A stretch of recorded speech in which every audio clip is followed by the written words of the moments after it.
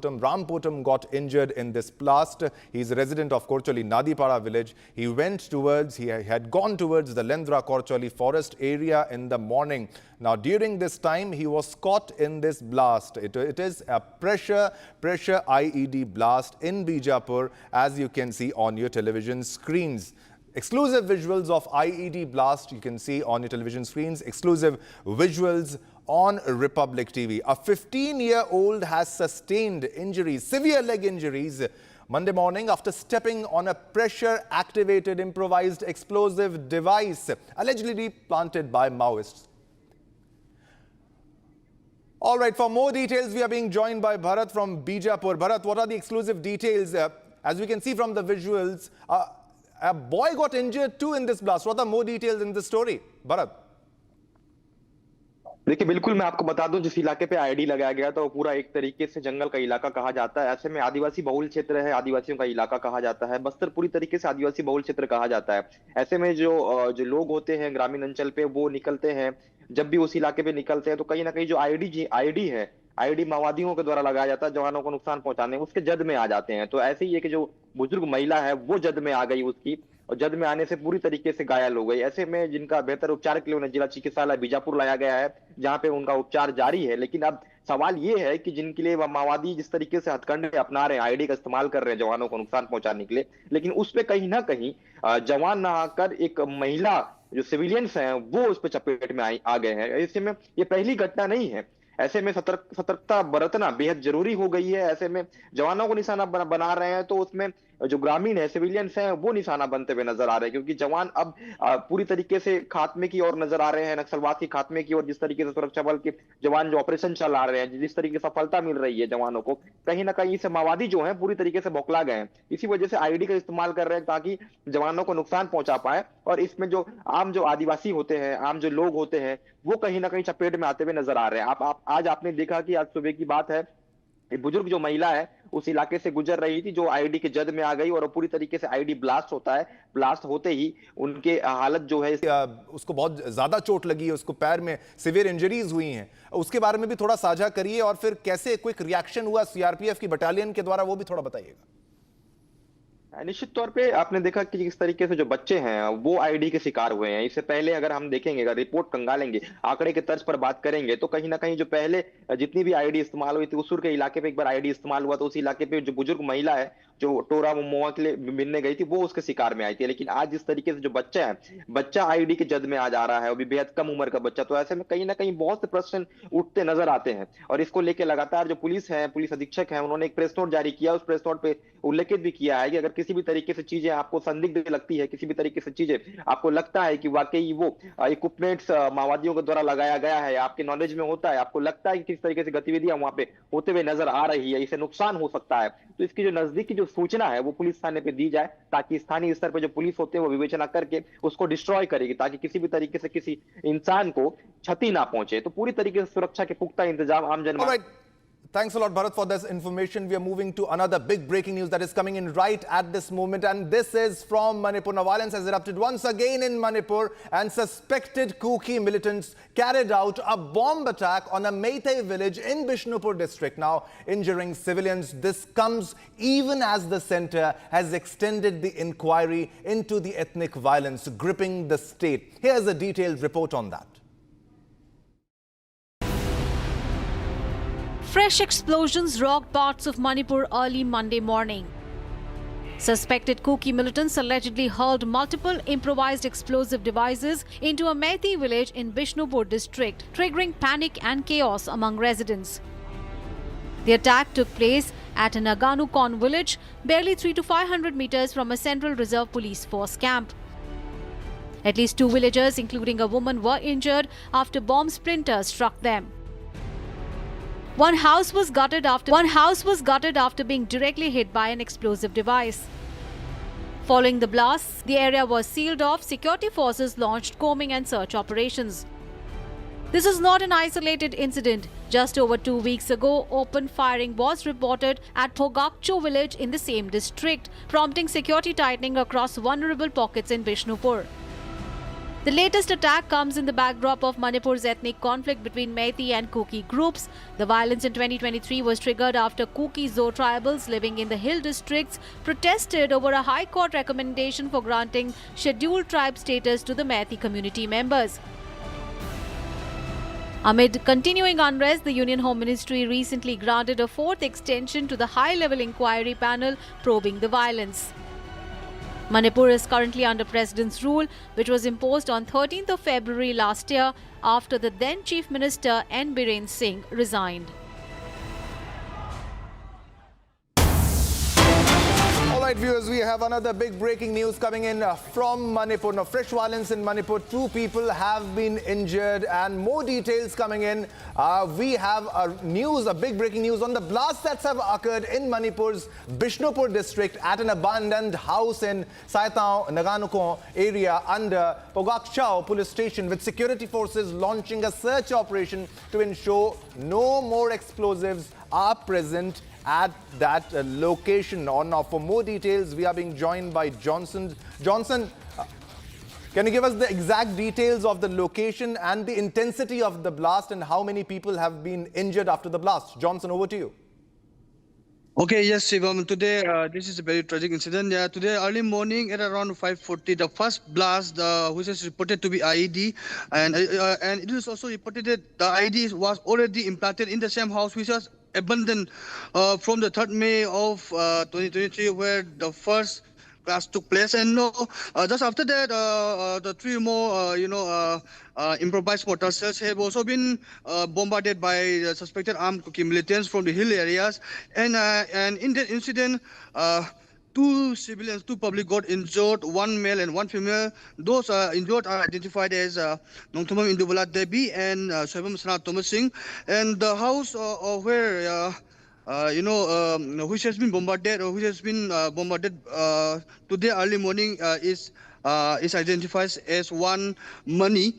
So this is the very major breaking happening in Bijapur districts, Saiton area, Nganukon village. And also today, after this incident, security forces have already arrived at the spot, and the villagers are not allowed to enter from this Nganukon area because the forensic team have already entered the bombarded area, and the forensic study is still going on process. And also from local public, I have also got the information that there are still some more unspotted bombs inside the villages, and also the security personnel and the public are still intense in this area, as there are reports of some unexploded bombs. And today the most shocking incident is that this Nganukon village is just few meters, about 400 to 500 meters from the... All right.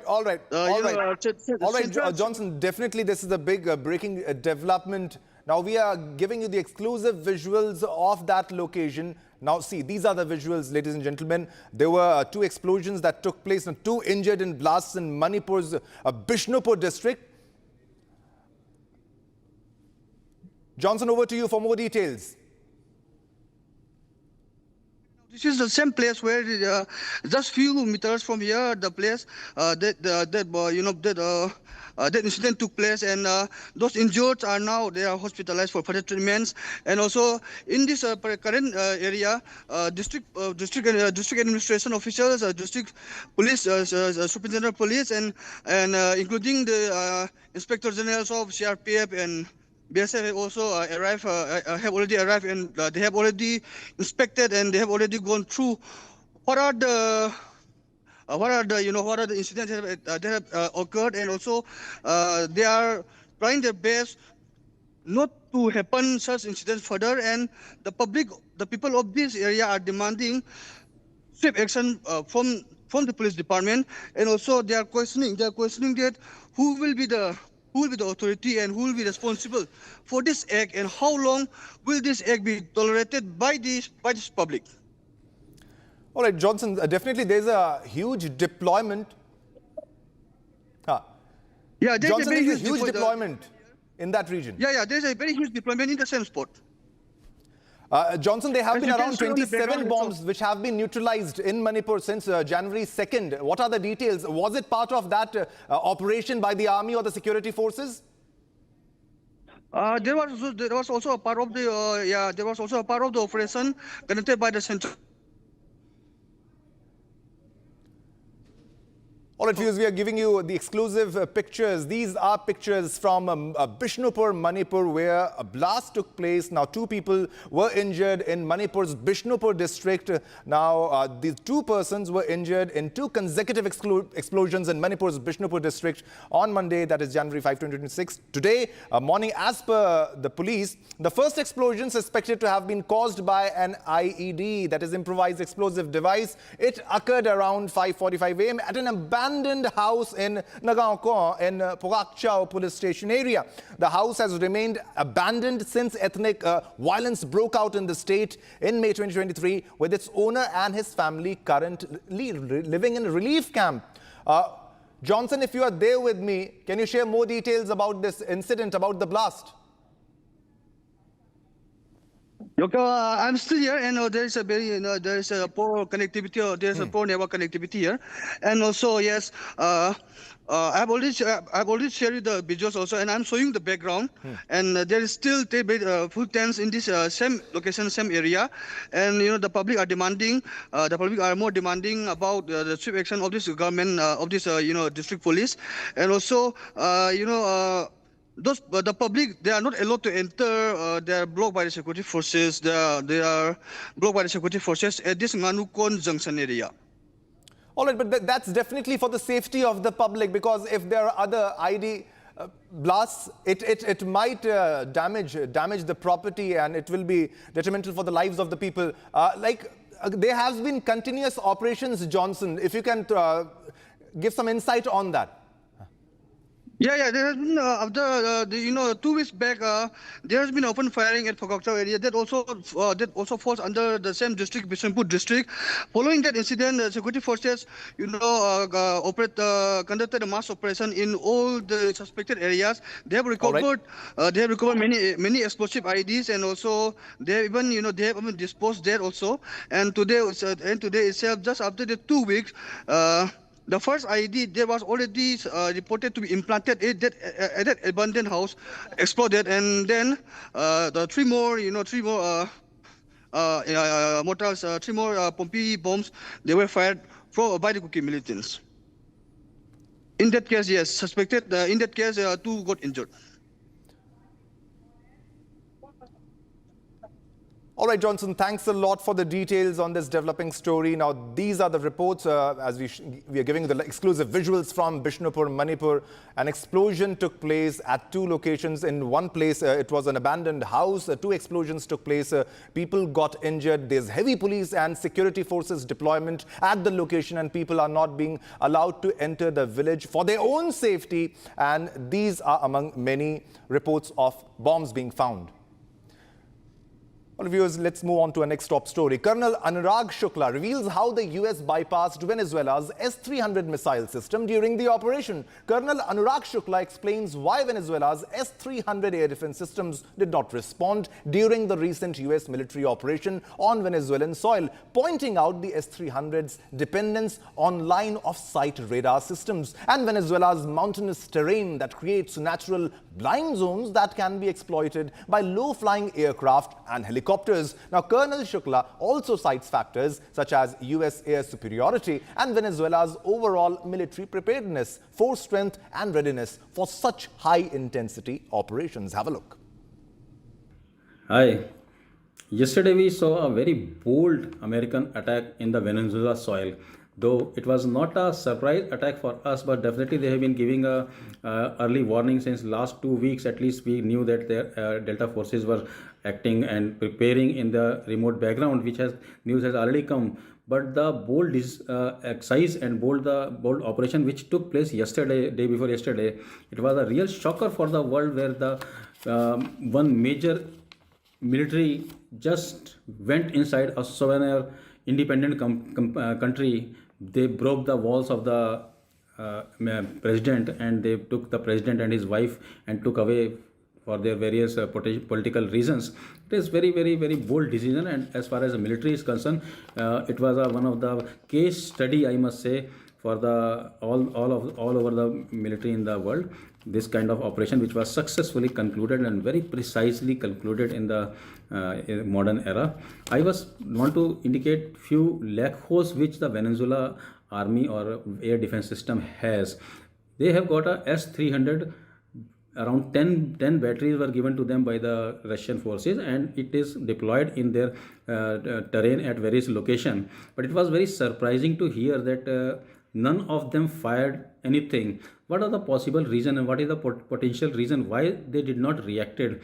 Let me tell you how what is the composition of the S-300. There were two radars which they name as 64N6E, and the second radar is 96L6E. They both are the pulse radar, active radars. They send the pulses away, and when the pulses are returned back, accordingly they are able to identify the flying object. Then they have got a 4 to 8 launchers, and they have got 16 to 32 mixture of missiles. I'll just go through the small string. They got a 4 missiles, different type of missiles. That is called SA-12 Alpha, that is a Gladiator, which has got a range of 150 kilometer. SA-12 Bravo Giant, that is 100 kilometer. Then they have got a NM96E, which has got a 120 kilometer range, and then one of the big largest ranges missile, which is called 48N6E2, which has got a range of approximately 200 kilometer.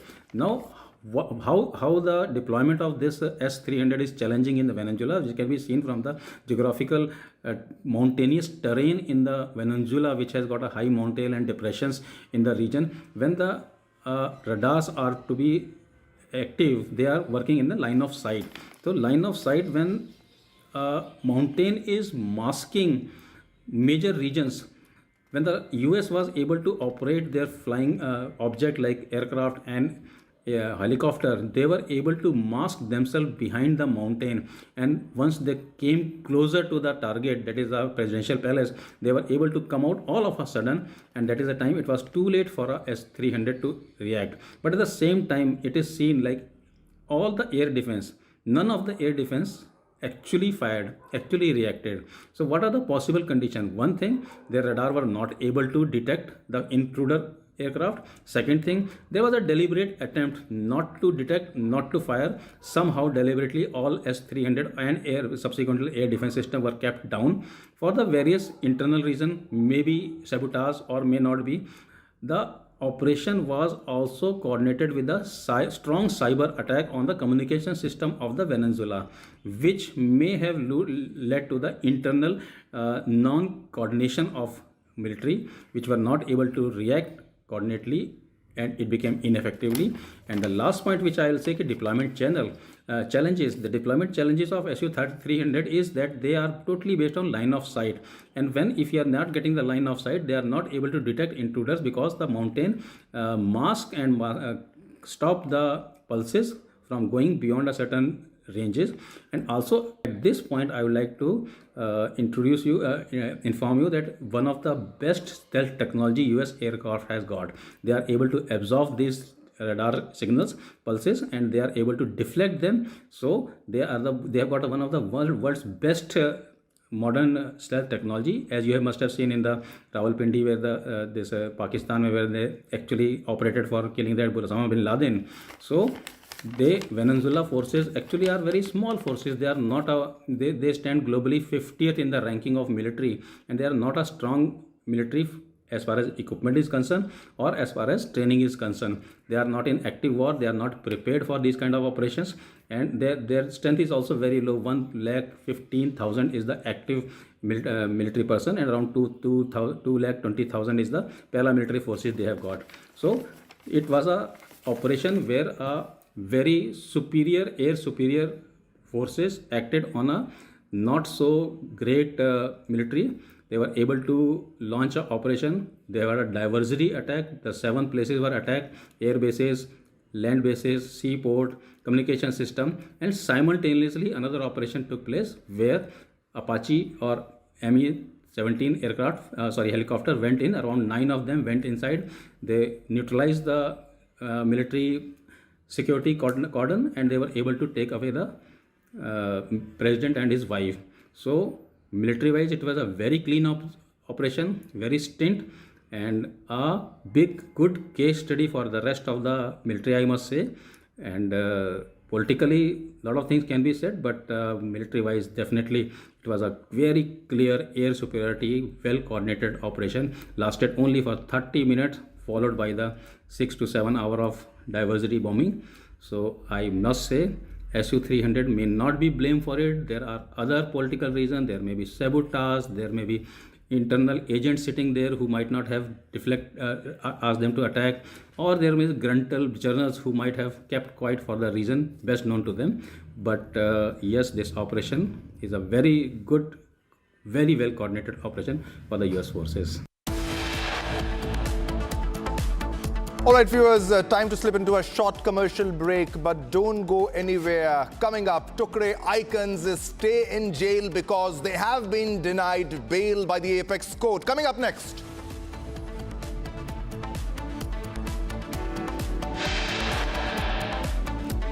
Also, the government's courtroom warrior, the lawyer who led the case in Delhi High Court and Supreme Court, SV Raju, speaks exclusively to Republic.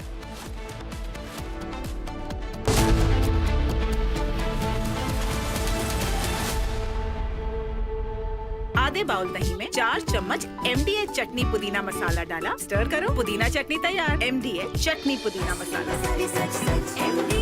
MDH केसरिया से मन जोगी हुआ रे, दिल झूमे देखो मतवारा हुआ रे, केसरिया से मन जोगी हुआ। हर पल मनाओ केसरी त्योहार। विमल, बोलो जुबान केसरी। आर प्योर सूजी पास्ता, उबालो, मिलाओ और खाओ, 8 मिनट में तैयार। क्या टेस्ट है सबका राजा R pure masala. These are not media trials. These are strong campaign-based issues. Journalism which has brought the truth out. The only thing that sustains is public interest. Public interest is national interest. What happens when AI comes in a big way? How many jobs does it create? And how many jobs does it take away?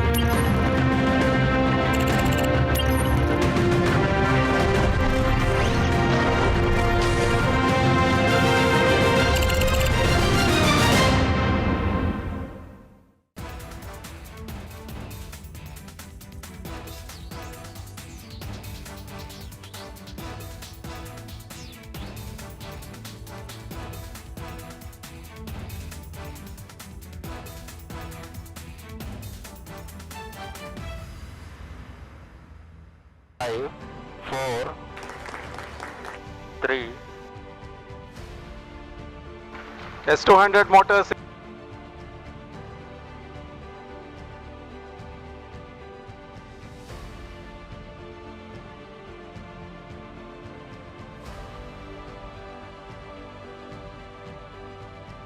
Plus 20 seconds. Lift off normal.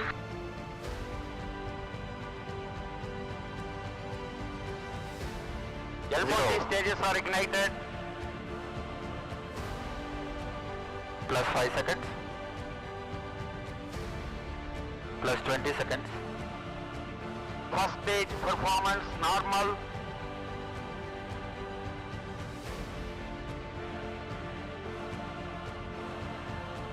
L40 stages thrust cut off.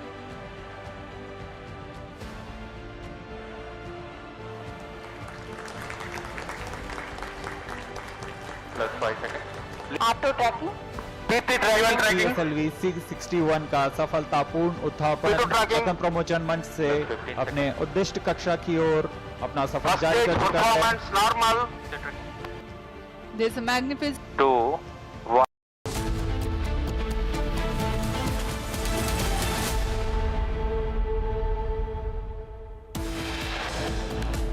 Tukre gang key conspirators will continue to stay in jail. SC rejects bail for Sharjeel Imam and Umar Khalid. Supreme Court makes strong observations, rules that Imam and Khalid are on a different footing than other accused.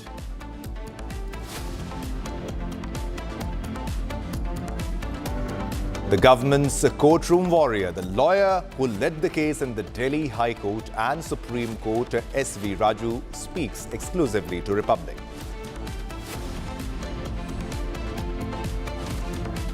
Former ASG SV Raju speaks about how Tukre gang orchestrated the Delhi riots, says gang wanted a regime change.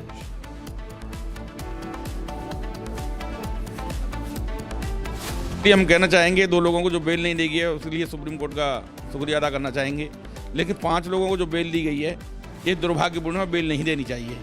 इनको bell देने का मतलब है कि हम सनातनियों को फांसी देने का काम किया जा रहा है, तो जो कि नहीं होना चाहिए। Now, victim families question bail to other 5 accused, demand Umar Khalid and Sharjeel should be hanged.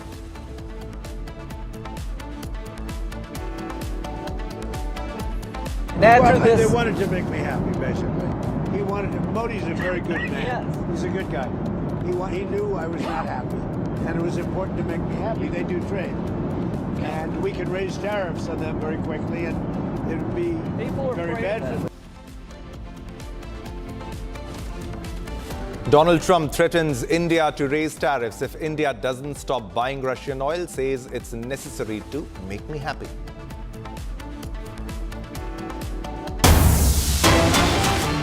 All right, viewers, there's a very big breaking news that is coming in right at this moment, and this is from Delhi. Street hooliganism in Delhi's Lakshmi Nagar area.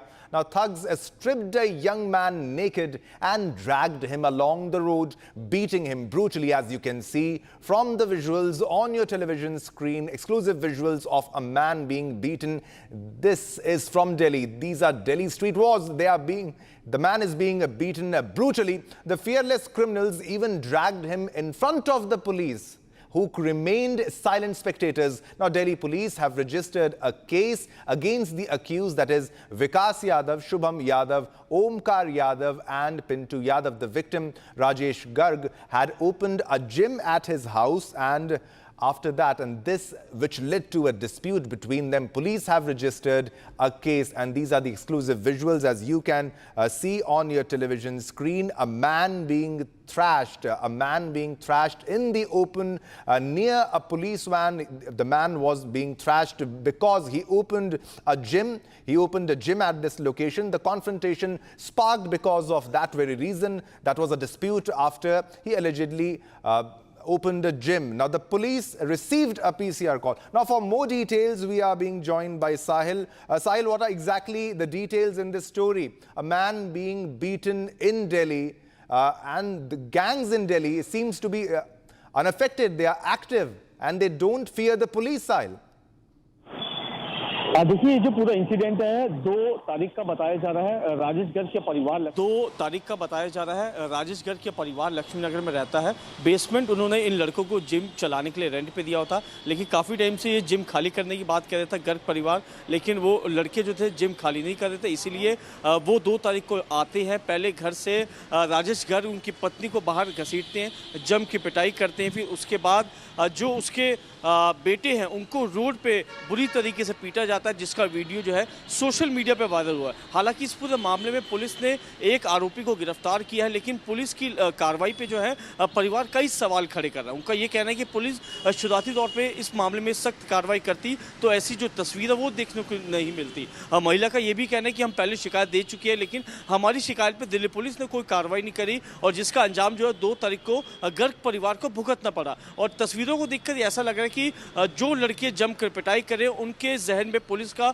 बिल्कुल भी डर नहीं है। बेखौफ गुंडागर्दी कर रहे हैं और सड़क पे बेरहमी से राजेश गर्ग के जो बेटे हैं उनकी पिटाई कर रहे हैं। एक वीडियो में पुलिसकर्मी वहां पे पहुंचते हैं, पुलिस के सामने जो उनको मारने की कोशिश कर रहे हैं, लेकिन पुलिस जो है उन आरोपियों को गिरफ्तार या उनको पकड़ने की बजाय जो है वहां पे खड़े होकर उन लड़कों से बातचीत करते हुए अंदर से दा दी है। तो ये बात कहीं ना कहीं कानून व्यवस्था पे कई सवाल खड़े होते हैं कि आखिरकार दिल्ली के लक्ष्मी नगर इलाके में बदमाशों के हौसले इतने बुलंद क्यों हैं? क्या बदमाशों के जहन में पुलिस का डर बिल्कुल खत्म हो चुका है, जो सरेआम दिन दिहाड़े जो एक परिवार की जमकर पिटाई करते हैं और कोई सुनवाई जो है वो अब तक नहीं होती है। आज 5 जनवरी है, एक आरोपी की गिरफ्तारी है।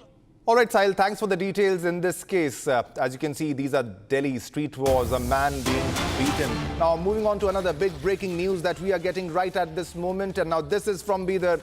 Huge drama during a government meeting in Bidar was seen. Now, legislators nearly came to blows. A huge fight between legislators and turned physical too. As you can see from the visuals, there's a scuffle happening and the fight came to blows. A huge fight between legislators and this turned physical too. Now, BJP MLA Sidhu Patil and Congress MLC Bhim Rao fight during KDP meeting and nearly come to blows. And this nearly come to blows, as you can see, they're about to hit each other. As you can see, the visuals of the scuffle. Now, this comes exclusive. These exclusive visuals are from Bidar, Karnataka. As you can see, the police intervened and then they stopped. Now, this could have led to serious injuries to both of them because they were about to exchange blows. Exclusive visuals on your television screen from Bidar, Karnataka. BJP MLA Sidhu Patil and Congress MLC Bhim Rao fight during KDP meeting. Now, we are being joined by Abhishek. Abhishek, if you can share the details exactly why this scuffle broke out, what is the reason behind both of them fighting? Shivam, it is believed that both of these leaders had to start a quarrel because of the land which was encroached in the forest area, and after which we have also been told that the Ummabad MLA Sidhu Patil and two MLCs, Devna Patil and Chandrasekhar, were discussing if the rules and regulations had been followed with respect to the encroachment or the usage of the forest land.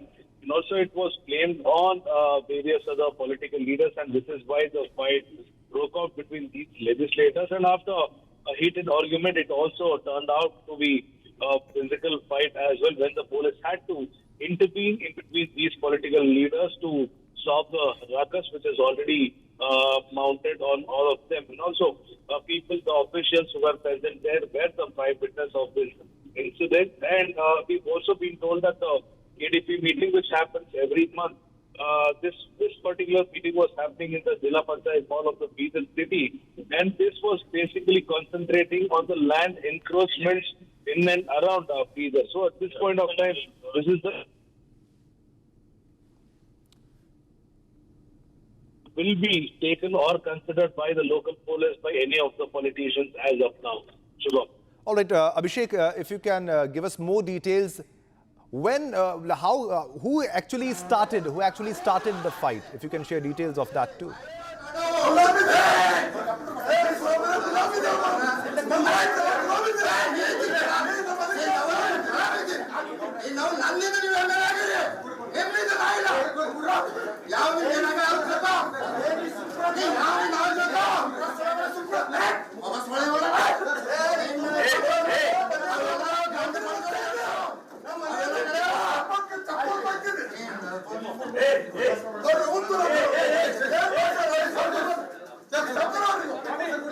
Court has denied bail to Umar Khalid and Sharjeel Imam, who are accused for offences under the UAPA, that is Unlawful Activities Prevention Act, in connection with the 2020 Delhi riots. You can see on your television screen those who have received bail and those who won't, those who haven't received it. Now, Sharjeel Imam and Umar Khalid will be staying in jail, and these are the other 5 accused who have received bail, which is Gulfisha Fatima, Miran Haider, Shifaur Rahman, Muhammad Salim Khan and Shadab Ahmed. The court ruled that material on record discloses a prima facie case against Khalid and Imam. The court said that delay in trial can serve as a trigger for judicial scrutiny, even in cases involving offences under the UAPA like the present ones.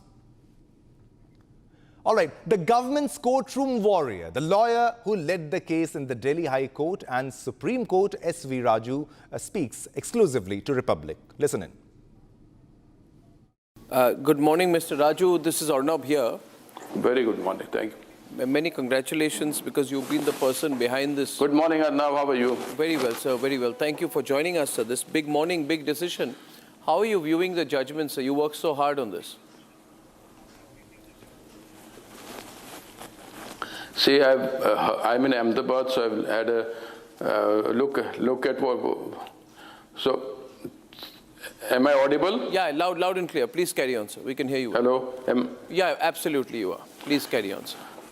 I heard what the learned judge pronounced in the court,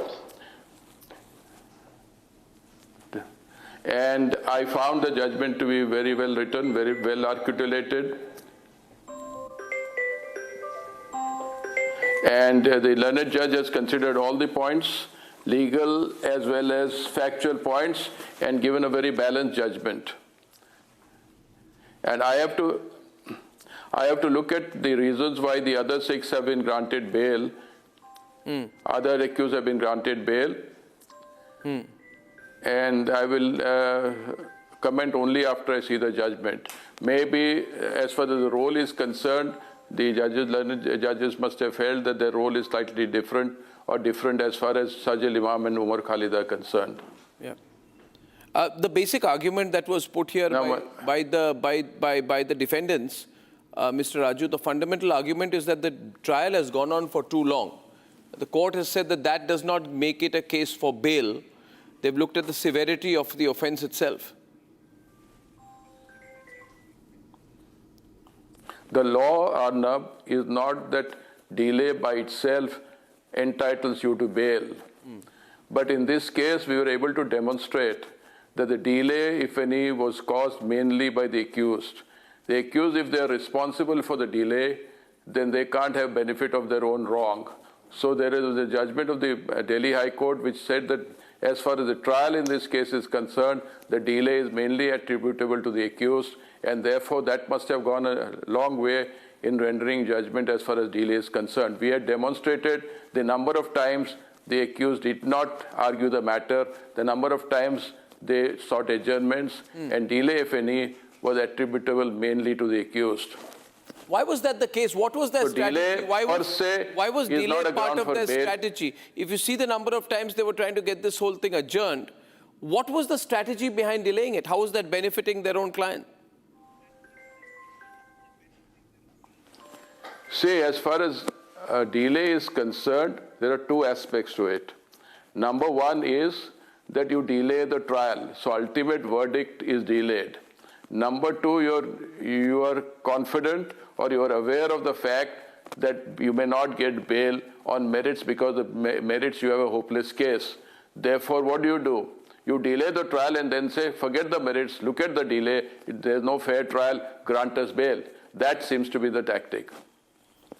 What is the larger message sent out, sir, to all the people who are behind this? Let's go beyond the technicalities. If you look at this case per se, what is the larger message sent out today to people who may have incendiary intent, who may want to go against the state, who may want to, create a situation of anarchy? Because that seems to be the toolkit of a lot of people who don't believe in the electoral system. You're right. The message that has come out, which is loud and clear, is you will have to pay for your crime, especially when you're anti-national. If you're a terrorist, you can't expect the courts to lean in your favor.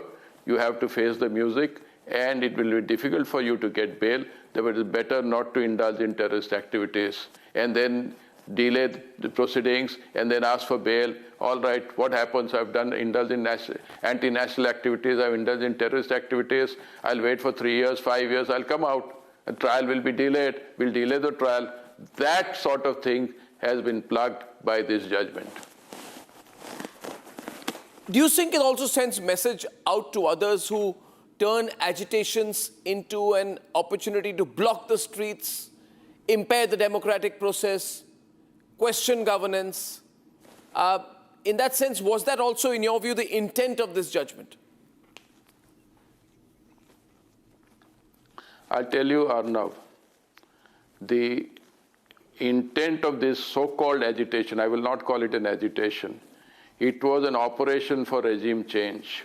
They felt that they did. Our case is, I'm telling you from papers, our case is that these people failed to get a mass movement started in case of Babri Masjid and other incidents. So they felt that this was their chance to have a mass movement, something like Bangladesh or something, and there would be a regime change. Our specific case is that this was not a simple agitation against CAA. It was the entire purpose was to have a regime change. And that was the purpose.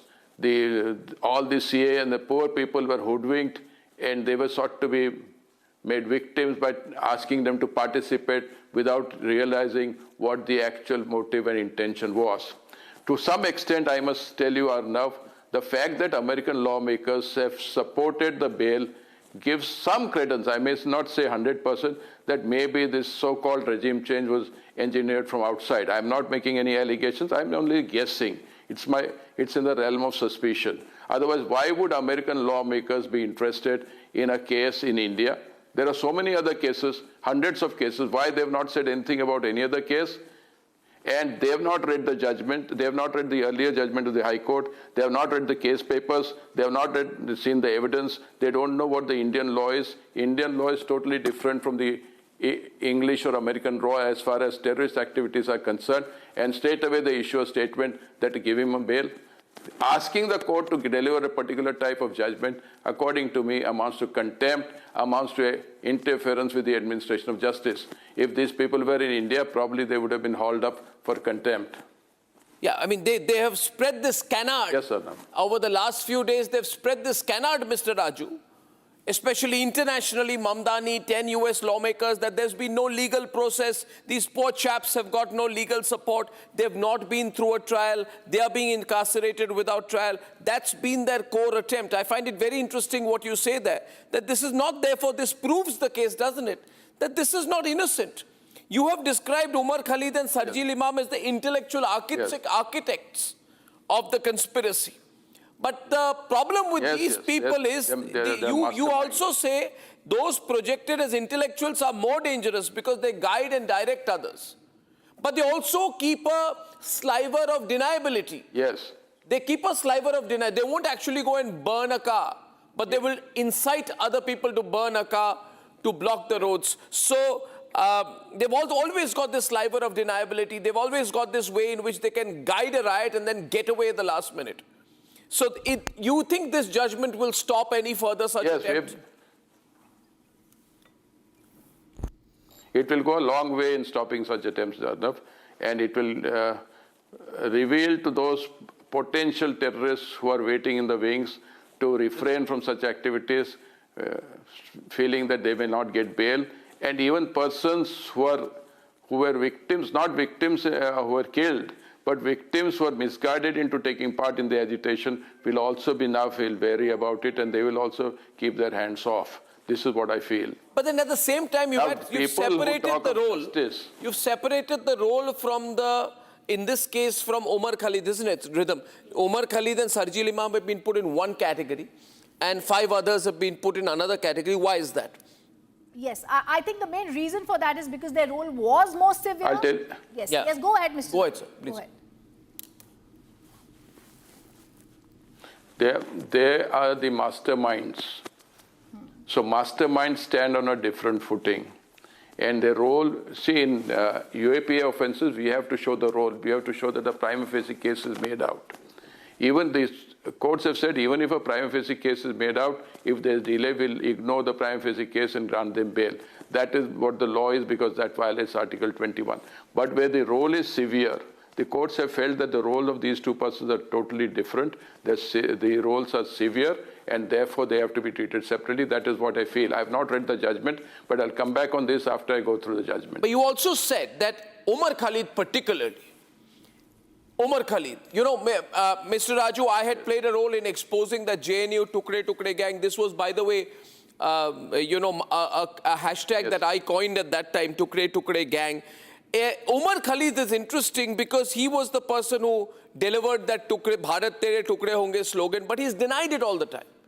He's denied it. He's become more cautious. He tried to be careful. So what is his mentality that you see of Omar Khalid here, sir, and his role? See, nowadays, a trend has emerged where the masterminds try to cover their tract and see that there is no evidence which is there which can pinpoint to them. But the Delhi police have done a wonderful job. They pointed out everything. They pointed out regarding his speeches, etc. I'll tell you why Umar Khalid and Sarjil Imam are dangerous. They are not ordinary persons who orchestrated a simple agitation or a protest. These are the persons who said cut off Assam from India, break chicken neck. How can you say that these persons are ordinary terrorists? They are the worst type of terrorists who want to dismember India and divide India into parts. And Umar Khalid is instrumental in supporting the cause of India. Tumhare tukde tukde Bharat, tumhare tukde tukde honge. How can these persons be given the same treatment as far as bail is concerned as compared to other maybe terrorists who have undergone 5-7 years, but they've done one act of terrorism? I'm not saying that they are not terrorists. They still deserve a harsh treatment, but they have to be treated slightly different in the matter of bail, not in the matter of grant of sentence or imposing of sentence. So I just want to have one question on the wider web, and then I'll hand over to Rhythm. Mr. Raju, my concern is always of the wider web. As you have rightly pointed out, there is a wider web, and in my view, the wider web also includes political parties, political personalities who played a role behind them. So we can't really be sure who the mastermind is. The mastermind could also be political. What about the role of political parties in encouraging these kind of people? You know, what becomes their role? There were a lot of people involved. There were question marks raised. There was a meeting where Yogendra Yadav was also present and other so-called political activists were present. I'm sure you've seen the picture of the meeting during the CA protest where these people are sitting together and planning. I've seen the picture. What about that? Arnav, it is essentially, I'll tell you, it is essentially a role of the police. It is for the police to find out or fathom the evidence against these persons. Supposing whosoever he is, he may be a leader in a political party, but if there is evidence, I'm sure the Delhi police would have gone after him. The fact that they have not been named and accused, today there doesn't seem to be any evidence to charge sheet them. But tomorrow, if they find that there is some evidence, they were instrumental, their intention was not simply remain present in a meeting, then definitely Delhi police still is investigating into certain aspects. They'll go after it. But today, according to me, there is no evidence, and I can't comment on an investigator's role. Absolutely. Rhythm has a question for you, Mr. Raju. Yeah. Mr. Raju, we've also seen when this case was going on, you spoke about two things that I remember. You spoke about whenever the case is coming, a New York Times will write a sympathetic article on Umar Khalid and they don't realize he's an anti-national. Not only him, but also this 7-8 minute video that was given by the Delhi police played in the Supreme Court where Sharjeel Imam also tries to show anything and everything that can mobilize a certain community, where he says, court ko nani yaad dila denge. It's very clear they wanted any excuse to try and mobilize a community. And one other thing, this was not only about Delhi and essential services in Delhi, which the Supreme Court spoke about as being an essential part of UAPA charges. This was pan-India. The affidavit also speaks about Uttar Pradesh, where there was widespread violence breaking out in 20 districts. In Assam, violence was there in Guwahati, Dirbunga, Kamurup. And in West Bengal, it was there in Murshidabad, Howrah, Malda. Yeah. Continue. I think you have his attention. You have too many questions in one question, right? The question that I'm only asking is, if it was pan-India, it is no longer only related, sir, to Delhi. Then there should be a harsher punishment and they should be called out as what they are, terrorists. See, Rhythm, the issue is their intention was to create a movement pan-India. Yeah. They did not succeed. Okay. So the intention is pan-India. Whether it is pan-India, whether it is Delhi, whether it is restricted to cutting of Assam from India, it is all a terrorist activity. So terrorist activity, whether it is pan-India, whether it is only restricted to Assam or Delhi, is a terrorist activity. So you will be punished. You are right. At the stage of granting of punishment, deciding what punishment is to be given, at that stage, this might be a necessary or a vital consideration. I think the point that you are making, which is very important for everyone, Mr. Raju, is that this was a pre-Bangladesh, pre-Nepal operation with the same intent, a pan-India change of regime with global backing. This was not happening locally. It was deep-rooted, meditated, pre-planned, hatched by these people. But, and this is my final question to you, Mr. Raju, it resulted in the death of 53 people. Right? So consequentially, And 530 were injured. And 530 were injured, including Yes. policemen and police women, if I may add, sir. So, yes, IB officer. yeah, so you had told this court, what I really liked about your arguments and the way you were presenting it is that you see, Rhythm, Mr. Raju was broad-basing it. He was talking about regime change. He used the word economic strangulation, and he talked about engineering communal rights. So he spoke about a triad of circumstances. CA was a facade, in his view. Am I right, Mr. Raju? CA was the facade. The intention was something. You're absolutely right. So, what is the punishment they could face now? Court is taking a clear stance on this. What is the punishment they could face? The maximum punishment under the UAP is death or life for the offences which they've. So since the offence could be maximum is death. Yeah. Well, Mr. Raju, I would like to congratulate you again. I think Rhythm and I have followed what you've done here. And I think this will have long-term consequences. I thank you very much for joining us. Thank you, Mr. Raju, and congratulations once again, sir. Thank you, Arnab. Thank you, Rhythm. Thank you, sir. All right, viewers, time to slip into a short commercial break, but don't go anywhere. Coming up next, Donald Trump threatens India to raise tariffs if India doesn't stop buying Russian oil. Says it's necessary to make me happy.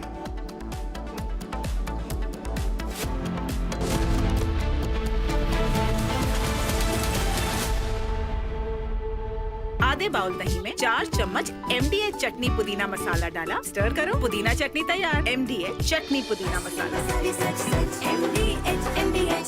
QS and THE, the world's foremost university rankings organizations, have ranked Amity amongst the top 3% universities globally, making it among the very few Indian universities to be included in both rankings.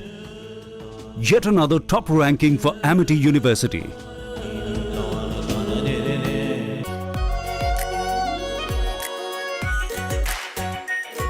Pure Shahi Paneer Masala. Delicious, healthy, every day. When we look out at the world, Samir, we look for partners. We don't look for preachers. Engaging America has become more complicated. You all know why. Having a neighbor that is an epicenter of global terrorism.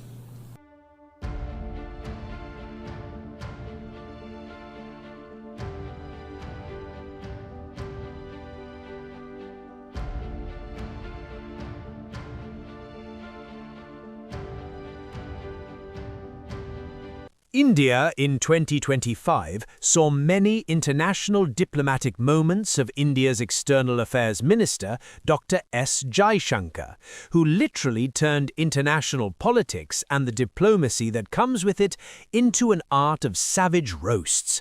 From jeering comments on Pakistan to calling out Trump and Western hypocrisy, here are the top roast moments of the year 2025, where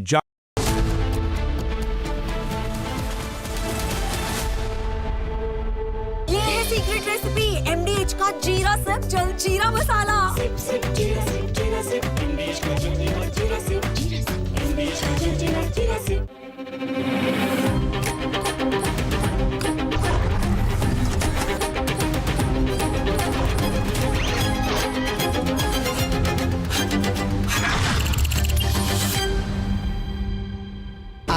pure sooji pasta उबालो मिलाओ और खाओ 8 minute में तैयार। क्या taste है सबका राजा R pure masala.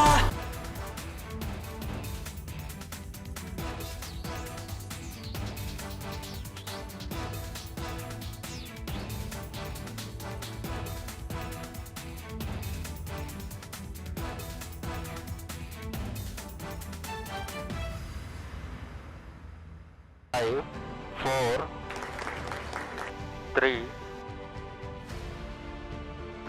S200 motors.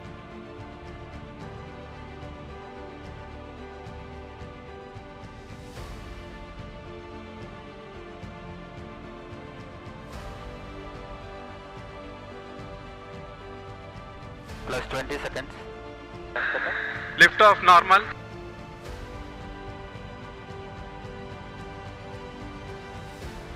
L40 stages are ignited. Plus 5 seconds.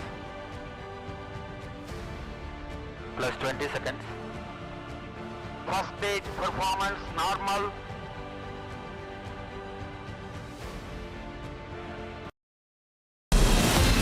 From Asia's largest news headquarters, setting the agenda for Bharat.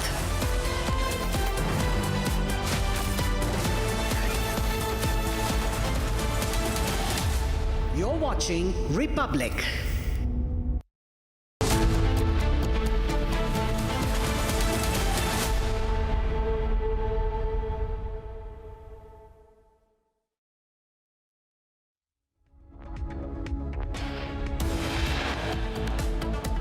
Tukra gang key conspirators will continue to stay in jail. Supreme Court rejects bail for Sharjeel Imam and Umar Khalid.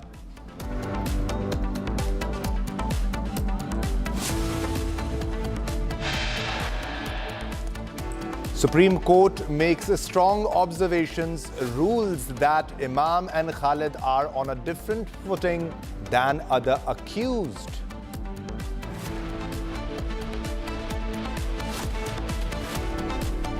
The government's courtroom warrior, the lawyer who led the case in the Delhi High Court and Supreme Court, SV Raju, speaks exclusively to Republic.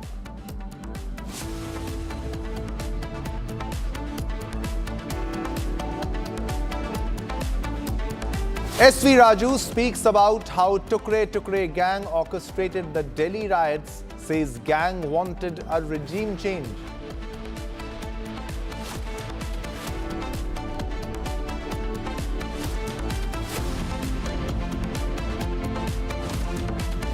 हम कहना चाहेंगे 2 लोगों को जो bell नहीं दी गई है उसके लिए सुप्रीम कोर्ट का शुक्रिया अदा करना चाहेंगे, लेकिन 5 लोगों को जो बेल दी गई है ये दुर्भाग्यपूर्ण है, बेल नहीं देनी चाहिए। इनको बेल देने का मतलब है कि हम सनातनियों को फांसी देने का काम किया जा रहा है, तो जो कि नहीं होना चाहिए।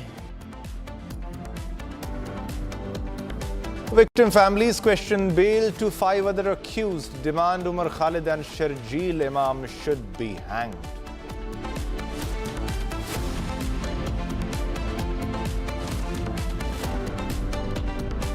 Well, they wanted to make me happy, basically. He wanted to, Modi's a very good man. Yes. He's a good guy. He knew I was not happy. And it was important to make me happy. They do trade.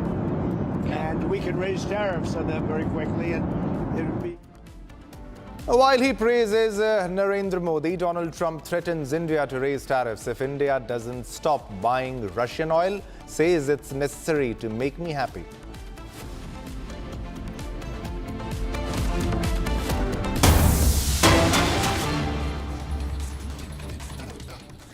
All right, viewers, this is a big breaking news that is coming in right at this moment. Exclusive visuals too. Getting in fresh visuals of rape convict Gurmeet Ram Rahim Singh, who is serving a 20-year jail term, walking out of the Sunaria jail in Rohtak after he was again granted a 40-day parole. Now, this is the 15th, I repeat, 15th time that the self-styled godman is out on parole. His conviction in 2017. So, jailed Dera Sacha Sauda chief, that is Gurmeet Ram Rahim, again has been granted a 40-day parole. So he's getting the extra privilege. Now, prior to his latest parole, he has come out before more than 14 times since being convicted in 2017. Now, there are protests by people. They are saying why this has happened. Dera Sacha Sauda chief Gurmeet Ram Rahim Singh, serving 20-year jail term for raping 2 of his disciples, is lodged in Sunera jail and now again a parole. Now we are being joined by Lalit for more details in the story. Lalit, again a parole, again he's coming out of jail. Now this is not the first time, this is the 15th time. Now why this is happening and what are the latest details on the story? Well, definitely, it's going to be the 15th time that the rape convicted Dera Sacha Sauda Rahim has been released from the Sunaria jail. Around early in the morning, around 11:30, he left from the Sunaria jail, and in the 40-day parole, he would be living in the Sirsa Dera headquarters. Apart from that, it's not for the first time. Last year also, in the month of August, he was given a 40 days parole, while in the 2 months before, that is in the month of April, he was given a 21 days furlough. Last year only, in the month of January, 40 days parole was given to Rahim. So till from 2017 onwards, when he was convicted in the killings of 2 disciples and a journalist, Chhatrapati Shivaji, in that whole case, till now, he has been given parole and furlough for the 15th time. So this time also, he has given a 40 days parole in which he would be living in the Sirsa Dera headquarters, where with full all the law and order situation. Now, with the residents reporting repeated illness and hospitalization due to suspected waterborne infections. All right, we are being joined by Sorali live from Gandhinagar. Sorali, what are the latest details? Now, it's not just Indore. We had one episode in Indore. Many people died there. There too, it was because of water contamination and the sewage water, that is toilet water, mixing with the drinking water. Now, again, it's happening in Gandhinagar. What are the latest details? What are you getting from the location? Sorali. Yes, that's true. Let me tell you, according to the recent information we have gathered in from the medical superintendent officer of the civil hospital in Gandhinagar, is that total 152 patients are admitted, and let me tell you, around 108 are clinically suspected. On the other hand, 50 cases have been confirmed. There are also 2 deaths which has been informed by the authorities, but they are claiming that they are not related to the case right now. So the typhoid upsurge is not related to the 2 deaths, but these 2 deaths are related to 2 kids who belong to Adiwada and Dehgam area of Gujarat, and 2 kids in the Dehgam and Adiwada areas. They are claiming that it's not related to, the entire upsurge of typhoid. On the other hand, we also have the information that 40 teams have been created who are going for home-to-home survey, and this will be conducted jointly by the collector and municipal corporation authorities. That's the information we are gathering in from ground. Back to you. All right, Sorali, are there any reports of water tests, the tests being done of the water that these people have drunk, the water that has been contaminated? Now, what sort of diseases they got from the water? Any details for the water tests?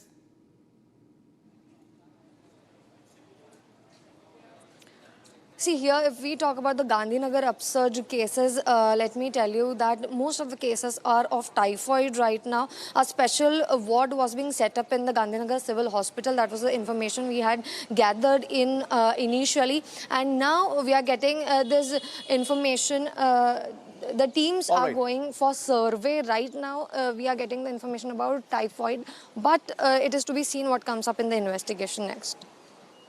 Case from Bengaluru, and we have a correspondent joining from Bengaluru. Abhishek, give us the details of what's happening in Bengaluru. We covered what happened in Indore. Now, by the civilians and the citizens of the same road, while they were conversing with each other, that some of the family members of theirs were facing medical issues, bloated stomach, diarrhea and food poisoning. Initially, they thought this might be because of the food poison or probably the weather changes.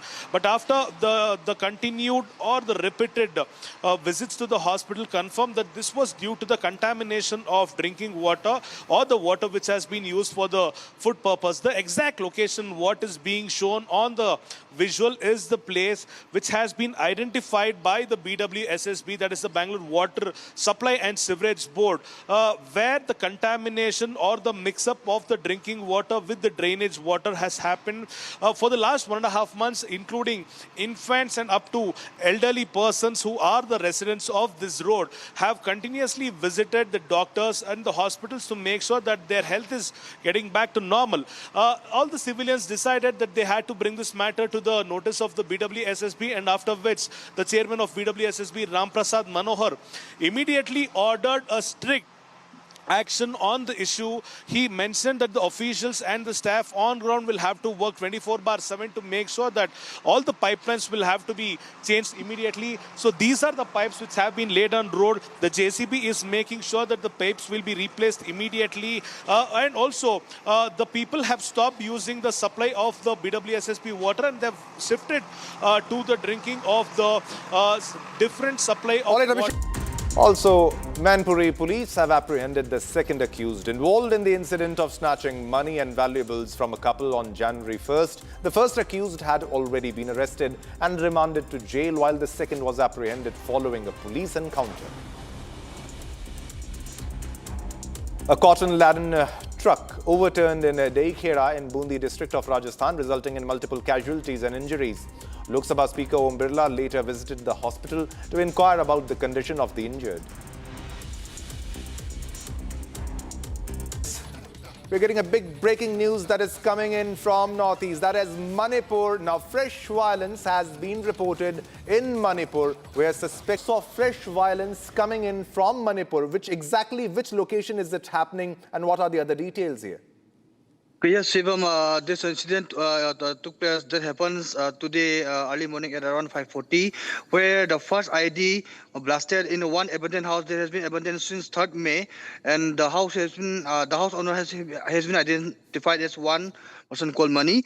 And just after the IED blasted, 3 rounds of IED mortar shells, Pompey bomb have been fired from the hill range, suspected to be fired by the armed Kuki militants. And due to the incident, 2 villagers were injured.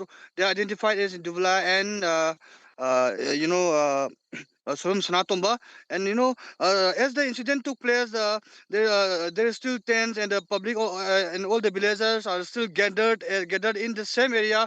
The incident where the place where the incident took place is known as Nganukon area, that falls under Bijapur district and Phagakchau police station.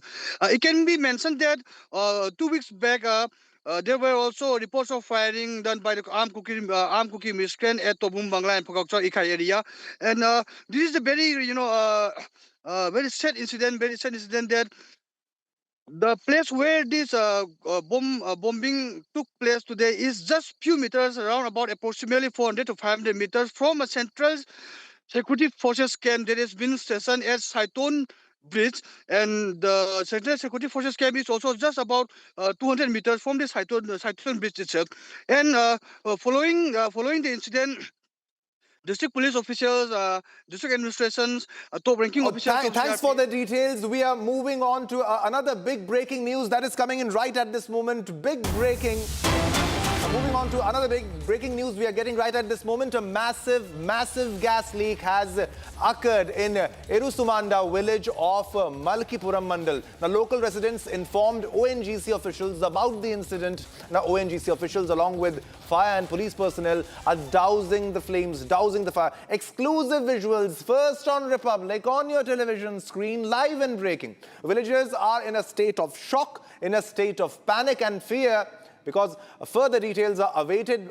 Balakrishna, fire department officer, was giving us the latest details on what happened, and these are the exclusive visuals as you can see on your television screen. Now, gas leak feared as ONGC pipeline affected after loud explosion in this location. Exclusive pictures on, exclusive visuals on your television screen. Now, this is coming from Andhra. A massive gas leak occurred in Arasumunda village of Malkipuram.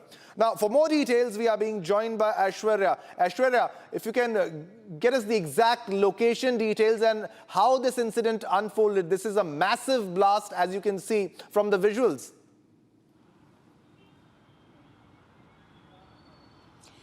Exactly what as you rightly pointed out, this happened in Konaseema district of Andhra Pradesh, where one of the drill site of ONGC had suddenly was overpowering from and for almost 2 hours, and suddenly when there was a huge gas leak that was spotted by the locals there, who immediately informed the authorities. What we are currently learning is that the local authorities are on the way to inspect a particular drill site, and what led to this particular leak and why any casualties or what is the ramifications of this gas leak and what actually led to this particular gas leak is something that will be probed into, is what we are learning. But this was taking place 2 hours until 2 hours, but then when the locals spotted it, they saw a smell maybe they could notice some smell which led to the locals noticing this particular gas leak in a ONGC drill site in Andhra Pradesh in Konaseema district, that led to this particular gas leak, and they informed the authorities immediately, and they are on the way, is what we are learning currently, to inspect this particular drill site. All right, Aishwarya, are there any details of any casualties or injuries yet? Currently, there are no casualties nor injuries that has been reported. But as we already saw, that the locals who were the one who spotted this particular leak, and they informed the authorities. So there was no. So we can expect something, but there are nothing casualties nor injuries reported until now, is what we are learning. All right, definitely, Aishwarya, the gas supply must have been suspended in the entire region. Have people been asked to evacuate? Have nearby villages also been evacuated? Because this can mean more explosions.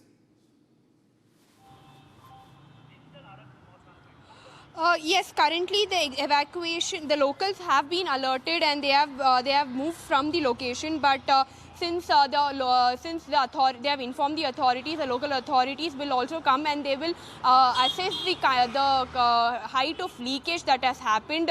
Can it be controlled? Are there any future ramifications that needs to be done? Is something the local authorities should assess and then give a solution, because it has happened right now, and the authorities are still on their way, is what we are learning. So what is currently happening? Are they evacuated? But the locals are alerted, but are they evacuated is something that we are yet to be known. All right, Aishwarya, this is not the first time that a gas leak incident happened in Andhra Pradesh. Now, how big of a gas leak was it? If you can explain the magnitude of the gas leak, and how much of area has this gas leak affected around it?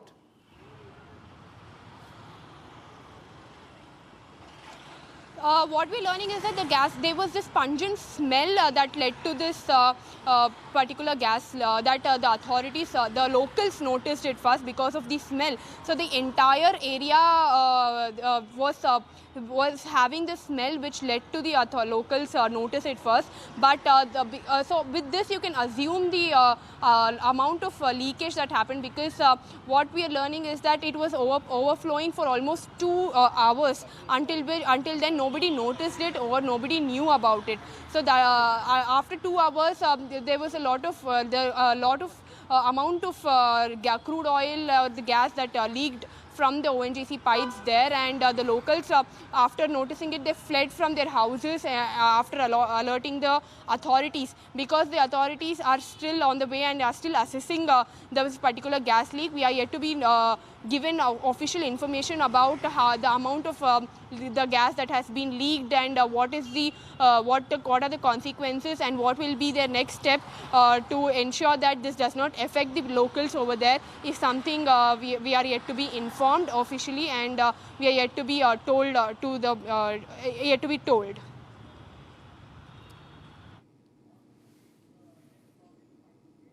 All right, so these are the visuals from Andhra on your television screen. As you can see, from Andhra, a massive gas leak has taken place in Andhra Pradesh, and these are the exclusive visuals, first on Republic, on your television screen. Massive gas leak in Andhra Pradesh.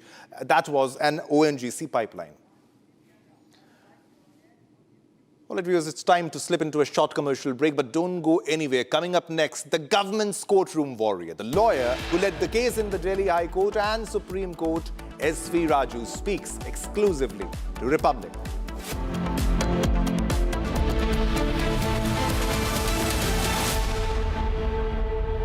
MDH की हल्दी मिर्ची धनिया करे कमाल, ये रंग दे, ये खुशबू दे, ये तीखा, ये कम पड़े, क्या निराला MDH masala.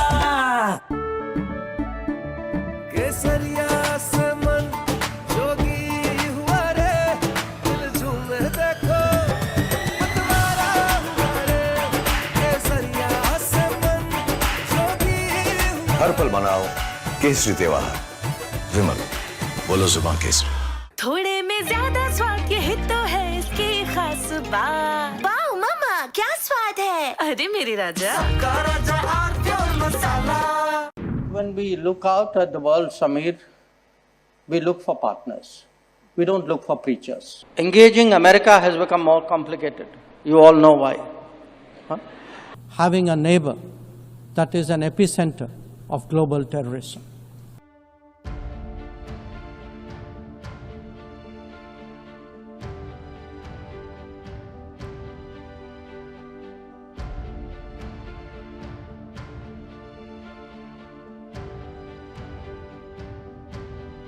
India in 2025 saw many international diplomatic moments of India's External Affairs Minister, Dr. S. Jaishankar, who literally turned international politics and the diplomacy that comes with it into an art of savage roasts.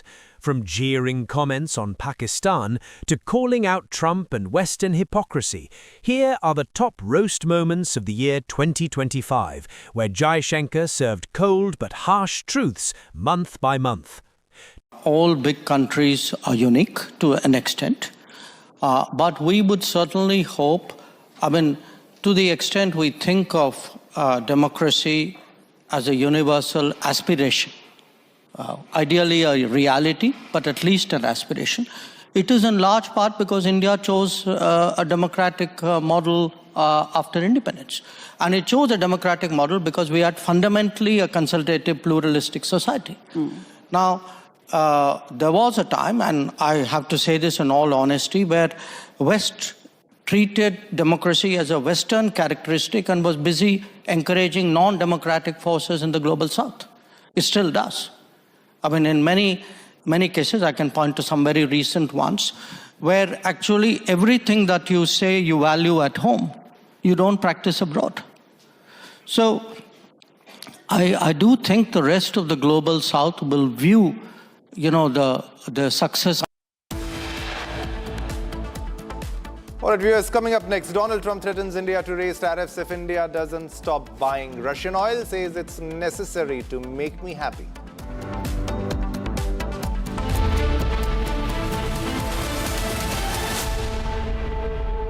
ये है secret recipe MDH का जीरा sip जल जीरा मसाला। SIP SIP Jeera SIP Jeera sip MDH का जल जीरा सिप MDH का जल जीरा सिप। केसरिया से मन जोगी हुआ रे, दिल झूमे देखो मतवारा हुआ रे, केसरिया से मन जोगी हुआ। हर पल मनाओ केसरी त्योहार, विमल बोलो जुबान केसरी।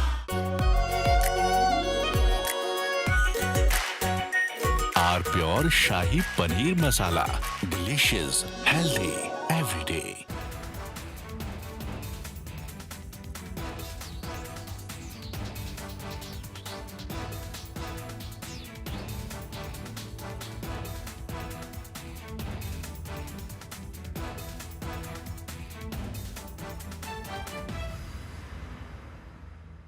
MDH की हल्दी मिर्ची धनिया करे कमाल, ये रंग दे, ये खुशबू दे, ये तीखा, ये कम पड़े, क्या निराला MDH masala. 5, 4, 3, S200 motors.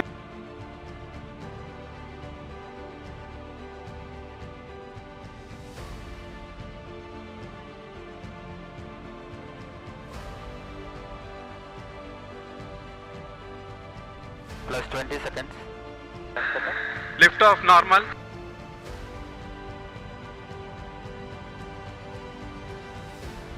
L40 stages are ignited. Plus 5 seconds. Plus 20 seconds. First stage performance normal.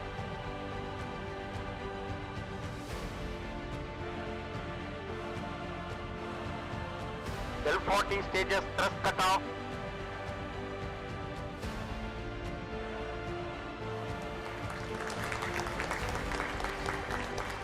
Plus 5 seconds. Auto tracking. PT driver tracking PSLV 661 का सफलतापूर्ण उत्थापन पतन प्रमोचन मंच से अपने उद्दिष्ट कक्षा की ओर अपना सफर जारी कर चुका है। Normal. There's a magnificent 2 1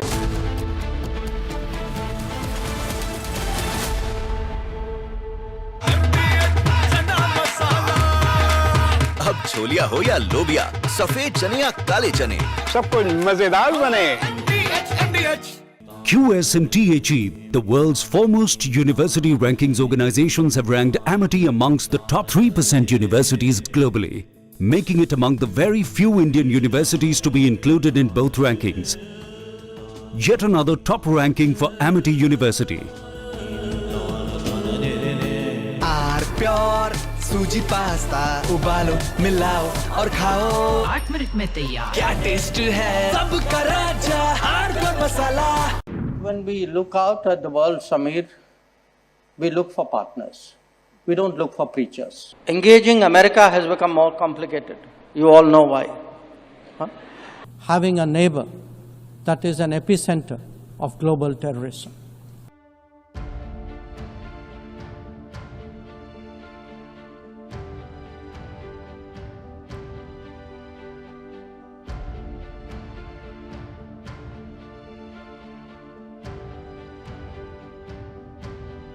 India in 2025 saw many international diplomatic moments of India's external affairs.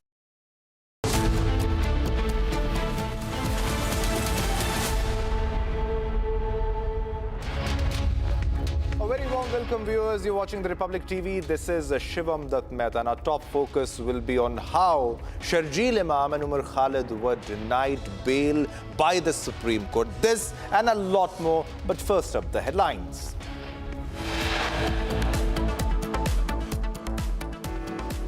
Tukre gang key conspirators will continue to stay in jail. Supreme Court rejects bail for Sharjeel Imam and Umar Khalid. Supreme Court SV Raju speaks exclusively to Republic.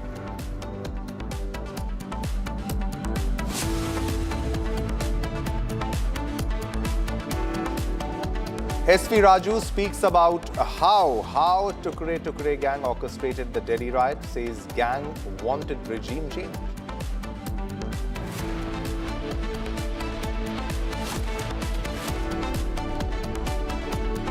हम कहना चाहेंगे 2 लोगों को जो bell नहीं दी गई है उसके लिए सुप्रीम कोर्ट का शुक्रिया अदा करना चाहेंगे, लेकिन 5 लोगों को जो बेल दी गई है ये दुर्भाग्यपूर्ण है, बेल नहीं देनी चाहिए। इनको बेल देने का मतलब है कि हम सनातनियों को फांसी देने का काम किया जा रहा है, तो जो कि नहीं होना चाहिए। Victim families question bail to 5 other accused, demand Umar Khalid and Sharjeel Imam should be hanged.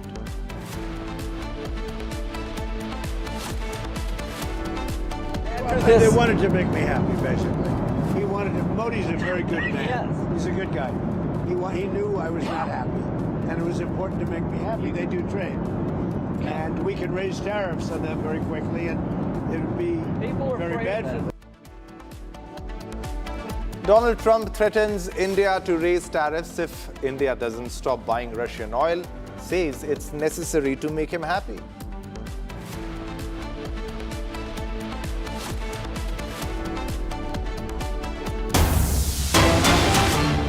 All right, viewers, there's a big breaking news that is coming in right at this moment, and it's on your television screen. Exclusive visuals on your television screen. The IDF, that is the Israel Defense Forces, has said they carried out an airstrike yesterday at the Jamjameh area of southern Lebanon, killing 2 Hezbollah operatives allegedly involved in rebuilding the group's military infrastructure. Now, according to the IDF, the activities carried out by the two individuals constituted a serious violation of existing agreements between Israel and Lebanon. The military stated that it will continue ongoing operations to prevent emerging threats and to defend the state of Israel. Exclusive visuals on your television screen, as you can see. First on Republic, exclusive visuals by the IDF. The IDF has said that they carried out an airstrike yesterday in the Jamjama area of southern Lebanon, killing two Hezbollah operatives allegedly involved in rebuilding the group's military infrastructure. According to the IDF, the activities carried out by the two individuals constituted a serious violation of existing agreements between Israel and Lebanon. And the military stated that it will continue ongoing operations to prevent emerging threats and to defend the state of Israel. Exclusive visuals, as you can see, this must have been conducted by a drone, possibly by a drone, and IDF is known to share the visuals, the exclusive pictures, as and when it conducts an airstrike or an attack in the enemy location. And these are the visuals of a drone strike by the IDF. As you can very well see, pretty well coordinated, and it has hit the target, and they claim they have killed two Hezbollah operatives who were allegedly involved in rebuilding the group's military infrastructure. So now they cannot rebuild it because they are no more. They have been killed by the IDF, by the strike, by precise strike of IDF.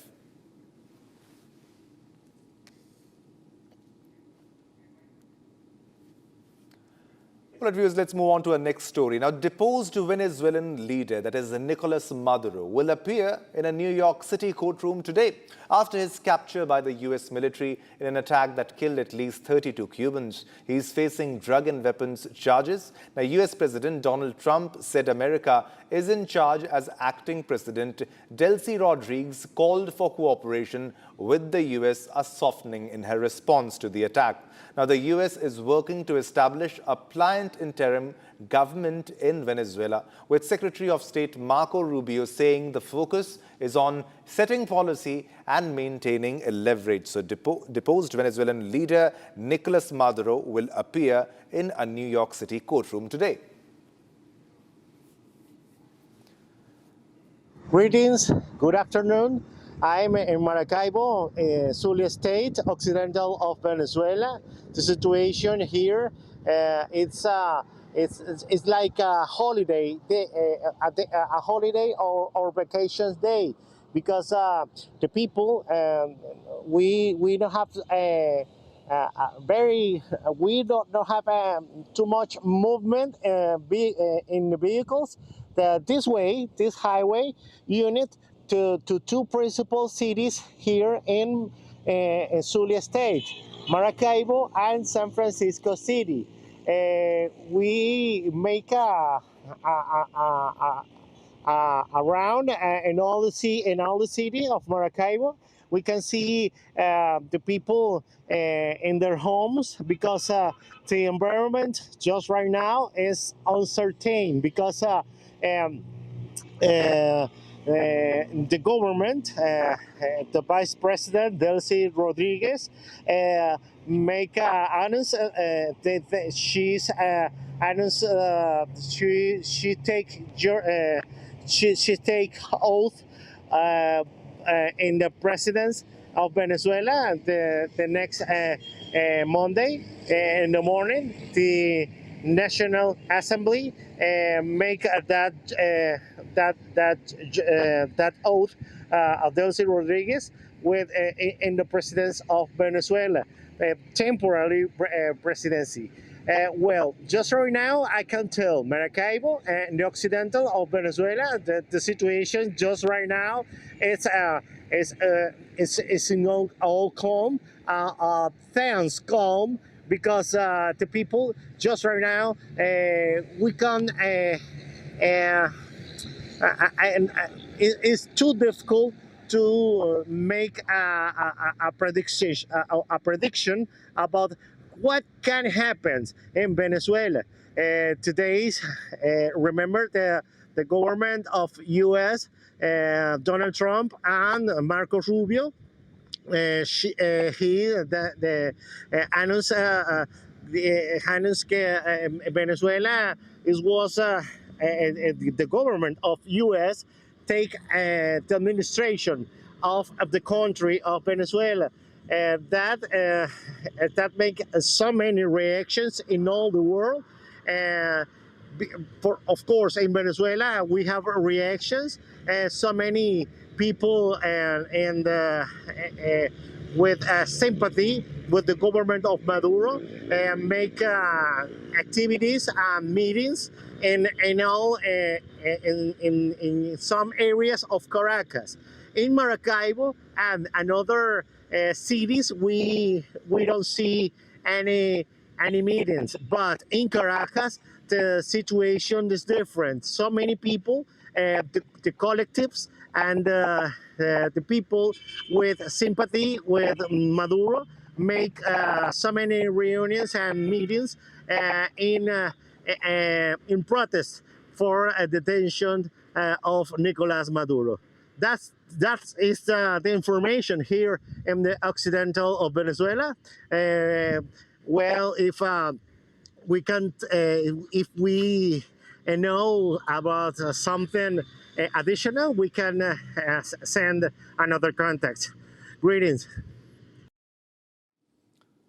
All right, viewers. Now, President Donald Trump outlined a plan to help Venezuela by deploying U.S. oil giants to extract its vast reserves, now which account for 18% of global totals, but only 1% are currently utilized. The plan promises no cost to America as companies invest billions to repair infrastructure and generate profits for the people, as they say, for the people. Experts explain the challenges of Venezuelan crude risks and noted that ongoing U.S. sanctions have quarantined exports, mainly impacting China, making quick benefits unlikely amid geopolitical risks. The United States Armed Forces conducted an extraordinary military operation in the capital of Venezuela.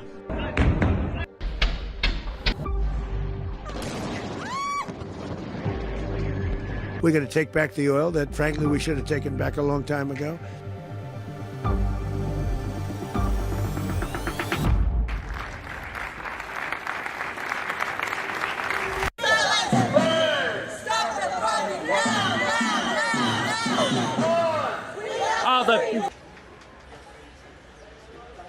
Well, you know, it won't cost us anything because the money coming out of the ground is very substantial. So it's not going to cost us anything. We will. Well, we want safety there. We want to be surrounded by countries that aren't housing all of our enemies all over the world. That's what was happening. And you don't want to have that. But we're going to be rebuilding, and we're not spending money. The oil companies are going to go in. They're going to spend money. We're going to take back the oil that, frankly, we should have taken back a long time ago.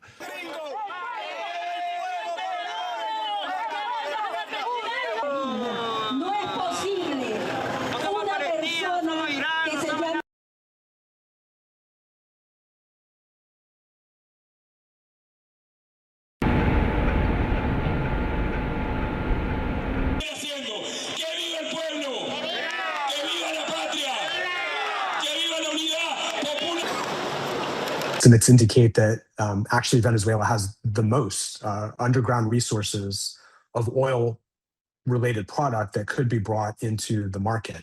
The Venezuelan oil is tricky to work with.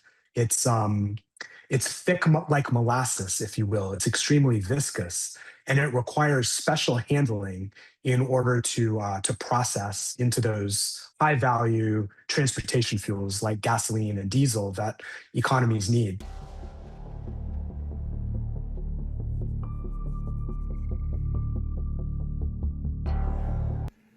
We're going to have our very large United States oil companies, the biggest anywhere in the world, go in, spend billions of dollars, fix the badly broken infrastructure, the oil infrastructure, and start making money for the country. And we are ready to stage a second and much larger attack if we need to do so.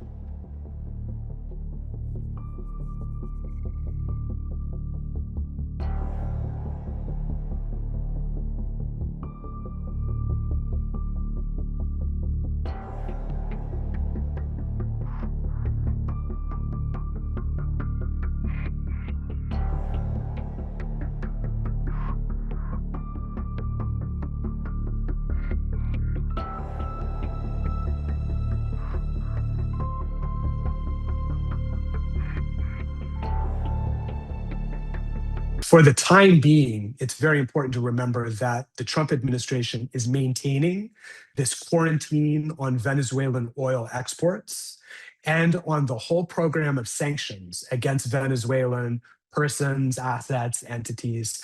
And that's part of their pressure campaign to try to morph the regime into a more pro-US stance. Until that changes, we'll have naturally fewer Venezuelan barrels making their way into global markets.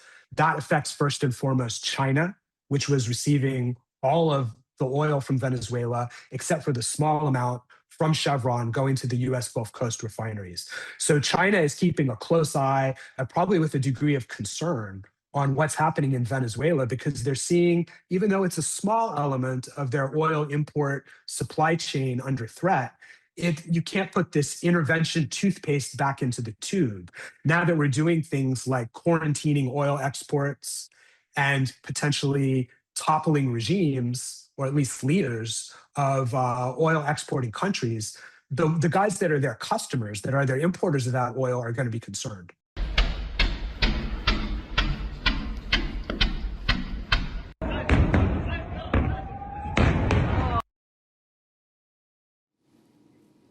All right, viewers, moving on to our next top story. In another attack, a Hindu district commissioner in Bangladesh has become the target of open intimidation, abuse and slurs near her own office. The continuous targeting of Hindus under the Yunus regime has sparked widespread condemnation and raised serious concerns on the safety of Hindus in Bangladesh. Watch this report.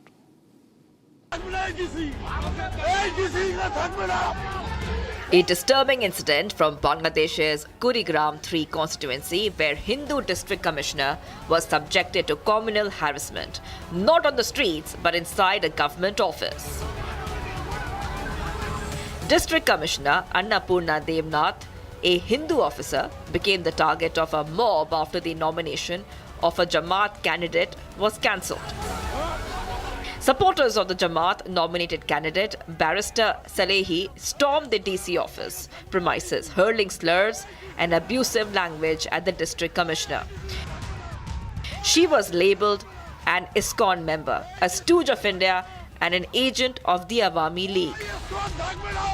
Protesters openly demanded her resignation, issuing threats that she would be removed forcibly if she did not step down.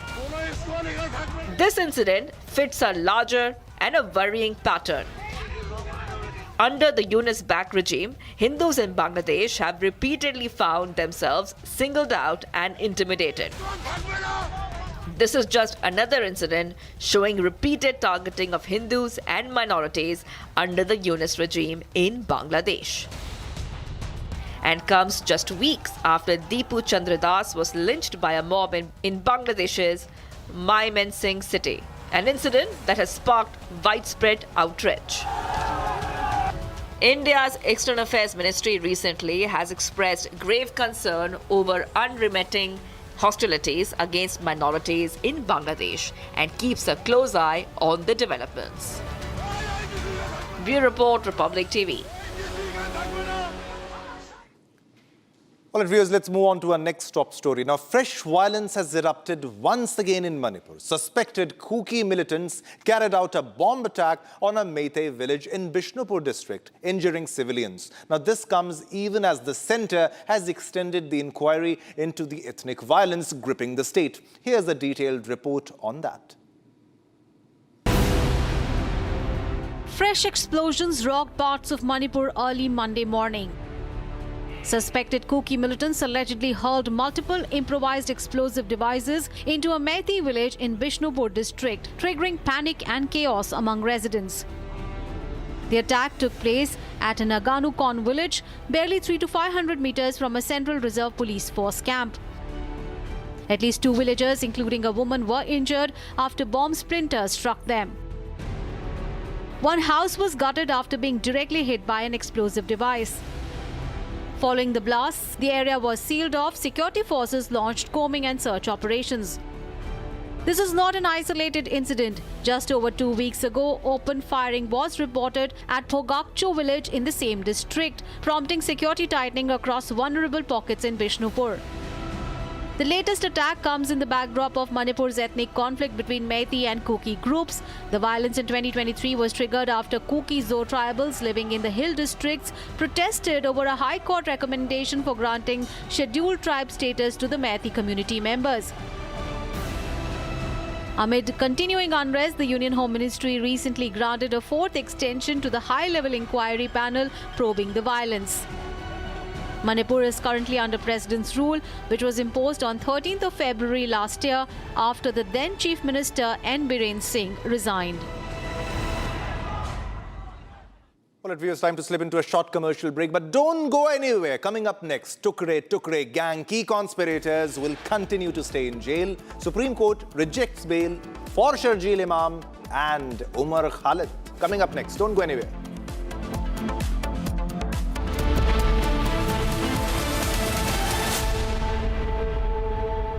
थोड़े में ज्यादा स्वाद यही तो है इसकी खास बात। वाओ मामा, क्या स्वाद है? अरे मेरे राजा।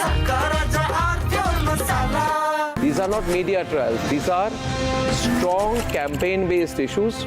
Journalism which has brought the truth out. The only thing that sustains is public interest. Public interest is national interest. What happens when AI comes in a big way? How many jobs does it create? And how many jobs does it take away?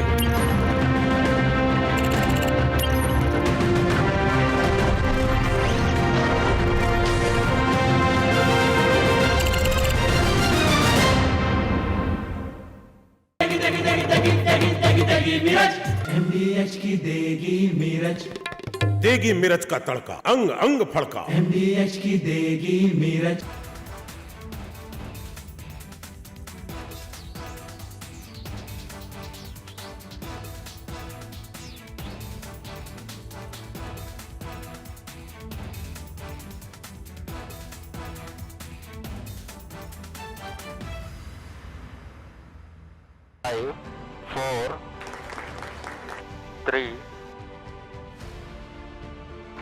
S200 motors.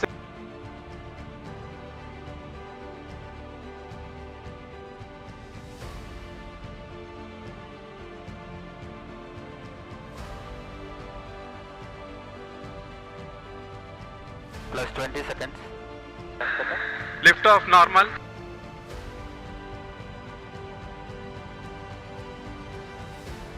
L40 stages are ignited.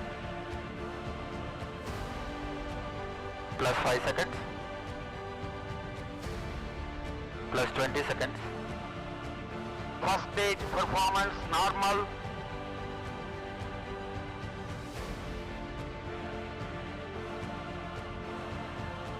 L40 stages thrust cut off.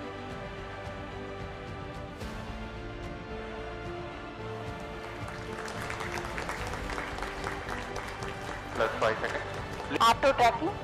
PSLV 661 का सफलतापूर्ण उत्थापन पतम प्रमोचन मंच से अपने उद्दिष्ट कक्षा की ओर अपना सफर जारी कर चुका।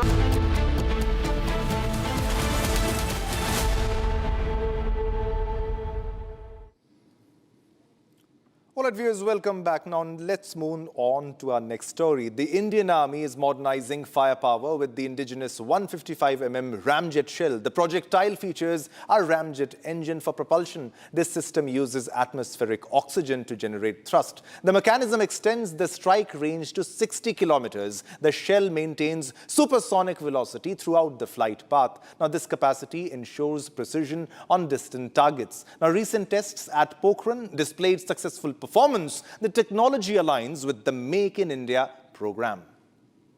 The Indian Army is currently on the verge of a historic breakthrough that will make it the very first military force in the world to operationally deploy 155mm ramjet-powered artillery shells, a technology that effectively turns a standard howitzer into a long-range supersonic missile launcher. Developed in a landmark collaboration between IIT Madras and Munitions India Limited, this new ammunition has already cleared developmental trials at the Pokhran ranges and promises to double the striking range of India's artillery from the standard 30 kilometers to over 60 or even 70 kilometers. This is not just a minor upgrade, it is a fundamental disruption of modern warfare that erases the traditional safe zones Pakistan and China have relied on for decades.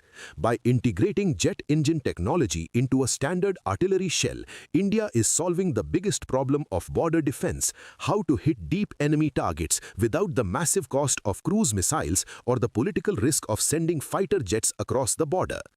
To understand why this is such a game changer, one must look at the simple physics of a traditional battlefield. For the last 40 years, the range of a standard 155 mm shell, essentially a heavy bullet packed with explosives, has been capped by physics at roughly 30 to 40 kilometers. Friction slows it down and gravity pulls it to earth. This created a strategic reality where enemy supply depots, command centers, and reserve troops parked 45 kilometers away were mathematically safe from Indian guns. To hit them, you needed expensive rockets or airstrikes. The ramjet shell shatters this limitation by cheating the physics of flight. It is a breathing projectile.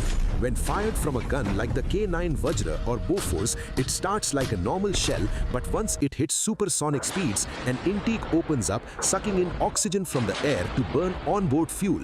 This turns the shell into a self-propelled jet that accelerates mid-flight, allowing it to glide at Mach 2 speeds for double the distance of a normal round. The tactical nightmare this creates for India's adversaries is hard to overstate. In military terms, this destroys the concept of strategic depth for the enemy. If a Pakistani armored division is assembling 60 kilometers from the line of control, they are currently safe from Indian shelling. They can fuel up, plan, and rest without fear. But with the induction of ramjet shells, that safety evaporates instantly. Indian artillery batteries sitting securely in their own territory can now rain precision fire on these deep targets. It forces the enemy to push their logistics hubs back by another 40 kilometers, stretching their supply lines to the breaking point. Every truck carrying ammunition to the front now has to drive twice as far, burning more fuel and facing more wear and tear simply because Indian shells can now reach out and touch them from distances that were previously impossible. Perhaps the most brilliant aspect of this innovation is its plug-and-play configuration. Usually, achieving a 70-kilometer range requires buying entirely new massive rocket systems like the Smerch. However, the IIT Madras design is built to fit inside the barrel of the guns India already owns. The same ramjet shell can be fired from the 30-year-old Bofors, the indigenous Dhanush, the tracked K9 Vajra, and the ultra-modern M777 lightweight howitzer. This means the Indian Army does not need to spend billions on new launchers. It can simply ship these new crates of ammunition to existing units, and overnight, a standard artillery regiment is transformed into a long-range strategic strike force. This backward compatibility is a logistical masterstroke, allowing for rapid deployment across the entire border, from the deserts of Rajasthan to the mountains of Ladakh. The economic logic behind this development is just as powerful as the military one. In a prolonged conflict like the one we are seeing in Ukraine, armies run out of missiles very quickly because they are complex and cost millions of dollars each. You cannot use a BrahMos cruise missile to destroy a simple truck convoy. It is a waste of money. Ramjet shells bridge this gap. They offer the range and precision of a small missile, but at a cost closer to that of an artillery shell. This allows the Indian Army to use saturation fire on distant... All right, viewers, time to slip into a short commercial break, but don't go anywhere. Coming up next, Tukre gang key conspirators will continue to stay in jail. Supreme Court rejects bail for Sharjeel Imam and Umar Khalid.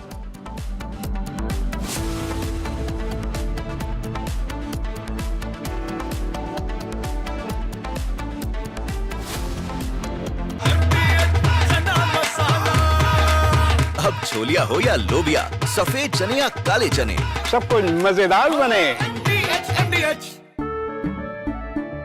केसरिया से मन जोगी हुआ रे, दिल झूमे देखो मतवारा हुआ रे।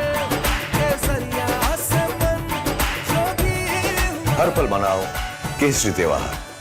विमल, बोलो जुबान Kesari.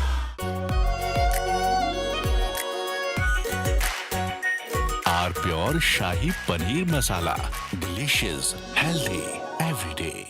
When we look out at the world, Samir, we look for partners.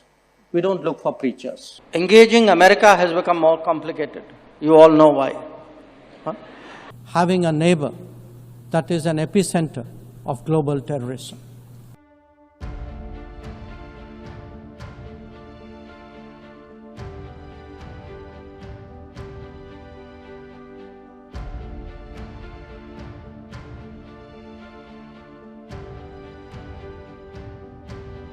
India in 2025 saw many international diplomatic moments of India's External Affairs Minister, Dr. S. Jaishankar, who literally turned international politics and the diplomacy that comes with it into an art of savage roasts. From jeering comments on Pakistan to calling out Trump and Western hypocrisy, here are the top roast moments of the year 2025, where Jaishankar served cold but harsh truths month by month. All big countries are unique to an extent, but we would certainly hope, to the extent we think of democracy as a universal aspiration, ideally a reality, but at least an aspiration. It is in large part because India chose a democratic model after independence. And it chose a democratic model because we had fundamentally a consultative, pluralistic society. Now, there was a time, and I have to say this in all honesty, where West treated democracy as a Western characteristic and was busy encouraging non-democratic forces in the global South. It still does. From Asia's largest news headquarters, setting the agenda for Bharat.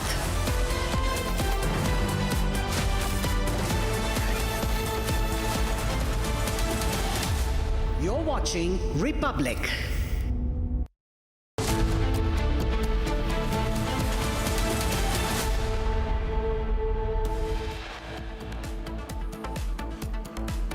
Tukre gang key conspirators will continue to stay in jail. Supreme Court rejects a bail for Sharjeel Imam and Umar Khalid. Supreme Court makes strong observation, rules that Sharjeel Imam and Umar Khalid are on a different footing than other accused. The government's courtroom warrior, the lawyer who led the case in the Delhi High Court and Supreme Court, SV Raju, speaks to Republic TV. Former ASG SV Raju speaks about how Tukre gang orchestrated the Delhi riot, says gang wanted regime change.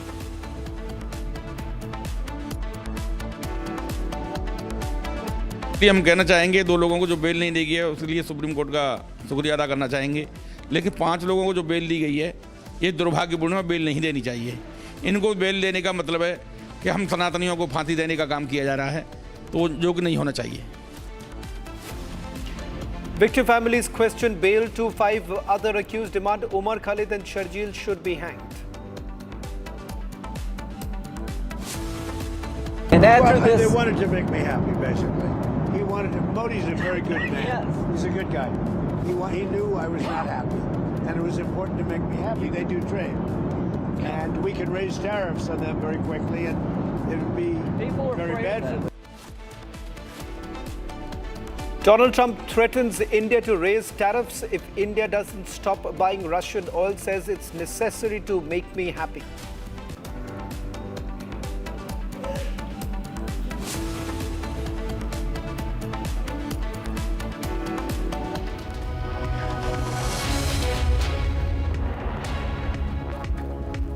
It's 4 p.m. and you're watching Live at Breaking with me, Vincent. We're starting this edition with some breaking news now coming in from Andhra Pradesh, where a gas leak has now been reported. This is from the Irusuman, the village of Malkipuram Mandal.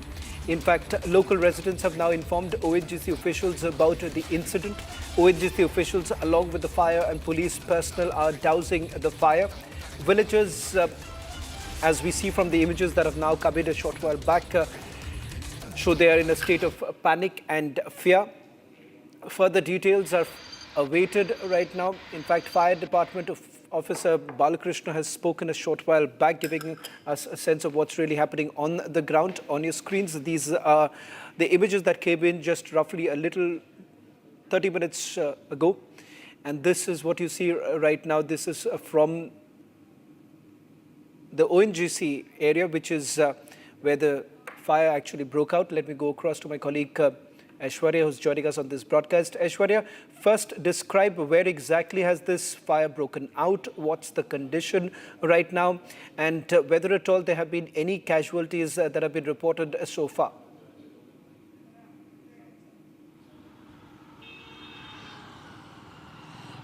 Yes, this particular gas leak happened in Konasima district, very inside of the Konasima district, where ONGC entire ONGC drill set has been located. So this what we're learning is that this particular gas leak happened when there was a repair work that was undertaken by the workers there, of the ONGC workers, and during that particular repair work which was undertaken, producer well had suddenly stopped working, which led to the sudden gas leak mixed with crude oil.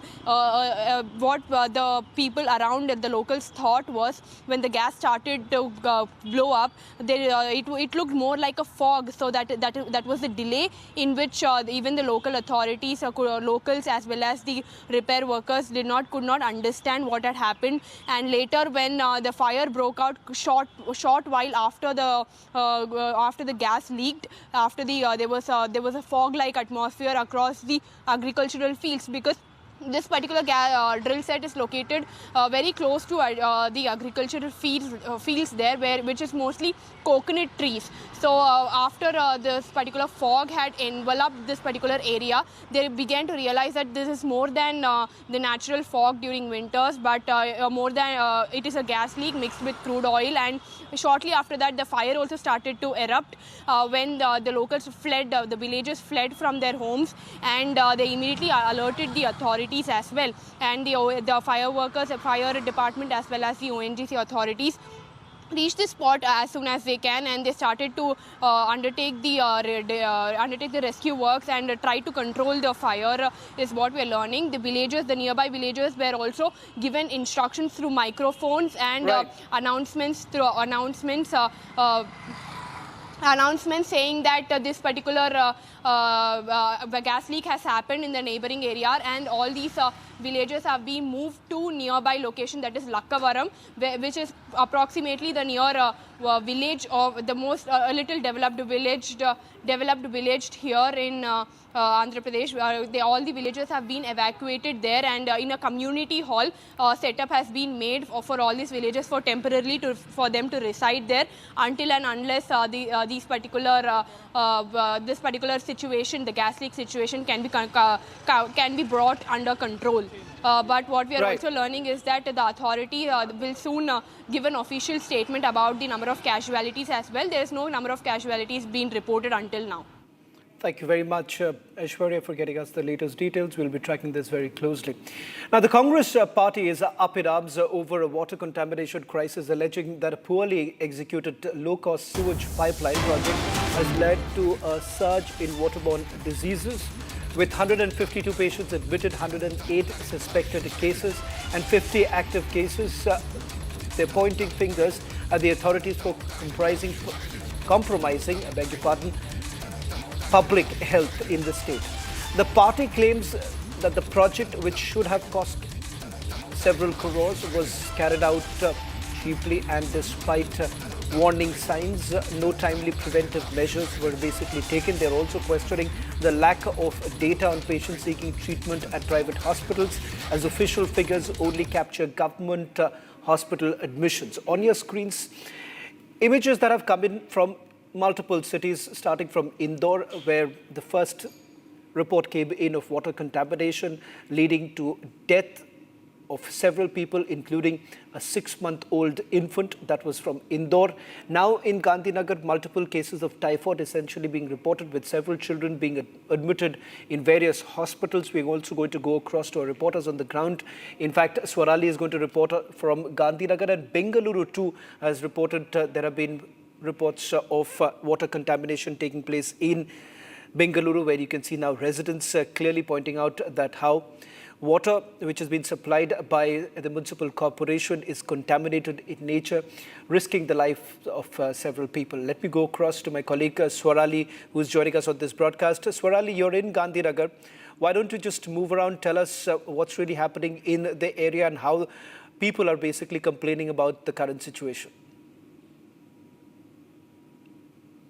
Yes, according to the recent information we have gathered, 152 people are admitted in the civil hospital of Gandhinagar. On the other hand, 108 are clinically suspected, 50 are positive cases, and 2 deaths have occurred. And the authorities are, on one hand, are claiming that these deaths are not related to the typhoid upsurge which has happened in the state capital. But on the other hand, Congress leaders and the family members of deceased are claiming that these deaths are definitely related to typhoid itself.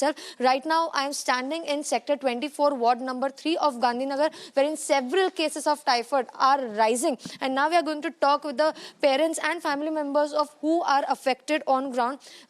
Didi, आप बताइए, इसका case typhoid positive है, क्या दिक्कतें हो रही हैं सरकार से, क्या आपको फैसिलिटीज मिल पा रही है और ये तकलीफ कब से शुरू हुई?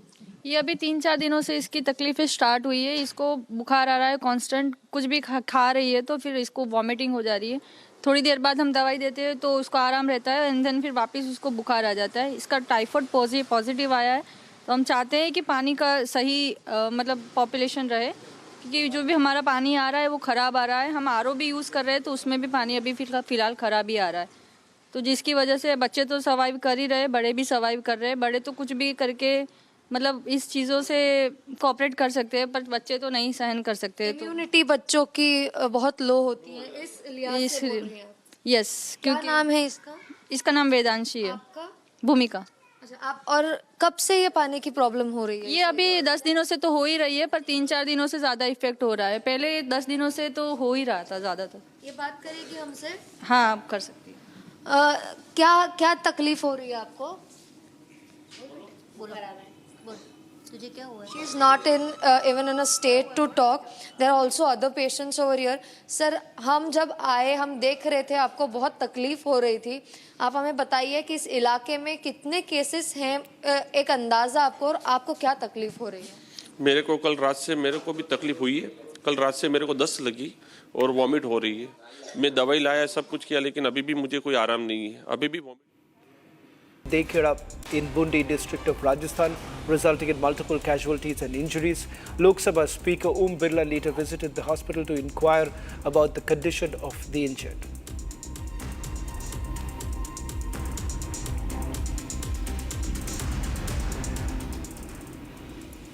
In another attack, a Hindu district commissioner in Bangladesh has now become the target of open intimidation, abuse and slurs near her own office.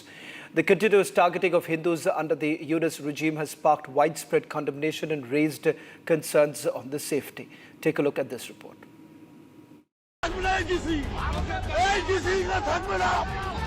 A disturbing incident from Bangladesh's Kurigram 3 constituency, where Hindu district commissioner was subjected to communal harassment, not on the streets but inside a government office.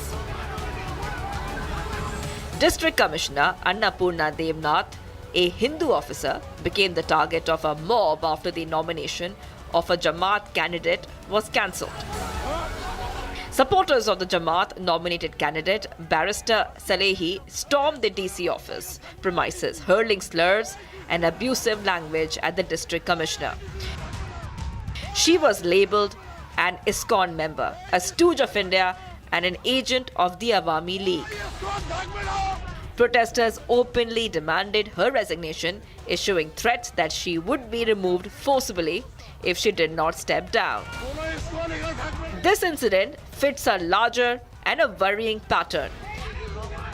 Under the Yunus-backed regime, Hindus in Bangladesh have repeatedly found themselves singled out and intimidated. This is just another incident showing repeated targeting of Hindus and minorities under the Yunus regime in Bangladesh. And comes just weeks after Deepu Chandra Das was lynched by a mob in Bangladesh's Mymensingh city, an incident that has sparked widespread outrage. India's External Affairs Ministry recently has expressed grave concern over unremitting hostilities against minorities in Bangladesh and keeps a close eye on the developments. Bureau Report, Republic TV.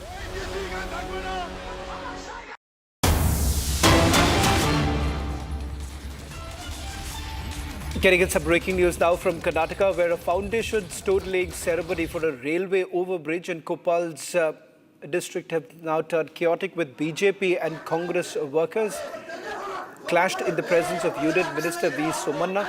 The dispute, in fact, began when Congress leaders objected to the absence of District in Charge Minister Shivraj Tangadiri and MP Jaishankar Hitnal's names from the event banners. As V. Somanna arrived, heated arguments broke out and some Congress workers allegedly tried to surround him with chairs thrown near the stage. In fact, Congress leaders have accused the organizers of protocol violation, while Somanna urged workers not to create disturbances, referring to Congress supporters as those who have been angered. Now, despite the protest, Somanna performed the ritual ceremony and left the venue, and the overbridge is expected to improve access to Ajnari and Bidar. In fact, we'll also try and go across to another breaking news now coming in. This is with regards to the decision that has been taken by the Supreme Court. In fact, the Supreme Court earlier today denied bail to Omar Khalid as well as Sharjeel Imam, who were accused for offences under the Unlawful Activities Prevention Act in connection with the 2030 Delhi riots larger conspiracy case. Now, the court ruled that material on record discloses a prima facie case against Omar Khalid and Sharjeel Imam. And the court also said that the delay in the trial can serve as a trigger for a judicial scrutiny, even in cases involving offences under the UAPA, like the present one. In fact, multiple images that we are essentially going to show you right now leads up to the riot case. And how exactly is Omar Khalid and Sharjeel Imam essentially involved in this? As per the investigation that was carried out, it seems that the 2019 protests that took place were essentially conspired inside JNU, and thereafter the plan was to make it disruptive in nature, targeting the government. Largely, it's the globally backed regime change was one of the primary objective of the multiple protests that have taken place, something that the court has taken cognizance of. In fact, earlier today, while rejecting the bail of Omar Khalid as well as Sharjeel Imam, the court essentially observed that their case has to be seen on a different footing. So both of them will still remain in jail. As far as others who have there have been bail that has been granted to others. Now, that's a story that we are going to track very closely. But up first, we are also getting in some more breaking news now coming in from Daman. We're going to shift focus once again. In fact, these are the latest shots now coming in from Daman, where we're given to understand that a fire has broken out. As you can see right now, with the fire brigade officials present, they're trying to douse the fire. We're waiting for some information to come in about what really has happened on the ground. This is just the breaking news now coming in, and we're trying to get you more details. In terms of the numbers of casualty, that is not known. It's a fire that has broke out in a company area. It seems to be a warehouse, a packaging company, where 710 fire engines have now been sent to the spot. So far, there is no clarity as to whether at all there is any casualty, but as you can see, the fire which broke out a short while back, in fact, involves two packaging companies, and the blaze, in fact, the fire broke out a few hours ago, but it still continues to rage on right now. More details now emerging with regards to those who were present there. We'll try and see if we can go across to our reporters on the ground to get us the latest details. This is from Dabel in Daman, where the fire broke out. So far, there is no word about any casualties, but it seems two packaging companies where we're given to understand that the fire broke out. It broke out earlier today. In fact, it continues to rage on, as we see with the details coming in. 18 firefighters are present at the spot, and they're trying to control the fire. It seems that it has spread quite fast, and with the fire breaking out in the packaging industry, it seems there were inflammable materials that were present there, leading to the challenges right now to control the fire as the fire billows out from the packaging company where it seems the warehouse that caught fire. What is the reason for the fire is not known at this point in time. In fact, this happened earlier today in the afternoon when the fire broke out. There's been a massive chaos at the very place, but it seems that there were workers who were present there when the fire broke out. But as of now, there is absolutely no word really coming in from fire brigade officials with regards to whether at all there have been any casualties. Let me also bring in my colleague Niranjan, who's getting us the latest details. Niranjan, any word as far as casualties are concerned? Shawan, absolutely no word on the casualties, but I can tell you that this is a breaking news picture that came in. This is a very big fire. 18 firefighters are trying to control the flames here. This is the first video input that came in from Dabel in Daman. And 18 firefighters are, as we speak, trying to control the blaze. So this picture is from a few minutes ago. These are latest pictures.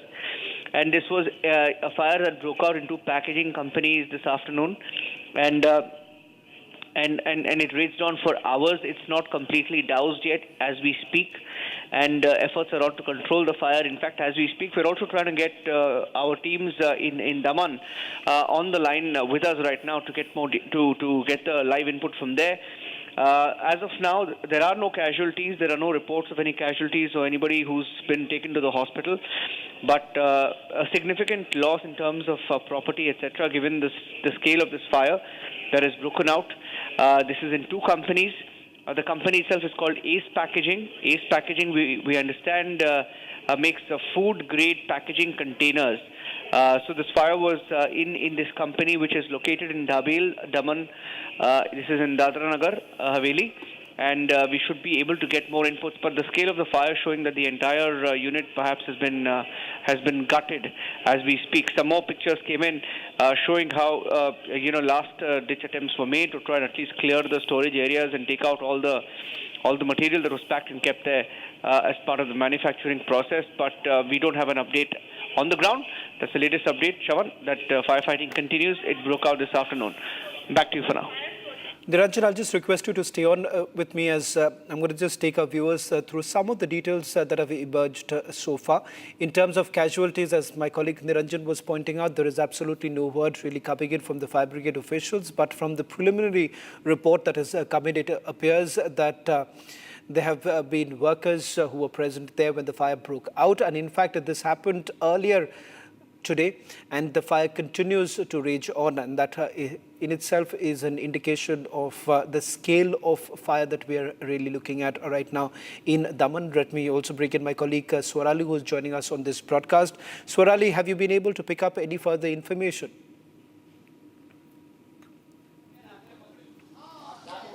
According to the recent information we are gathering on this entire huge story, fire tragedy that has happened in the Daman, the fire broke out around the afternoon, and let me tell you, 7 fire tenders are present on the spot, but we don't have any information regarding the casualties or injured people right now, because we are yet waiting for the official confirmation about any details. But right now, firefighters are on the spot and taking strict action around the entire spot. But we are also getting this information that workers were present in these companies. Around 7 fire tenders are on the spot, and the operation is still going on.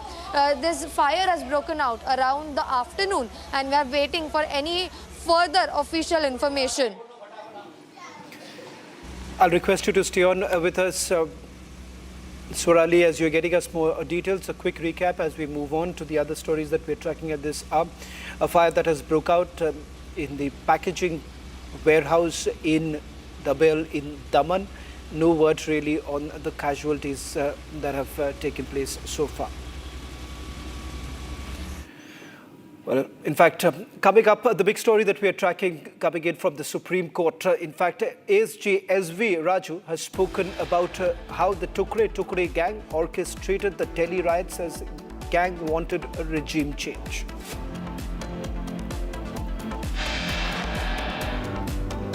Victim families question bail to 5 other accused, demand Umar Khalid and Sharjeel should be hanged.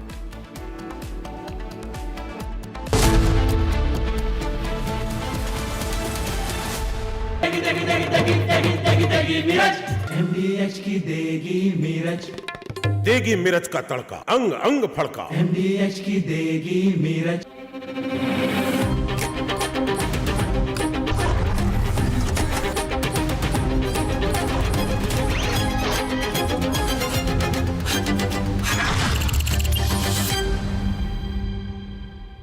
Pure sooji pasta उबालो मिलाओ और खाओ, 8 minute में तैयार। क्या taste है सबका राजा हार्डकोर मसाला।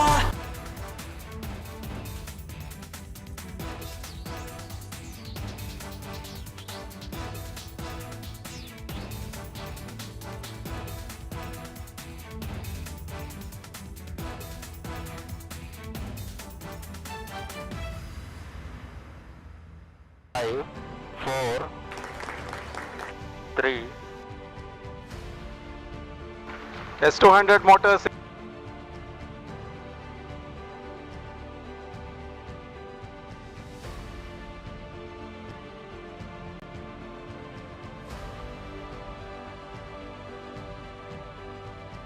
Plus 20 seconds. Lift off normal.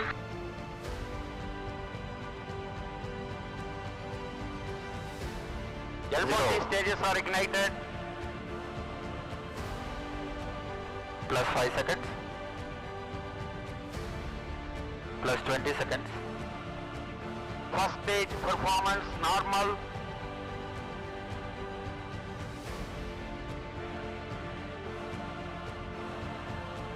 L40 stages thrust cut off.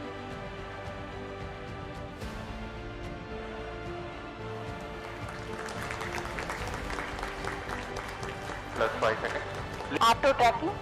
PSLV 661 का सफलतापूर्ण उत्थापन पतन प्रमोचन मंच से अपने उद्दिष्ट कक्षा की ओर अपना सफर जारी कर चुका है। There's a magnificent 2, 1, 0. All L40 engines generating nominal thrust. S139 motor ignited. First stage performance normal.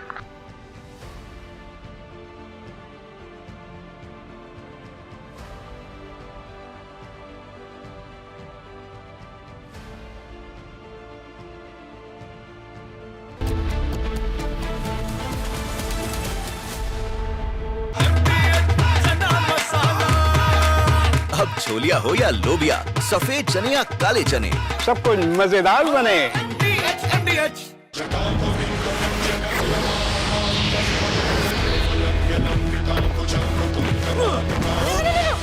मेरी चिमनी टूट जाएगी। What are you doing? रानी, इस घर में कुछ है जो टूटता नहीं। ये पिलर कभी नहीं टूटेगा। रुंगटा स्टील TMT से बना। रुंगटा नहीं तो घर स्ट्रॉन्ग नहीं। रुंगटा स्टील TMT बार एकदम solid. Posts, from jeering comments on Pakistan to calling out Trump and Western hypocrisy. Here are the top roast moments of the year 2025, where Jaishankar served cold but harsh truths month by month.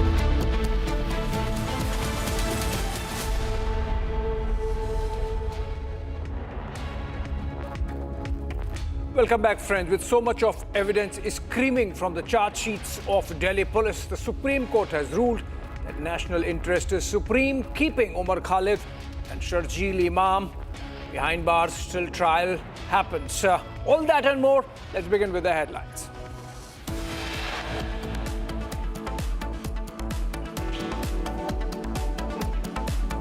Tukre gang key conspirators will continue to stay in jail. Supreme Court rejects bail of Sharjeel Imam and Umar Khalid.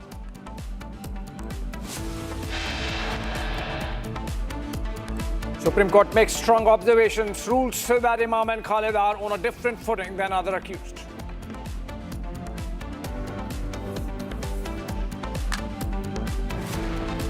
The government's courtroom warrior, the lawyer who led the case in the Delhi High Court and Supreme Court, SV Raju, speaks to Republic. The former ASG speaks about how Tukre gang orchestrated the Delhi riots, says gang wanted regime change.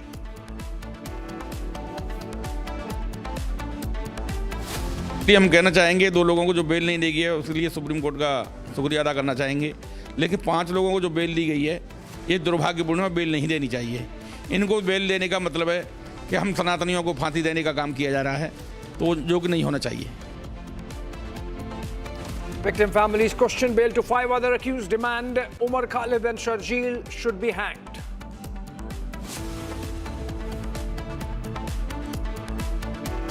And after this, they wanted to make me happy, basically. He wanted to. Modi's a very good man. Yes. He's a good guy. He knew I was not happy, and it was important to make me happy. They do trade, and we can raise tariffs on them very quickly, and it would be very bad for them. And Donald Trump threatens India to raise tariffs if India does not stop buying Russian oil, says it's necessary to make him happy.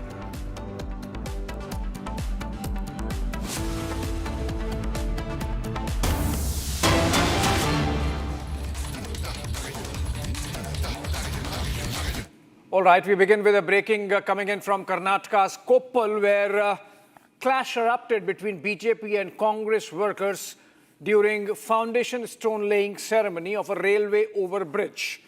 This was at Koppal's Gangavati, and situation turned chaotic as the political party workers clashed in the presence of Union Minister V. Somanna. The dispute began when the Congress leaders objected to the absence of district in charge minister of Karnataka government, Shivraj Tangadagi, and MP Rajashekhar Hitnal. And their names were missing from the banners, which peeved the Congress workers. Remember, there is a Congress government in Karnataka, while this is a Ministry of Railways union government event, or was. As Somanna arrived, heated arguments broke out, and some Congress workers allegedly tried to surround him, and chairs were thrown. Police, of course, had to intervene. Let's try to understand what the latest situation. Going live to Abhishek in Bengaluru. Abhishek, has the situation been brought under control? And what's the latest you can share? Did the situation really go out of control in terms of the kind of violence that took place? It was a union government, central government event. Why did the state congressmen wanted their leaders to be there?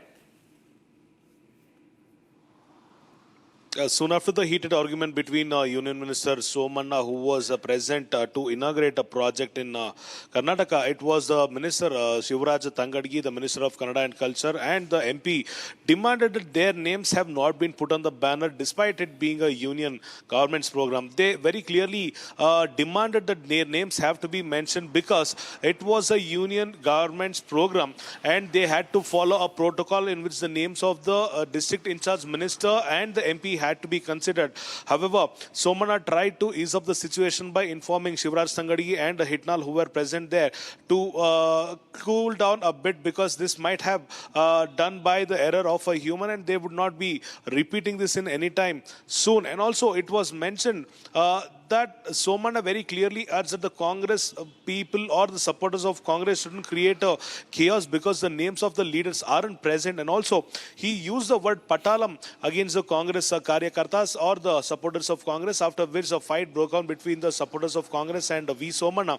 And the police had to intervene in between all these political leaders to ease out the situation. On the other hand, we've also seen the visuals of the Congress supporters throwing the plastic chairs on the stage where V. Somanna was present to show their disrespect and anger towards the union government, which didn't use the names of the district in charge minister and the MP where Somanna was present today. So a couple of minutes of heated argument, the police interference, and things have been back to the normal as of now. And also the local police have taken into some persons, the police have taken some of them into the custody or the preventive custody to make sure things will go out of the hand. And also they have mentioned that there will be an FIR if things go out of the hand. Abhishek. Right. All right. According to you, situation now in control, and the event has really ended with that clash disrupting it when it happened. Thank you so much, Abhishek, for joining us from Bengaluru. Koppal seeing a clash between Congress and BJP workers. Moving on from Karnataka to Gujarat. Not Gujarat exactly, but Daman. And in Daman, a massive fire broke out at two packaging companies or units in the industrial area there, reportedly due to a short circuit. It began in one corner of one building and is spread to the entire industrial complex of that unit, and then from the one to the next, which was immediately in its vicinity. 7 fire tenders present at this spot as we speak. This is in Dabhel industrial area of Daman, and firefighting operation is underway as we speak. If you look at the fire and the smoke, it seems like it's a plastic unit or of some material which creates a lot of smoke. Let's try to understand if there have been any casualties, etc. Given the kind of fire that we are seeing in the pictures. Swarali joins us over the phone from Ahmedabad. Swarali, what more can you share about this Daman fire? Hope no loss of life, even if lot of loss of property. Yes, according to the recent update we have received in, let me tell you, 18 firefighters are present on spot and the operation is still going on. The efforts to calm down the fire is still ongoing. This fire has broken out around afternoon in the Dabel area of the companies around and 2 companies of Daman, and there's a huge loss of property, and right now we don't have any information about the casualties, but the firefighting operation is still going on. When this fire broke out, that there was a total chaos, because according to the information we are getting in, workers and people were present on site, but right now no information about the casualties. 18 firefighters are on spot and fighting with the fire to calm down, and post that we'll get any information what was the cause of this fire which has caused a total chaos. But 18 fire tenders doing their task, totally trying to calm down the fire. It is to be seen what comes next into the investigation and what is the exact reason for this fire. Till now, we don't have any information regarding the casualties. We are waiting for the official information from the fire department. The fire broke out in the Daman, in the Dabel area, the industrial area, in around 2 companies, packaging companies. We don't know about the exact information about which product packaging was done in these companies, but 18 firefighters on ground fighting the entire situation, trying to calm down fire which broke out and engulfed all these 2 companies entirely. All right, thank you so much for those details, Swarali, coming in from Ahmedabad. All right, moving on. Army is modernizing its firepower with the indigenous 155 mm ramjet shell. IIT Madras researchers and munitions India Limited engineered this advanced weapon system. The projectile is an innovation completely indigenous to Indian engineers. Take a look at this video. The Indian Army is currently on the verge of a historic breakthrough that will make it the very first military force in the world to operationally deploy 155 mm ramjet-powered artillery shells, a technology that effectively turns a standard howitzer into a long-range supersonic missile launcher. Developed in a landmark collaboration between IIT Madras and Munitions India, kilometers away, were mathematically safe from Indian guns. To hit them, you needed expensive rockets or airstrikes. The ramjet shell shatters this limitation by cheating the physics of flight. It is a breathing projectile. When fired from a gun like the K9 Vajra or Bofors, it starts like a normal shell, but once it hits supersonic speeds, an intake opens up, sucking in oxygen from the air to burn onboard fuel. This turns the shell into a self-propelled jet that accelerates mid-flight, allowing it to glide at Mach 2 speeds for double the distance of a normal round. The tactical nightmare this creates for India's adversaries is hard to overstate. In military terms, this destroys the concept of strategic depth for the enemy. If a Pakistani armored division is assembling 60 kilometers from the line of control, they are currently safe from Indian shelling. They can fuel up, plan, and rest without fear. But with the induction of ramjet shells, that safety evaporates instantly. Indian artillery meter range requires buying entirely new massive rocket systems like the Smerch. However, the IIT Madras design is built to fit inside the barrel of the guns India already owns. The same ramjet shell can be fired from the 30-year-old Bofors, the indigenous Dhanush, the tracked K9 Vajra, and the ultra-modern M777 lightweight howitzer. This means the Indian Army does not need to spend billions on new launchers. It can simply ship these new crates of ammunition to existing units, and overnight, a standard artillery regiment is transformed into a long-range strategic strike force. This backward compatibility is a logistical masterstroke, allowing for rapid deployment across the entire border, from the deserts of Rajasthan to the mountains of Ladakh. The economic logic behind this development is just as powerful as the military one. In a prolonged conflict like the one we are seeing in Ukraine, armies run out of missiles very quickly because they are complex and cost millions of dollars each. You cannot use a BrahMos cruise missile to destroy a simple truck convoy. It is a waste of money.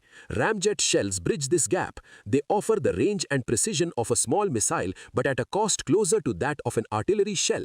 This allows the Indian Army to use saturation fire on distant targets. Instead of firing one expensive missile and hoping it hits, they can fire a dozen ramjet shells covering a whole area with explosives. This capability to sustain heavy long-range bombardment is what breaks an enemy's will to fight.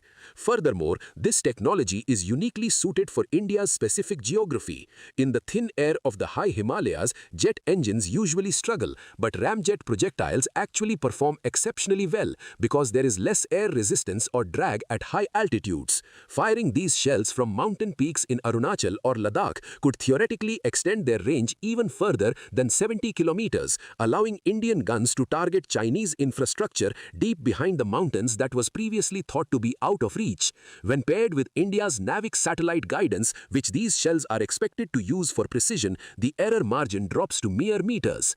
India is not just building a better bullet, it is building a cost-effective, mass-producible sniper round for its heavy guns, proving that in the modern era, indigenous innovation is the most lethal weapon of all. All right, let's look at some of the stories in what's happening across the country through Bharat in 1 minute.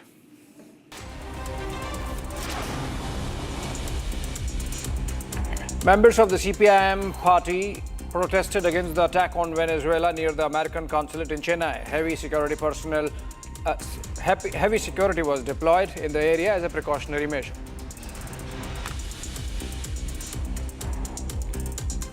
In Ujjain, the municipal corporation carried out a demolition drive against illegal constructions near Mahakal Chowk. A team of police officials and personnel were deployed at the site to maintain law and order, and the vehicles were diverted to avoid traffic congestion. In Uttar Pradesh, Manipur police have apprehended the second accused involved in the incident of snatching money and valuables from a couple on January 1. The first accused had already been arrested and remanded to jail, while the second one is apprehended now following a police encounter. To Kota in Rajasthan, where a cotton-laden truck overturned in the Kheda area of Bundi district near Kota, resulting in multiple casualties and injuries. Lok Sabha Speaker Om Birla visited this hospital to inquire about the condition of the injured, as he is from Kota.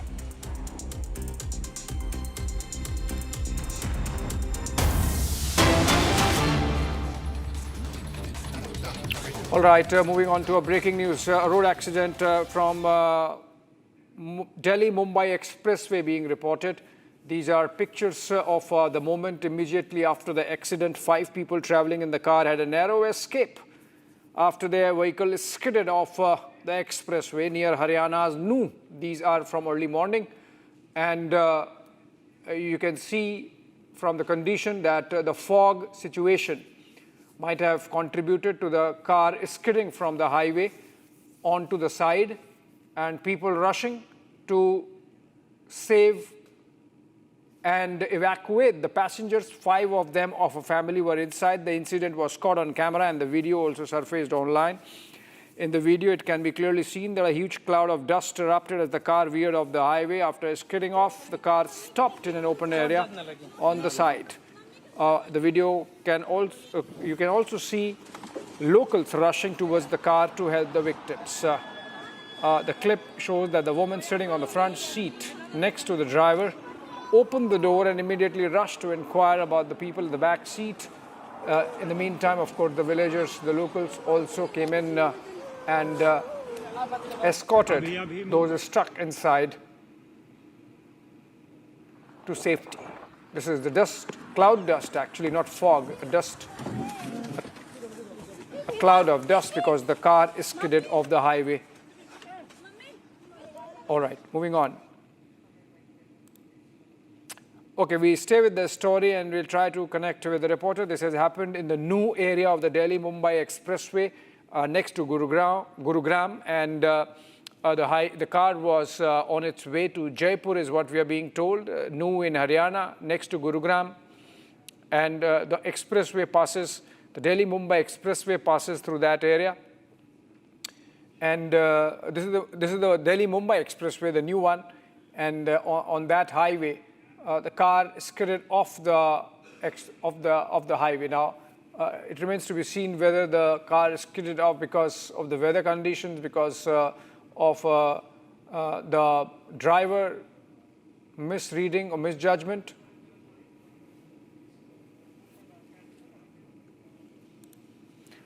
All right, visuals there of the locals trying to save those who met with the accident. Moving on to the Venezuela story, which has been trending since Trump's commandos picked up, literally with the scruff of his neck, Nicolas Maduro, the president of Venezuela. The deposed leader is now appearing in a New York City court, and this is for the first time after his capture by the US military in that attack, which killed at least 32 on the ground. Maduro is facing drug and weapons-related charges. He's accused of narco-terrorism by the United States. The US President Donald Trump has said that America is in charge now of Venezuela, even as the vice president, Delcy Rodriguez, has been made the acting president. And Trump, of course, has called for cooperation from Delcy, with the US softening a bit and wanting the present arrangement to continue. The US is working to establish a planned interim government in Venezuela, with Secretary of State Marco Rubio saying the focus is on setting policy and maintaining leverage. Greetings, good afternoon. I'm in Maracaibo, Zulia State, occidental of Venezuela.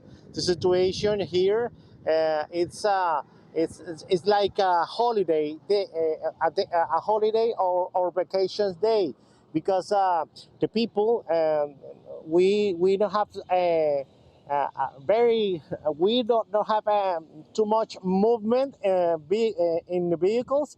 This highway unit to two principal cities here in Zulia State, Maracaibo and San Francisco City.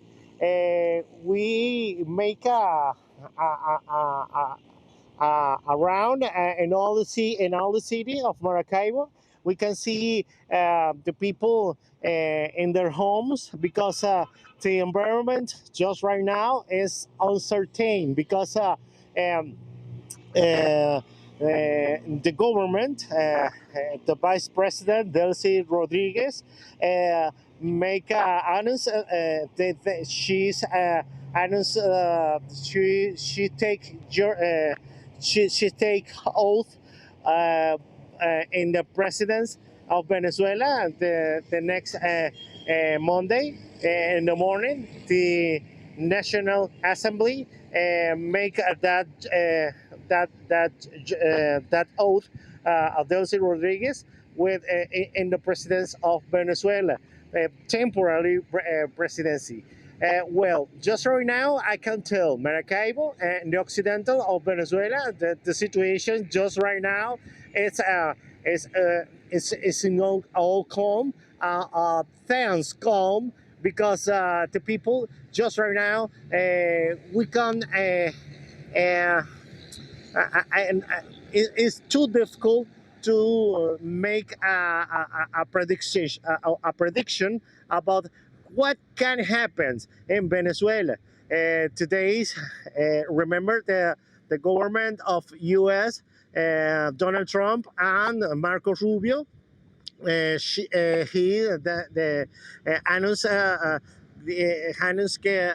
Venezuela was the government of U.S. take the administration of the country of Venezuela. That make so many reactions in all the world. Of course, in Venezuela we have reactions. So many people and with sympathy with the government of Maduro make activities and meetings in some areas of Caracas.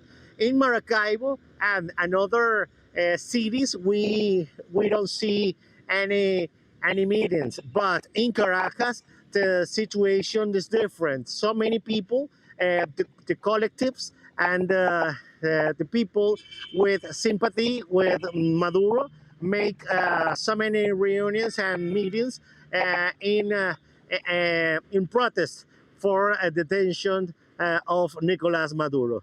That is the information here in the occidental of Venezuela. Well, if we can, if we know about something additional, we can send another contact. Greetings. All right, that was a ground report coming in from Venezuela for you, friends. Back home, and Kuki militants have carried out a bomb attack using IEDs in a Maiti-dominated village of Bishnupur district in Manipur. We are getting to you fresh pictures of the same, essentially amidst a reigning calm that has prevailed in Manipur for a while. We are seeing now Kuki militants getting active again. How the center would respond, let's see.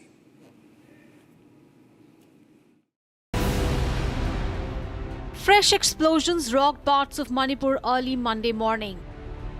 Suspected Kuki militants allegedly hurled multiple improvised explosive devices into a Meitei village in Bishnupur district, triggering panic and chaos among residents. The attack took place at an Aganukon village, barely 300 to 500 meters from a Central Reserve Police Force camp.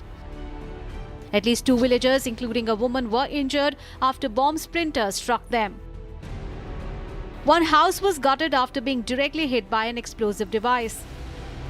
Following the blasts, the area was sealed off. Security forces launched combing and search operations. This is not an isolated incident. Just over 2 weeks ago, open firing was reported at Phogakcho village in the same district, prompting security tightening across vulnerable pockets in Bishnupur. The latest attack comes in the backdrop of Manipur's ethnic conflict between Meitei and Kuki groups. The violence in 2023 was triggered after Kuki Zo tribals living in the hill districts protested over a High Court recommendation for granting scheduled tribe status to the Meitei community members.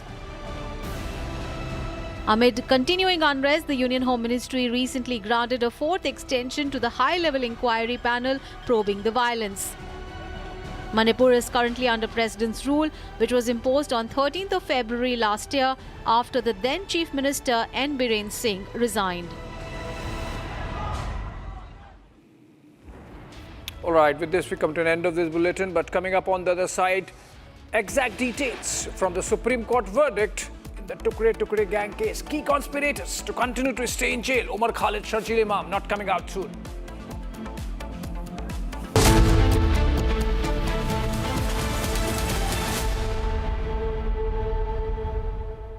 आधे bowl दही में 4 चम्मच MDH चटनी पुदीना मसाला डाला, stir करो, पुदीना चटनी तैयार। MDH चटनी पुदीना मसाला। These are not media trials. These are strong campaign-based issues. Journalism which has brought the truth out. The only thing that sustains is public interest. Public interest is national interest. What happens when AI comes in a big way? How many jobs does it create? And how many jobs does it take away?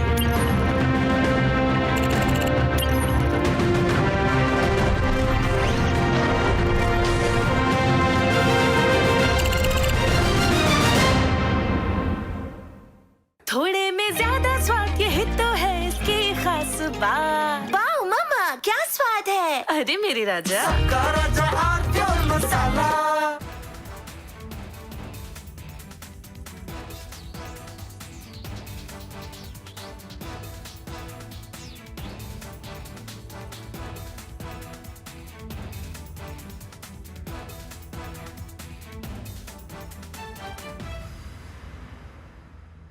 Five, 4, 3.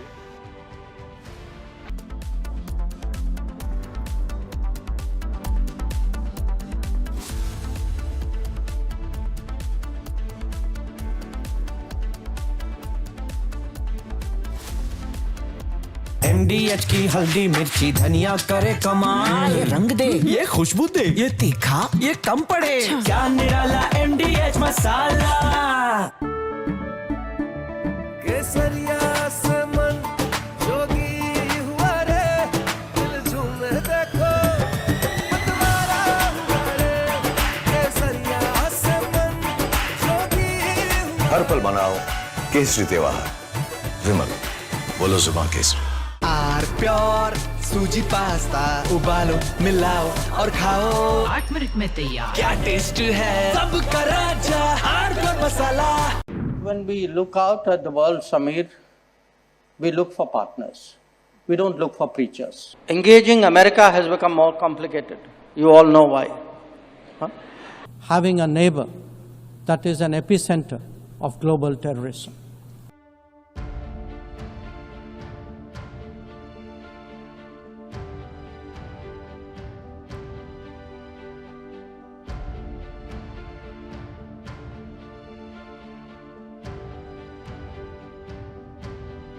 India in 2025 saw many international diplomatic moments of India's External Affairs Minister, Dr. S. Jaishankar, who literally turned international politics and the diplomacy that comes with it into an art of savage roasts. From jeering comments on Pakistan to calling out Trump and Western hypocrisy, here are the top roast moments of the year 2025, where Jaishankar served cold but harsh truths month by month.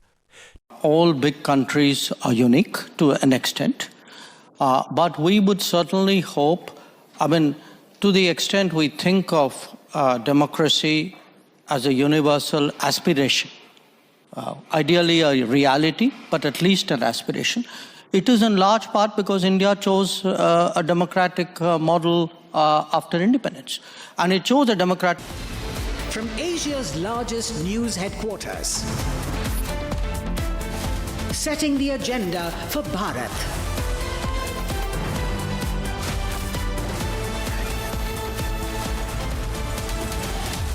You're watching Republic.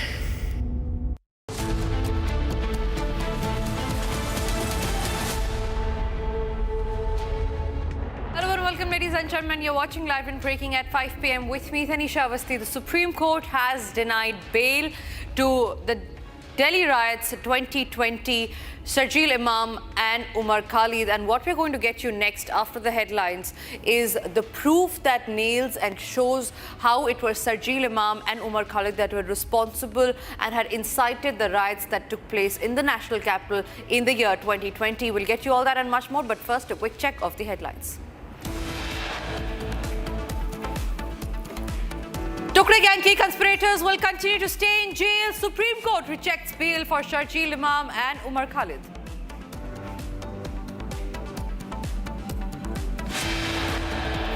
Supreme Court makes strong observations, rules that Sharjeel Imam and Umar Khalid are on different footing than other accused.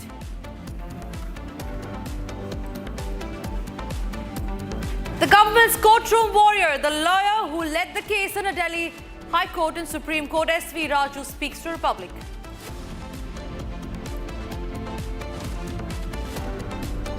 ASG SV Raju speaks about how Tukre gang orchestrated the Delhi riots, says gang wanted the regime change.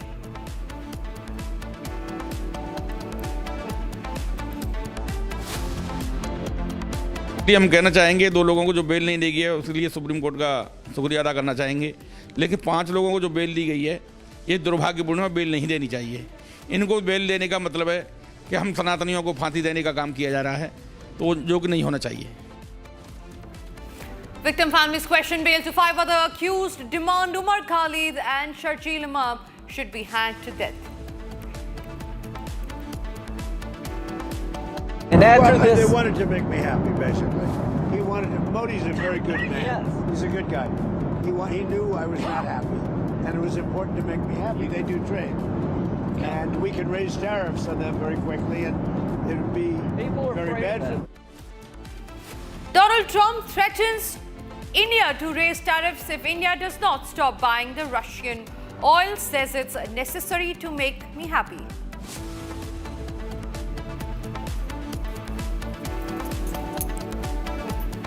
All right, ladies and gentlemen, we start this edition with the top focus story that's coming in from the national capital. Republic has now gotten exclusive access to details against the regime change operation and the regime change plotters. There is proof and enough proof against Umar Khalid and Sharjeel Imam. The pictures, the chats and the evidence. What the Supreme Court said has now been given out in pictures that show how there were that Umar Khalid and Sharjeel Imam were the plotters, were the ones who incited the violence. These are pictures that show how Sharjeel Imam and Umar Khalid had plotted the 2020 Delhi riots case. The pictures, chats and evidence show how there was an attempt for a regime change. The chats have now been accessed by Republic that show how Umar Khalid and Sharjeel Imam planned the mayhem. In pictures, you will see how Chakka Jam and Shaheen Bagh planning had happened. Pictures on your screen also show how secret meeting between Umar Khalid and Tukre gang was held in the national capital. And there are also WhatsApp chats on your screen right now that show how massive economic disruption was planned. These are the proof, ladies and gentlemen, that show how Umar Khalid and Sharjeel Imam were responsible for the Delhi riots, and they had planned, and it was not just something that happened in a spur of a moment, but it was a well-planned and orchestrated attack that took place. Shravan, my colleague, is joining me live from the newsroom on that note. Shravan, there are WhatsApp chats, there are documents, and there are pictures in black and white that they reveal how there was planning, plotting of the regime change operation that was done, and that Delhi riots that happened in the year 2020 was not something that happened in the spur of the moment. It was something that was well executed, planned, and orchestrated. Well, in fact, it all started in 2019 when the first meeting that took place was in JNU. And the main conspirators, which includes Sharjeel Imam as well as Umar Khalid, their plan was basically to corner the government. In fact, these meetings that were taking place in JNU on the pretext of saying that minorities were being persecuted. In fact, a group was thereafter started. The first trial was, of course, the CAA and the NRC protest that took place. In fact, this specific instruction that was given in multiple WhatsApp groups was that it is no longer going to be a peaceful protest a sit-in protest that is going to take place, but it is going to be disruptive in nature. And that's when the idea basically came in, that why not essentially go in for protests at highways and carry out blockades, resulting in what we essentially saw in Shaheen Bagh. So what happened in 2019 was the precursor to the 2020 riots. In fact, 2019, it had basically fallen flat after a point in time because there wasn't enough mobilization. In fact, if you look at the evidence that has been produced before the court, there are multiple secret meetings. In fact, these meetings had taken place just before President Trump was supposed to visit India. And that's when a decision essentially was taken that they would send across a message, and that message would be that the minorities in India are being targeted by the Modi government. Now, that's exactly what the plan was if you simply go by the evidence that has been gathered by the Delhi police. Now, what is the nature of the evidence? They are electronic in nature. These are digital evidence that has been gathered by the investigative agencies, which includes the Delhi police's crime branch and the special cell. And they're also looking at not just the meetings that were taking place, Tanisha. Importantly, in the charge sheet that has been filed, they also make a mention of the funding that was received, which indicates that this was a globally backed regime change that was, that was in place. In fact, they're also looking at funding coming in from abroad. While in the charge sheet, they say that an attempt was made to convert black money into white money by, fueling it through multiple NGOs that were essentially working. Now, these are some of the evidence that has been gathered by the Delhi police over a period of time, which goes on to indicate that this was all well-planned, a pre-planned conspiracy, and at the helm of affairs was none other than Omar Khalid and Sharjeel Imam. There was also a political link that had basically emerged much later, that is when Tahir Hussain had also stepped in, but that was also calibrated over a period of time. Right, absolutely, Shravan. In fact, the pictures that we're showing it to our viewers on our screen, the WhatsApp chats, if you can just go back to the WhatsApp chat, it showed how a group named DPSG was there.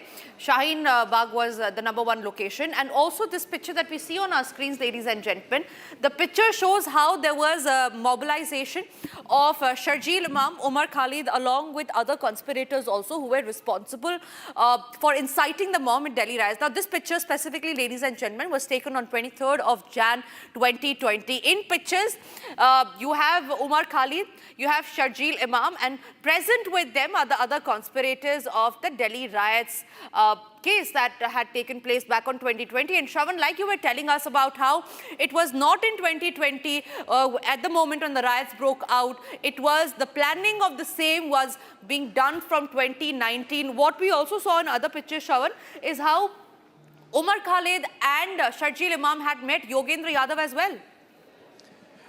Well, in fact, not just Sharjeel Imam and for that matter, Omar Khalid, there were several others who were basically part of this meeting, what has essentially been called in the group as the intelligentsia. And the fact that they were basically getting some sort of a backing to carry out these protests. Now, as far as what was essentially discussed in those meetings, now, from these WhatsApp groups, there is a specific mention of the protests that are going to take place. They are going to be disruptive in nature. And more importantly, pamphlets are going to be circulated. These pamphlets were provocative in nature and particularly targeting not just the government, but also various institutions of the country. So it wasn't some sort of a political fight that they were basically looking at, but a complete anarchy on the ground, chaos to be created. So it wasn't a means by which they were protesting the policies of the government, but largely their disruptive mindset, the anarchy, was at the heart of the discussion that was actually taking place. And how exactly is the Delhi police really backing the claims? They're essentially relying upon the evidence, the testimonies that have been gathered over a period of time. They're relying on several WhatsApp groups that were basically created, and more importantly, how it has been corroborated by the incidents that have taken place on the ground. If you look at several maps that were actually, perhaps distributed in those WhatsApp groups, these are the same very places where the riots actually broke out. So there is a clear mobilization that was actually taking place. Right. It appeared to be, protests where you had armed people. Right. Also, Shravan, one last question before I let you go. There are also the Delhi police in Supreme Court earlier, not today, but earlier hearings had also said how there was an operation regime change that was meticulously planned by Sharjeel Imam, Omar Khalid and the group. And this current picture that we are showing it to our viewers, Shravan, it includes 5 main characters: Omar Khalid, Tahira Dod, Sharjeel Imam, Yogendra Yadav and Prashant Tandon as well. Shravan, talk to us about what exactly was the regime change plot that the Delhi police had cited in the Supreme Court. Also how very cleverly it was planned at a time when Donald Trump was supposed to come to India. Well, in fact, the timing is extremely important. While the Delhi police maintains that 2019, what we saw in 2020 was essentially a replica of 2019. The only difference was that the mobilization was different, the backing that came in was different, and they actually managed to amplify their protest on the ground. If you go by the way the money was actually coming in, it does appear that this was not something organic in nature. It was orchestrated to a greater extent. And when the announcement was made that President Trump was going to visit India, the fact that he was going to Gujarat, thereafter to Agra, and finally coming to the national capital, it was all timed. Because if you really look at the first instance where there was where the riot actually broke out, a communal angle was given to it, because that was the aim, to basically send across a message to global leaders that minorities are being targeted in India. Preceding that, there have been numerous speeches that were basically delivered by Sharjeel Imam, be it in Aligarh Muslim University or for that matter in JNU, and all of it had the same pitch. The pitch was very clear, that create anarchy at any cost. The very fact that you have a chicken's neck being one another target, saying that chicken's neck would be cut off, and that is a way to teach a lesson to the Indian government. Right. Now, these were, essentially all of it was discussed, was planned, and it was orchestrated by the very people that you see on your screens. Absolutely, Shravan. Thank you very much for getting us those details. Ladies and gentlemen, this continues to remain as one of our top focus story, also debating tonight at 8 p.m. with Arnab. Meanwhile, just a few hours back, Republic's editor-in-chief Arnab Goswami spoke to ASG SV Raju, specifically on the regime change operation that was planned by the rioters, by the plotters. Here is what SV Raju had to say. Do you think it also sends message out to others who turn agitations into an opportunity to block the streets, impair the democratic process, question governance? In that sense, was that also, in your view, the intent of this judgment? I'll tell you, Arnav, the intent of this so-called agitation, I will not call it an agitation, it was an operation for regime change. They felt that they did. Our case is, I'm telling you from papers, our case is that these people failed to get a mass movement started in case of Babri Masjid and other incidents. So they felt that this was their chance to have a mass movement, something like Bangladesh or something, and there would be a regime change. Our specific case is that this was not a simple agitation against CAA. It was, the entire purpose was to have a regime change. And that was the purpose. All the CAA and the poor people were hoodwinked, and they were sought to be made victims by asking them to participate without realizing what the actual motive and intention was. To some extent, I must tell you, Arnav, the fact that American lawmakers have supported the bail gives some credence, I may not say 100%, that maybe this so-called regime change was engineered from outside. I'm not making any allegations, I'm only guessing. It's in the realm of suspicion. Otherwise, why would American lawmakers be interested in a case in India? There are so many other cases, hundreds of cases. Why they have not said anything about any other case?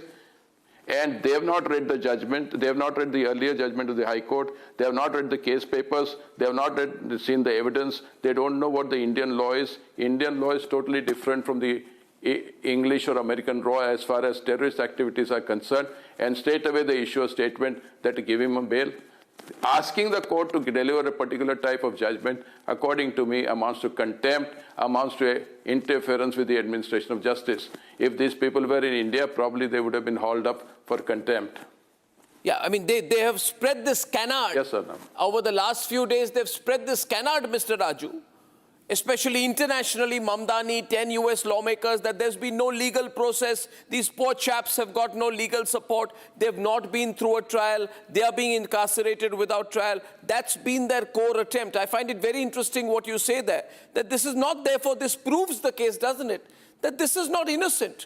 You have described Umar Khalid and Sharjeel Imam as the intellectual architects of the conspiracy.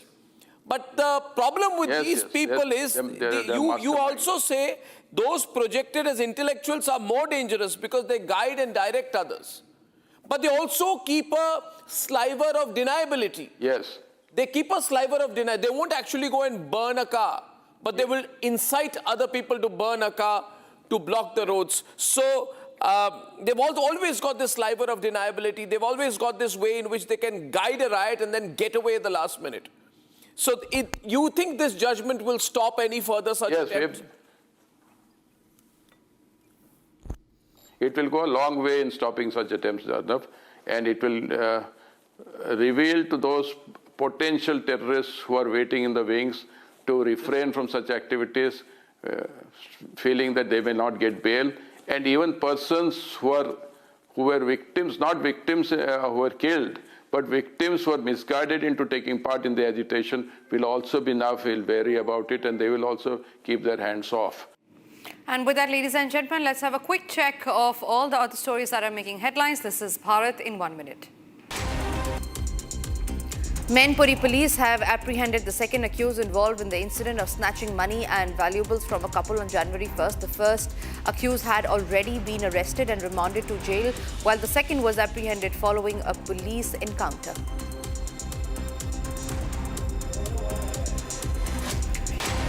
A truck laden with cotton overturned in Dai Kheda in Bundi district of Rajasthan, resulting in multiple casualties and injuries. Lok Sabha Speaker Om Birla later visited the hospital to inquire about the condition of the injured.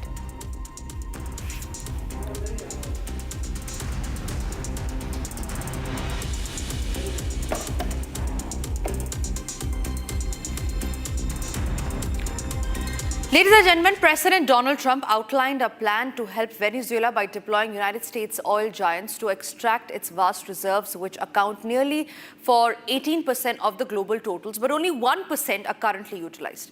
The plan promises no cost to America as companies invest billions to repair infrastructure and generate profits for the people.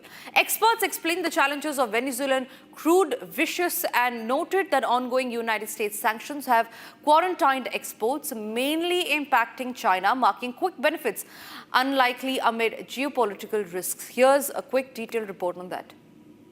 At my direction, the United States Armed Forces conducted an extraordinary military operation in the capital of Venezuela.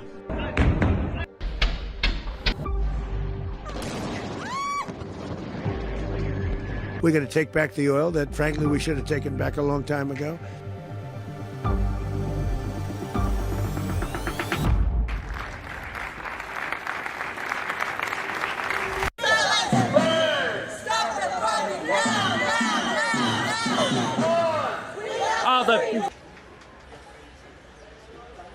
Well, you know, it won't cost us anything because the money coming out of the ground is very substantial, so it's not going to cost us anything. We want safety there. We want to be surrounded by countries that aren't housing all of our enemies all over the world. That's what was happening, and you don't want to have that. But we're going to be rebuilding, and we're not spending money. The oil companies are going to go in. They're going to spend money. We're going to take back the oil that, frankly, we should have taken back a long time ago.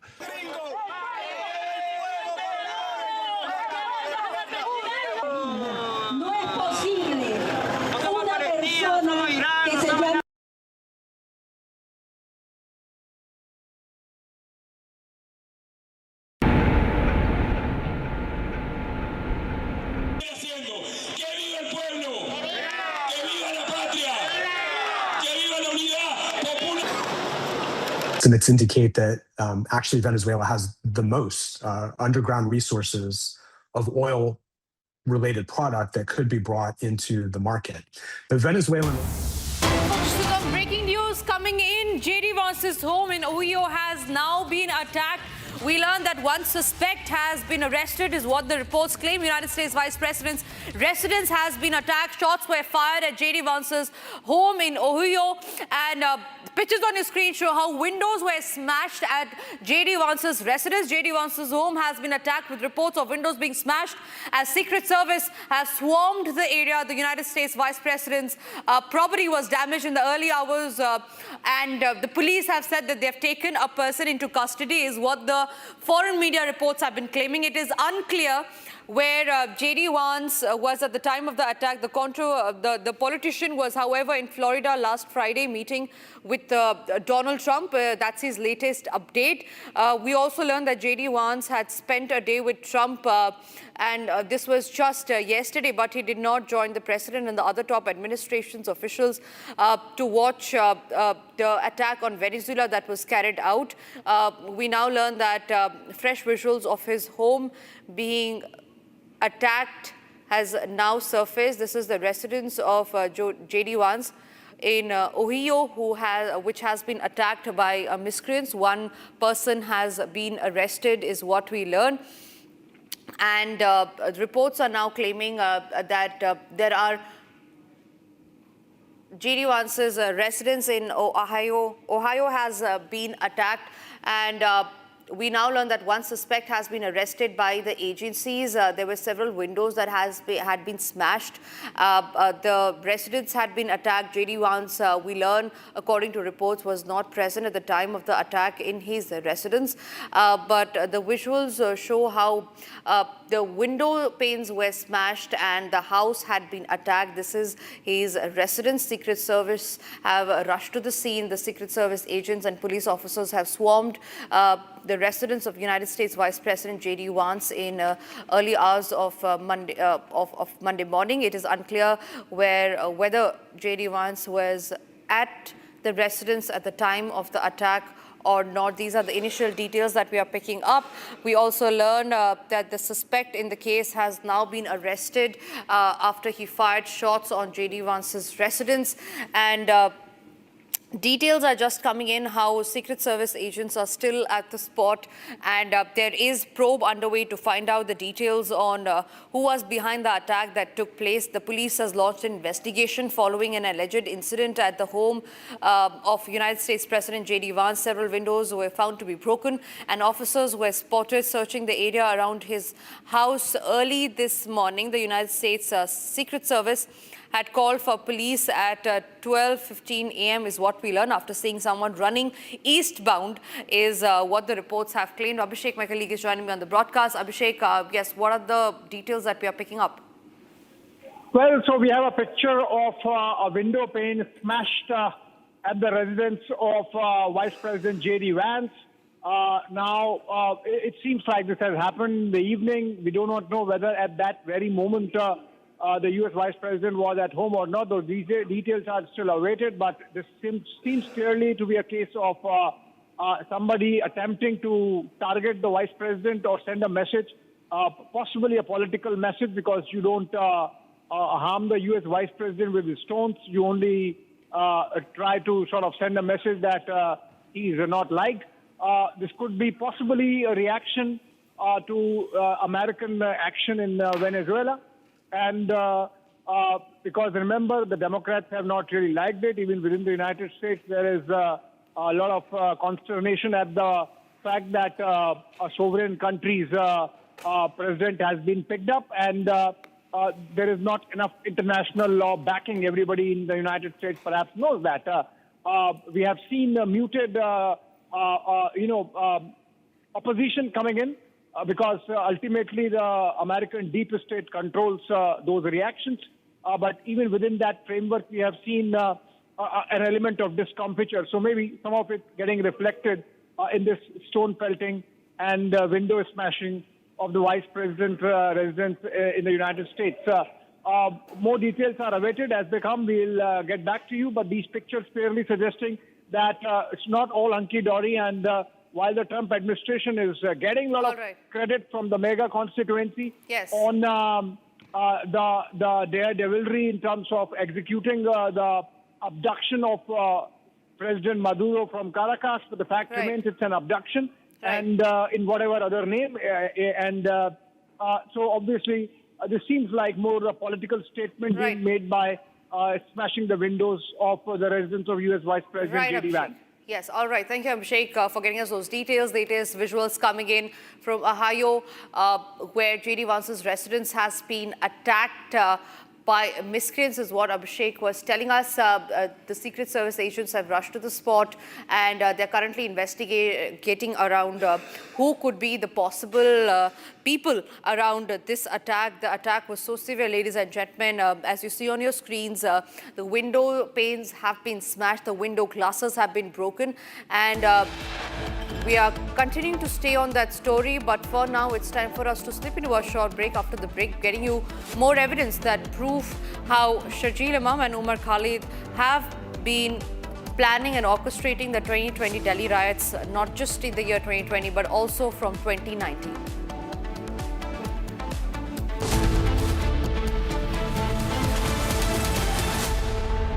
दादी के हाथों का जादू और खुशबू से महकता घर, माँ की मुस्कुराहट और खाने की सुगंध। MDH गरम मसाला, क्योंकि हर रिश्ता है स्वाद से जुड़ा।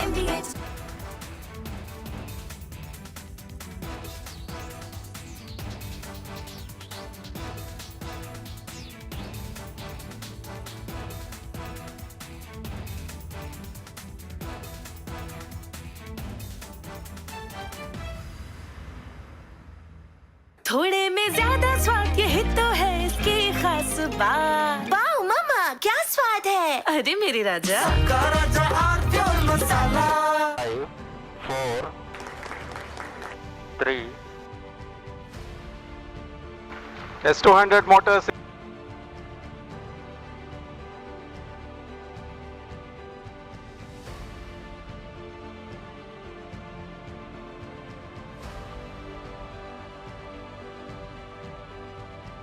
Plus 20 seconds.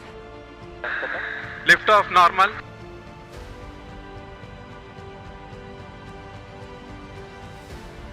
L40 stages are ignited.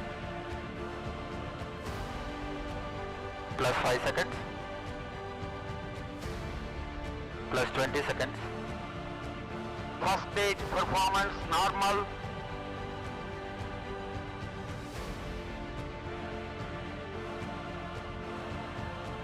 L40 stages thrust cut off.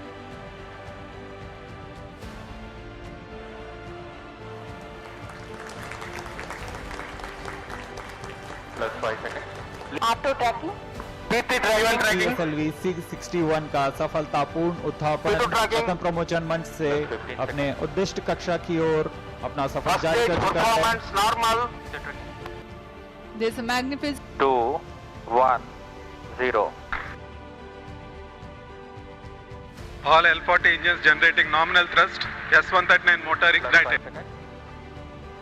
First stage performance normal.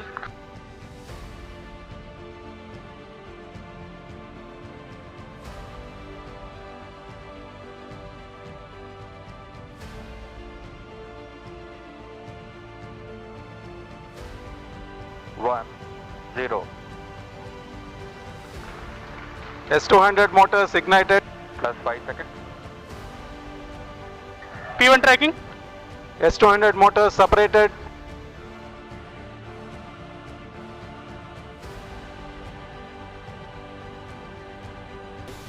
Two, 1, 0. First stage performance normal.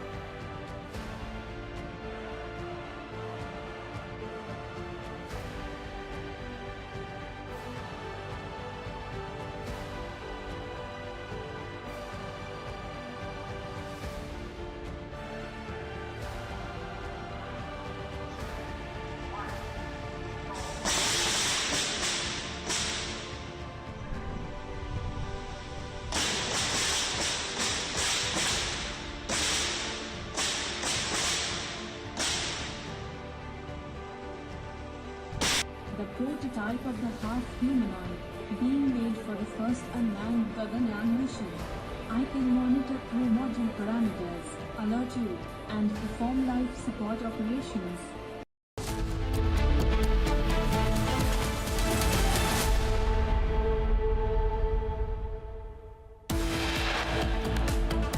Tukre gang key conspirators will continue to stay in jail. Supreme Court rejects bail for Sharjeel Imam and Umar Khalid.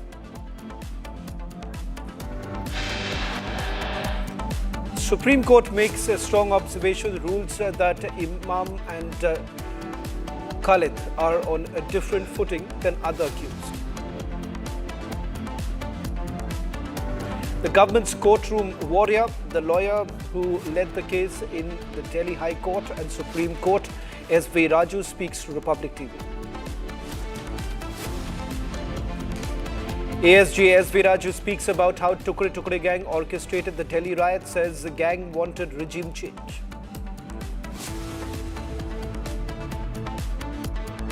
हम कहना चाहेंगे 2 लोगों को जो bell नहीं दी गई है उसके लिए सुप्रीम कोर्ट का शुक्रिया अदा करना चाहेंगे, लेकिन 5 लोगों को जो बेल दी गई है ये दुर्भाग्यपूर्ण है, बेल नहीं देनी चाहिए। इनको बेल देने का मतलब है कि हम सनातनियों को फांसी देने का काम किया जा रहा है, तो जो कि नहीं होना चाहिए। Victim families question bail to 5 other accused, demand Omar Khalid and Sharjeel Imam should be hanged.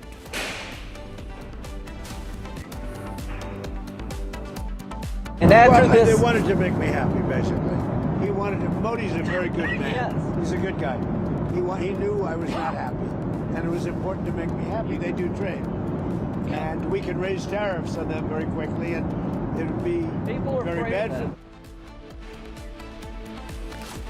Donald Trump threatens India to raise tariffs if India doesn't stop buying Russian oil.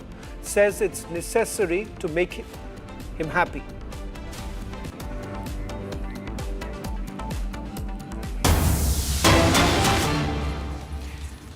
Starting this edition with some breaking news now coming in from US, where the Vice President JD Vance's home has been attacked. Several windows have been smashed.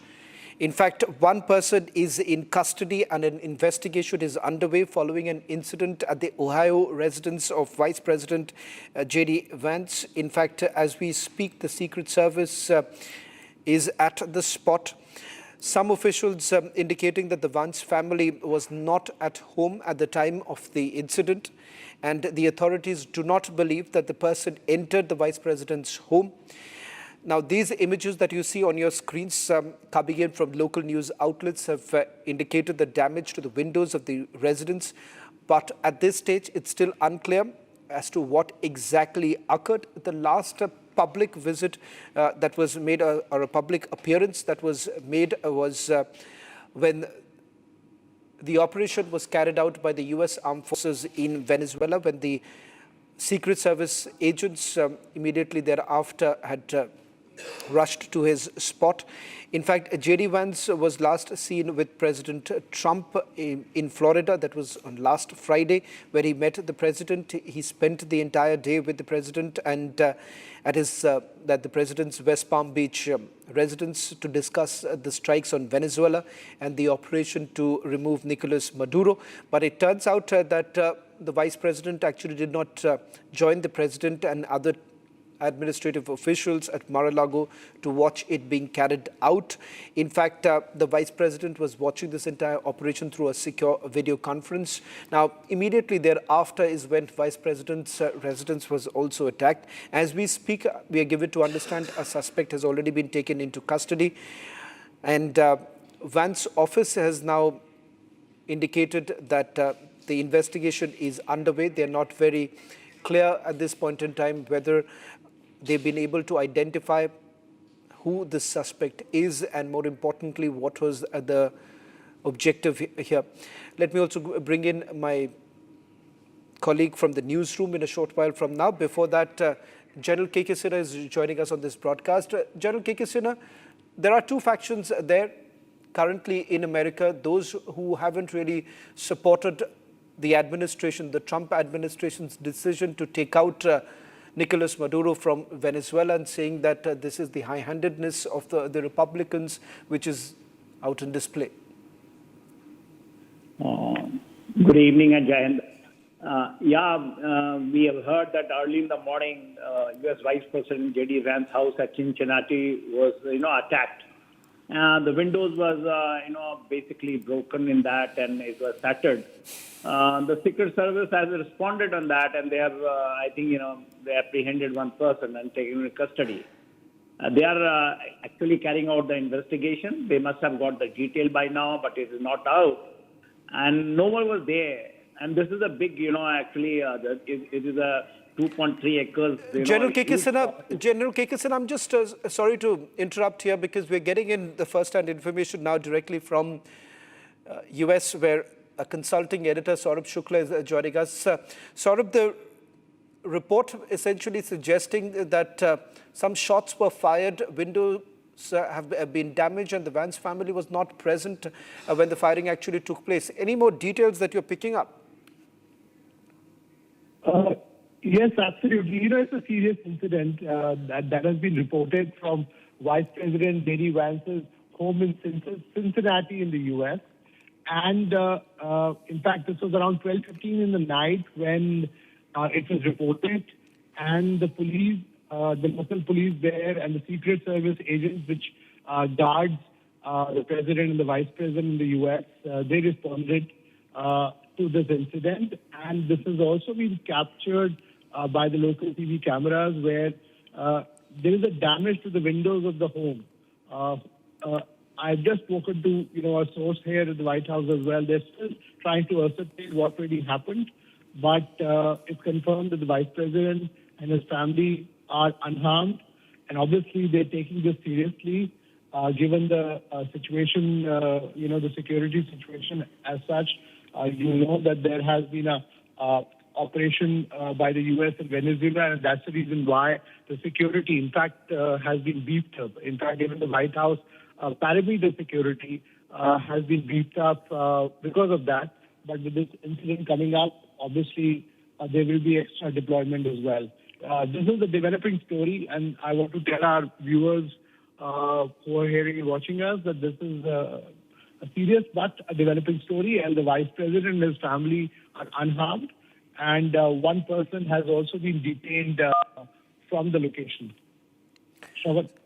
Saurabh, any more details with regards to the suspect? Because some reports suggest that the Secret Service was able to perhaps intercept, and they've got a preliminary information about the motive behind the firing. Any more details are you picking up? Have they released the picture of the suspect, and was there at all he was part of a larger group?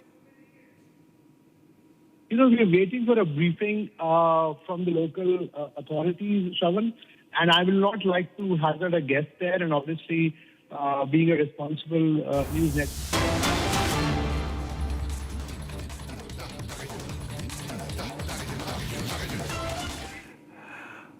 Saurabh, I'm just sorry, we are just cutting across to another breaking news now coming in. These are the first set of visuals coming in of Maduro's movement. He's likely he's being moved from the detention center to the court, where he's going to be presented before the court later today. In fact, he was kept at a detention center in New York, is what we're being told. The trial is going to begin later today. These images now coming in from outside the Federal Metropolitan Detention Center in Brooklyn. Interestingly, Saurabh, the first day when the images actually came in of Nicolas Maduro reaching New York, there was an open van, and many would say that the Trump administration was literally parading the Venezuelan president on the streets of New York. I saw some of those visuals as well, and, I was a bit surprised at how that happened. But obviously, when he goes for the court appearance today, you will see a lot more security presence, and obviously, he's a high-value, prisoner, so to say, and will get a lot of security. But yes, because of his court presence, New York, in fact, Manhattan, where he'll be produced before a judge today, has a much higher security presence, and obviously, this is so that's the situation from the ground as it exists, Shravan. Saurabh, just to take our viewers through some of the details coming in with regards to what is essentially expected in the court. In fact, you've had Attorney General Pam putting out details of the indictment that has taken place, and the way it has changed. 2020, when we saw the first set of indictment really coming in, and at least on 5 counts he has been charged. It turns out that his wife too has now been indicted.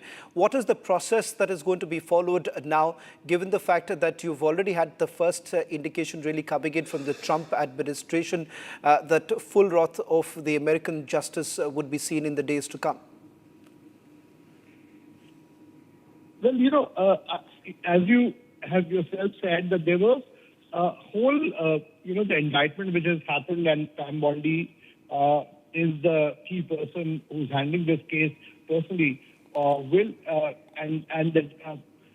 make sure that it's a watertight case, because this is, as I said, is being a very high-profile case, and it also is linked to the overall charges that have been brought out against Nicolas Maduro. As you know, that he had a $50 million bounty now on his head, and obviously U.S. side, after taking this extreme measure of getting him, in fact, extracting him out of Venezuela in a special forces operation, will want to make sure that it has a proper case against him. That's the reason why even in this operation you had the DOJ agents who were embedded with the special forces team to make sure that all legal procedures were taken into consideration, because courts here, as you know, he will appear before the U.S. District Judge, Justice Hellerstein in Manhattan, usually make sure that this is an independent process, and they want to make sure that all the procedures according to law have been undertaken. And that is the first step when they usually bring a suspect before them. So that's the reason the DOJ, which is making sure that there is a watertight case against Maduro, and that's what you will see when this indictment, happens today. And the main charges is that he was accused of running an not only legitimate corrupt government, but largely it was being funded through a drug operation that flooded the U.S. and with his cocaine narco-terrorism. That's what is expected to come out. The details we'll have to wait and see when this arraignment happens today in the Manhattan court, Chavan. Saurabh, I'll request you just stay with us as we take our viewers through the latest images now coming in from the Metropolitan Detention Center. Now, there is, as Saurabh, our chief consulting editor, was pointing out, undoubtedly Nicolas Maduro happens to be a high-value target here. There is a growing opposition also within the United States of America with regards to the manner in which a sitting president was taken out, while President Trump has said that this is an act to protect America from what they've been calling that to prevent America from falling in the abyss of drug trafficking. And in fact, in the 2020 indictment, President Nicolas Maduro has been charged of drug trafficking, and more importantly, he has been dubbed as a drug criminal. In fact, the first set of images, if I'm not wrong, this is the first image of Maduro coming out, being taken out of the vehicle there, and in all likelihood, he would be presented before the court today. That will be the first appearance. Of course, the first set of images came in was the moment the team, in fact, the Delta Force, landed in New York. The image was of Maduro in his night suit.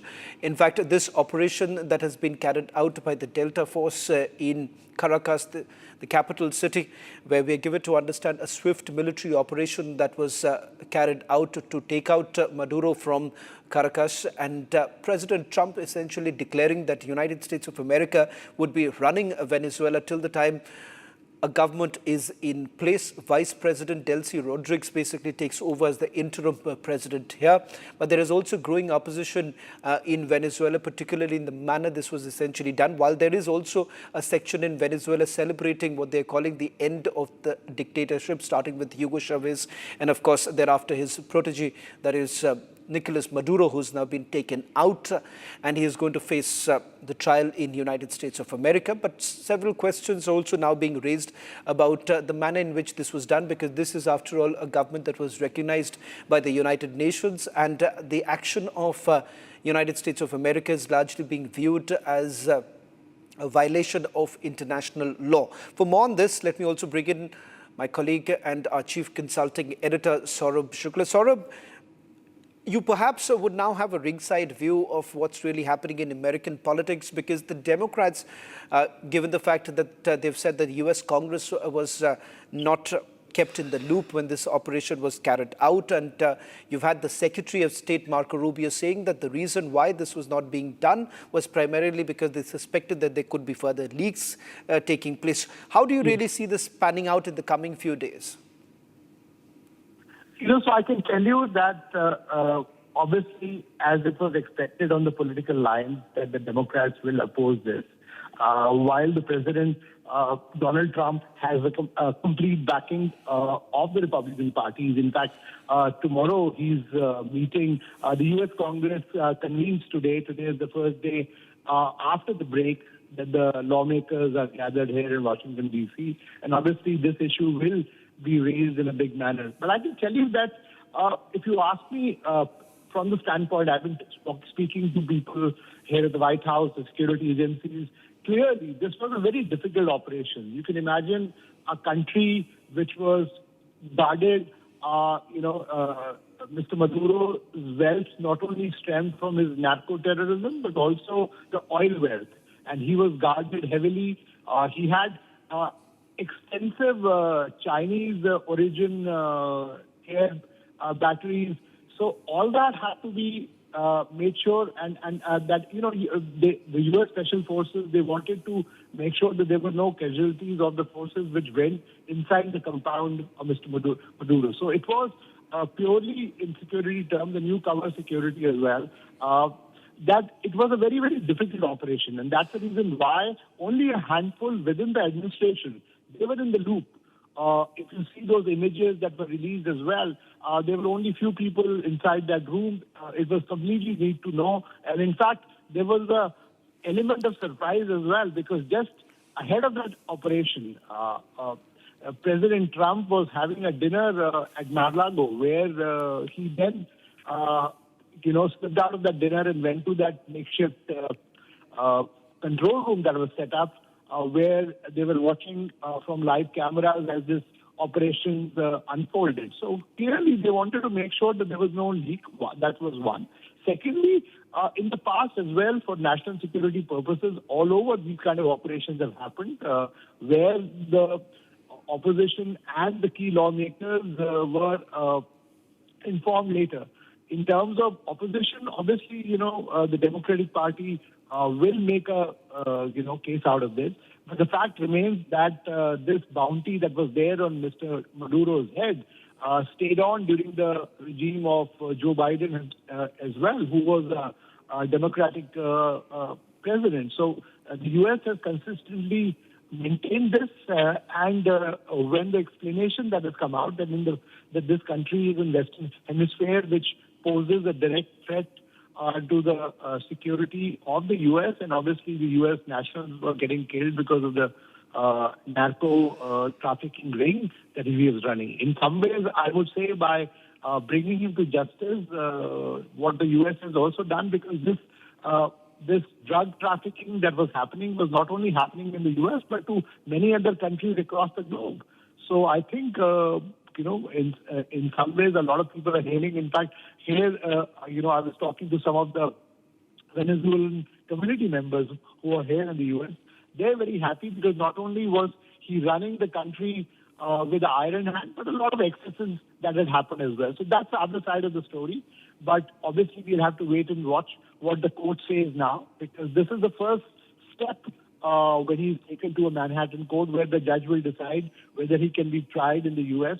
And DOJ sources are telling me that they have a watertight case, given the gravity of the crime that Mr. Maduro has committed. Shaman. One big concern would also be what really happens and what's the motive behind it. While in the press conference that took place at the tea room in Mar-a-Lago, you've essentially seen President Trump saying that this was with the intention of just drug trafficking, to put an end to drug trafficking. But perhaps addressing the elephant in the room here, that's the Venezuelan oil. And Saurabh, as we speak, latest images now coming in of Maduro being taken out. He's being put in a chopper as we speak right now. Not very sure. Is it because to avoid perhaps taking him through the busy areas of New York, or it's going to be a Monday morning, so to avoid the busy areas from Brooklyn, and as he's taken out, I'm also going to speak over these images now coming in. So these are the first set of images now in prison clothes of Maduro being taken inside a chopper. Saurabh.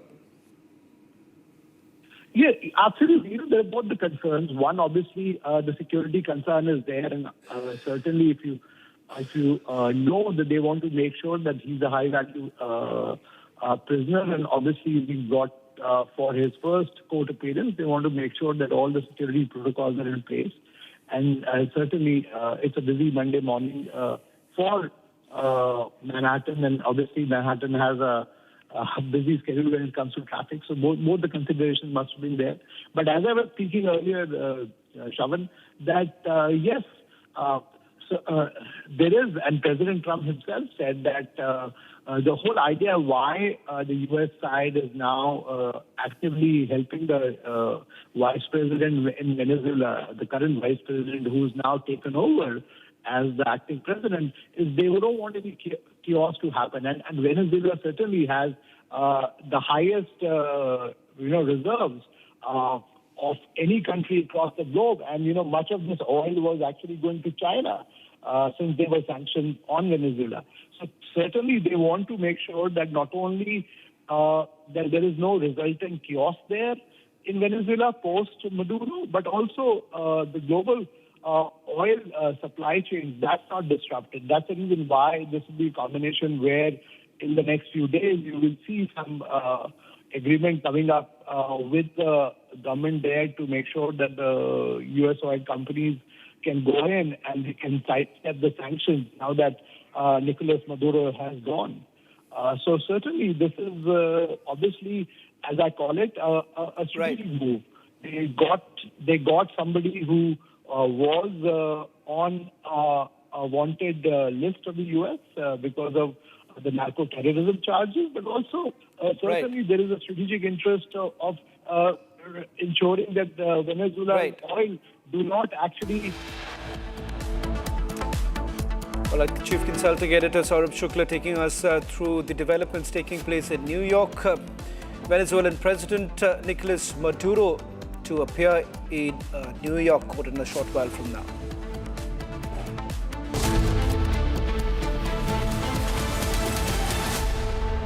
MDH की हल्दी मिर्ची धनिया करे कमाल, ये रंग दे, ये खुशबू दे, ये तीखा, ये कम पड़े, क्या निराला MDH मसाला।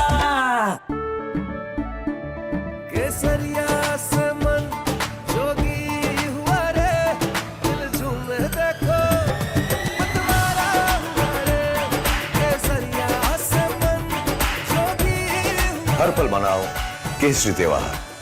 विमल, बोलो जुबान Kesari.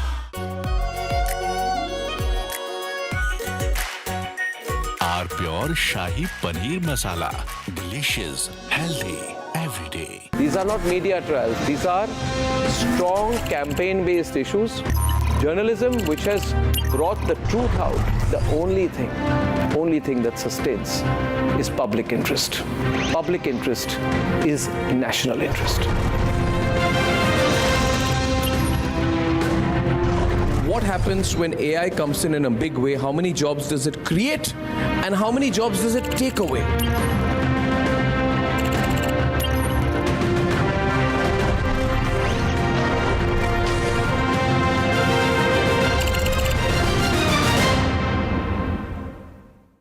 When we look out at the world, Samir, we look for partners. We don't look for... ये है सीक्रेट रेसिपी MDH का जीरा सिप जल जीरा मसाला। SIP SIP Jeera sip MDH का जल जीरा सिप MDH का जल जीरा SIP.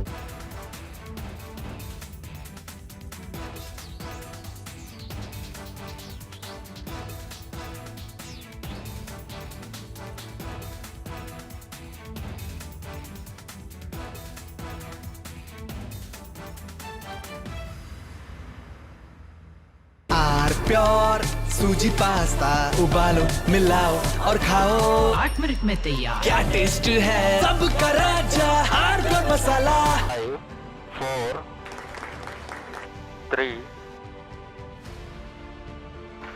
S200 motors.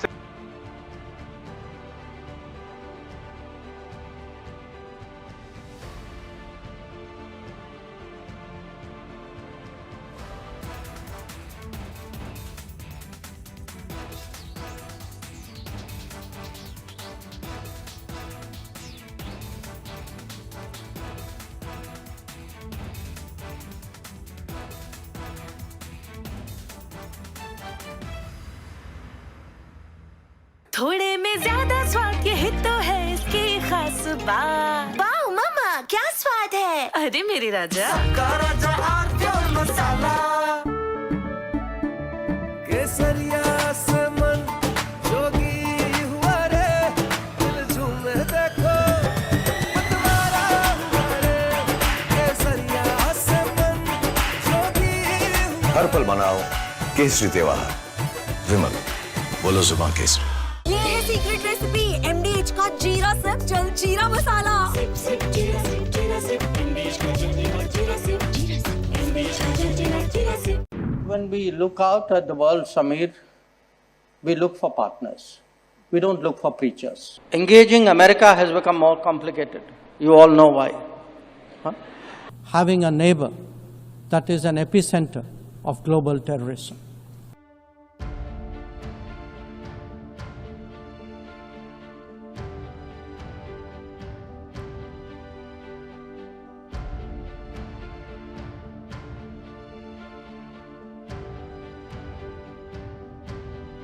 India in 2025 saw many international diplomatic moments of India's External Affairs Minister, Dr. S. Jaishankar, who literally turned international politics and the diplomacy that comes with it into an art of savage roasts, from jeering comments on Pakistan. From Asia's largest news headquarters, setting the agenda for Bharat.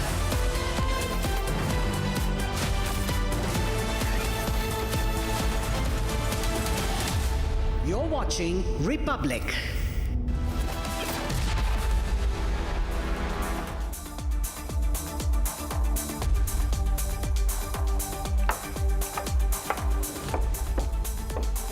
Hello and welcome. You're watching the Monday edition of 6 Stories at 6 with me, Oyana Mitra. Over the next half an hour, I'll take you through those 6 stories that have dominated the headlines today. So here we go. Up first, a story that your channel, Republic TV, has closely tracked over the years. The Supreme Court today has rejected the bail plea of terrorists Umar Khalid and Sharjeel Imam. What is it that the top court has observed in the Delhi riots conspiracy case? We'll tell you all about that. Second, deposed Venezuelan President Nicolas Maduro is set to make his first court appearance in New York City. He's charged with narco-terrorism. What lies next for him? Third, the SRKKK controversy that is now snowballing, viewers. We will explain why is it that a rattled Bangladesh has ordered the complete suspension of IPL streaming in the country. Next, 3 case studies from 3 different cities shed light on gross mismanagement by the authorities providing something as basic as clean drinking water. It started with Indore, it has spilled over to other cities. What is happening? We'll tell you. Then we take you to Chhattisgarh, where Maoists have struck in the Red Corridor region of Bijapur with an IED blast now being reported. Those details coming up on the show. And finally, a look at what's happening in Manipur, which is on edge to the latest face-off between Kuki and Meitei groups. With that, let's get started. And on to our first story of the day, viewers. The Supreme Court today refused to grant bail to terrorists Umar Khalid and Sharjeel Imam in a case registered under the Unlawful Activities Prevention Act, that is UAPA, related to the larger conspiracy behind the February 2020 Delhi riots, national capital. Though bail was granted to 5 other co-accused, The Supreme Court has made some very strong observations while denying bail to Umar Khalid and to Sharjeel Imam. Republic TV, your channel, has tracked this story since 2020. We'll get you everything that the court has said and some exclusive visuals that are coming up for you in this next report. हम हिंदुस्तान और north east को permanently cut कर सकते हैं।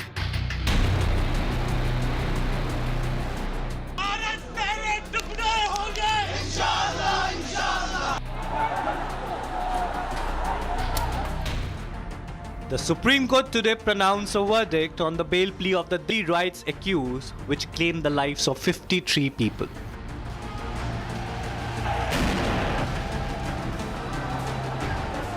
While 5 among the 7 accused received bail, but the main perpetrators and conspirators of the Delhi riots were denied bail. Here's what the court said while denying bail to the Umar Khalid and Sharjeel Imam. It's the biggest setback that the Tukde gang could have ever imagined.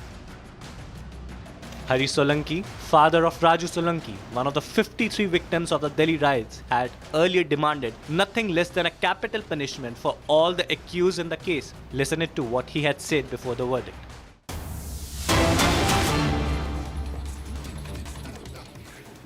All right, viewers, we had to cut out of that because we are getting live pictures that are now coming in from New York. On your screens are the visuals of Venezuelan deposed President Nicolas Maduro, who is now set to make his first court appearance in New York after being charged with narco-terrorism. Well, there you can see the visuals of a police convoy that has been escorting the deposed president to the New York court. Heavy security over there. In fact, earlier, just a short while back, we got you the first pictures of the convoy that was headed from the Brooklyn jail, from where he was being held, to the courtroom. And just a short while from now, we're expected to get more developments on what is exactly set to happen inside the courtroom. A motorcade carrying ousted Venezuelan President Nicolas Maduro was seen leaving the Metropolitan Detention Center in Brooklyn. In fact, as we speak, these are the latest pictures that are coming in very close to the courtroom in Brooklyn in New York, where he is set to make his first appearance. Follows his capture by the US military in a strike on Saturday, now set to appear facing narco-terrorism charges. I'll hand it over to our chief consulting editor, Saurabh Shukla, who joins us on the phone line with more details about these latest developments, Saurabh, that are coming in from New York. Thank you. As we know that Nicolas Maduro faces serious charges here in the U.S., this is the first court appearance that he has, and I want to tell our viewers that essentially what really happens, that this is the first step of a long-drawn process that's expected to take place here in the U.S. courts. As you know, that the U.S. judiciary is very, very, independent, and that's the reason why the prosecutors want to make sure that there is a watertight case against him, and that's the reason why, even when this raid happened, there were agents of Department of Justice, which is managing this case. They were embedded during this entire process as well, when he was captured and brought here to the U.S. And he will be presented before a district judge here, who will then, it will be a short hearing, who will then just decide in the first place whether he can be tried here in the U.S. and if proper procedures were followed when he was, obviously detained, because he had a long pending, he was on the U.S. most wanted list and also had a $50 million US bounty on his head, which had happened from the first Trump administration, was continued by President Biden, and now President Donald Trump made sure that it was executed and Nicolas Maduro was brought back to the U.S. to face justice. So that's essentially going to happen. It's a very high-value case, so to say. A lot of attention, media is already there in the U.S., covering this. That's the reason why the security has been built up. They don't want to take any chances, both in Manhattan, where he will appear, and also in other critical parts, including Washington, D.C. The security has been beefed up just in case there are any trouble which is created. So that's the situation as it exists.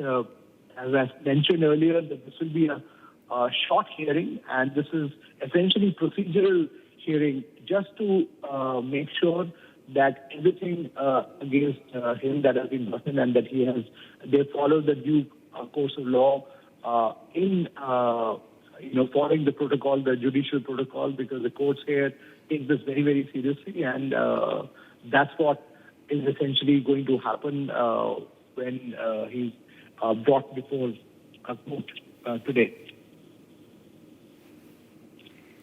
Right. Saurabh, I request you to stay on with us as we keep track of those live visuals that are now coming in from New York viewers over there, the convoy that is carrying the deposed president to the courtroom. Saurabh, if you can take our viewers through the legal options that now lie in front of the former president, and if at all there is any way out from the charges that he now faces in the United States. I can tell you that obviously, the more substantive details will come out, but sources I've been speaking to here in Washington, D.C. and even in Manhattan who are handling this case, they are saying that clearly this is not only a high-profile case, but the case which impacts the whole issue of narco-terrorism in the manner in which the Maduro regime was funneling drugs, his cocaine trade. They have the financial links. Also, there have been intercepts that they have. All that will be presented in the due course. Certainly, what will happen now is like a curtain raiser, if you may say, of this entire case. They want to make sure that they have a watertight case. That's the reason why the charges that he's facing are very serious. And certainly, this judge will determine. It's a first step in a long-drawn judicial process. Let me say it.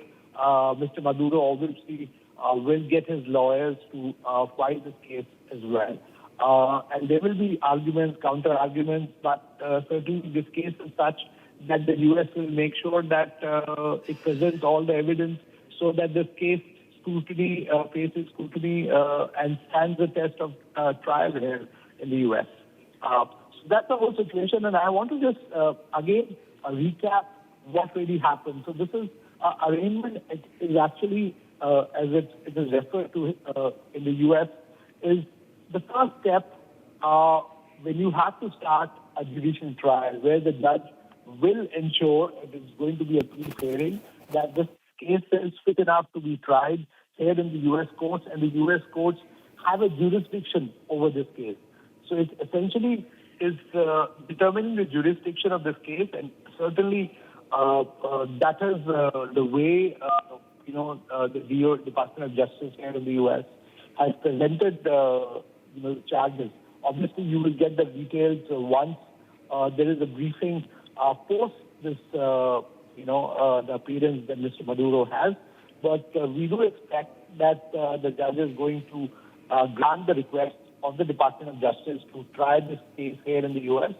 And then they will determine the next date, as it is done in any legal process, to proceed this trial. But this trial is going to take some time, and obviously Mr. Maduro will be in the custody in a high security prison here in the U.S. to face the trial. Right. And Saurabh, speaking about the situation as it stands in Venezuela at the moment, we do understand the U.S. has said that America has essentially taken over, the country. And even though it is kind of hinted that it might not govern the country on a day-to-day basis, the situation as it stands right now does seem a little fluid, if I may use that word. How do you see that playing out? Yeah.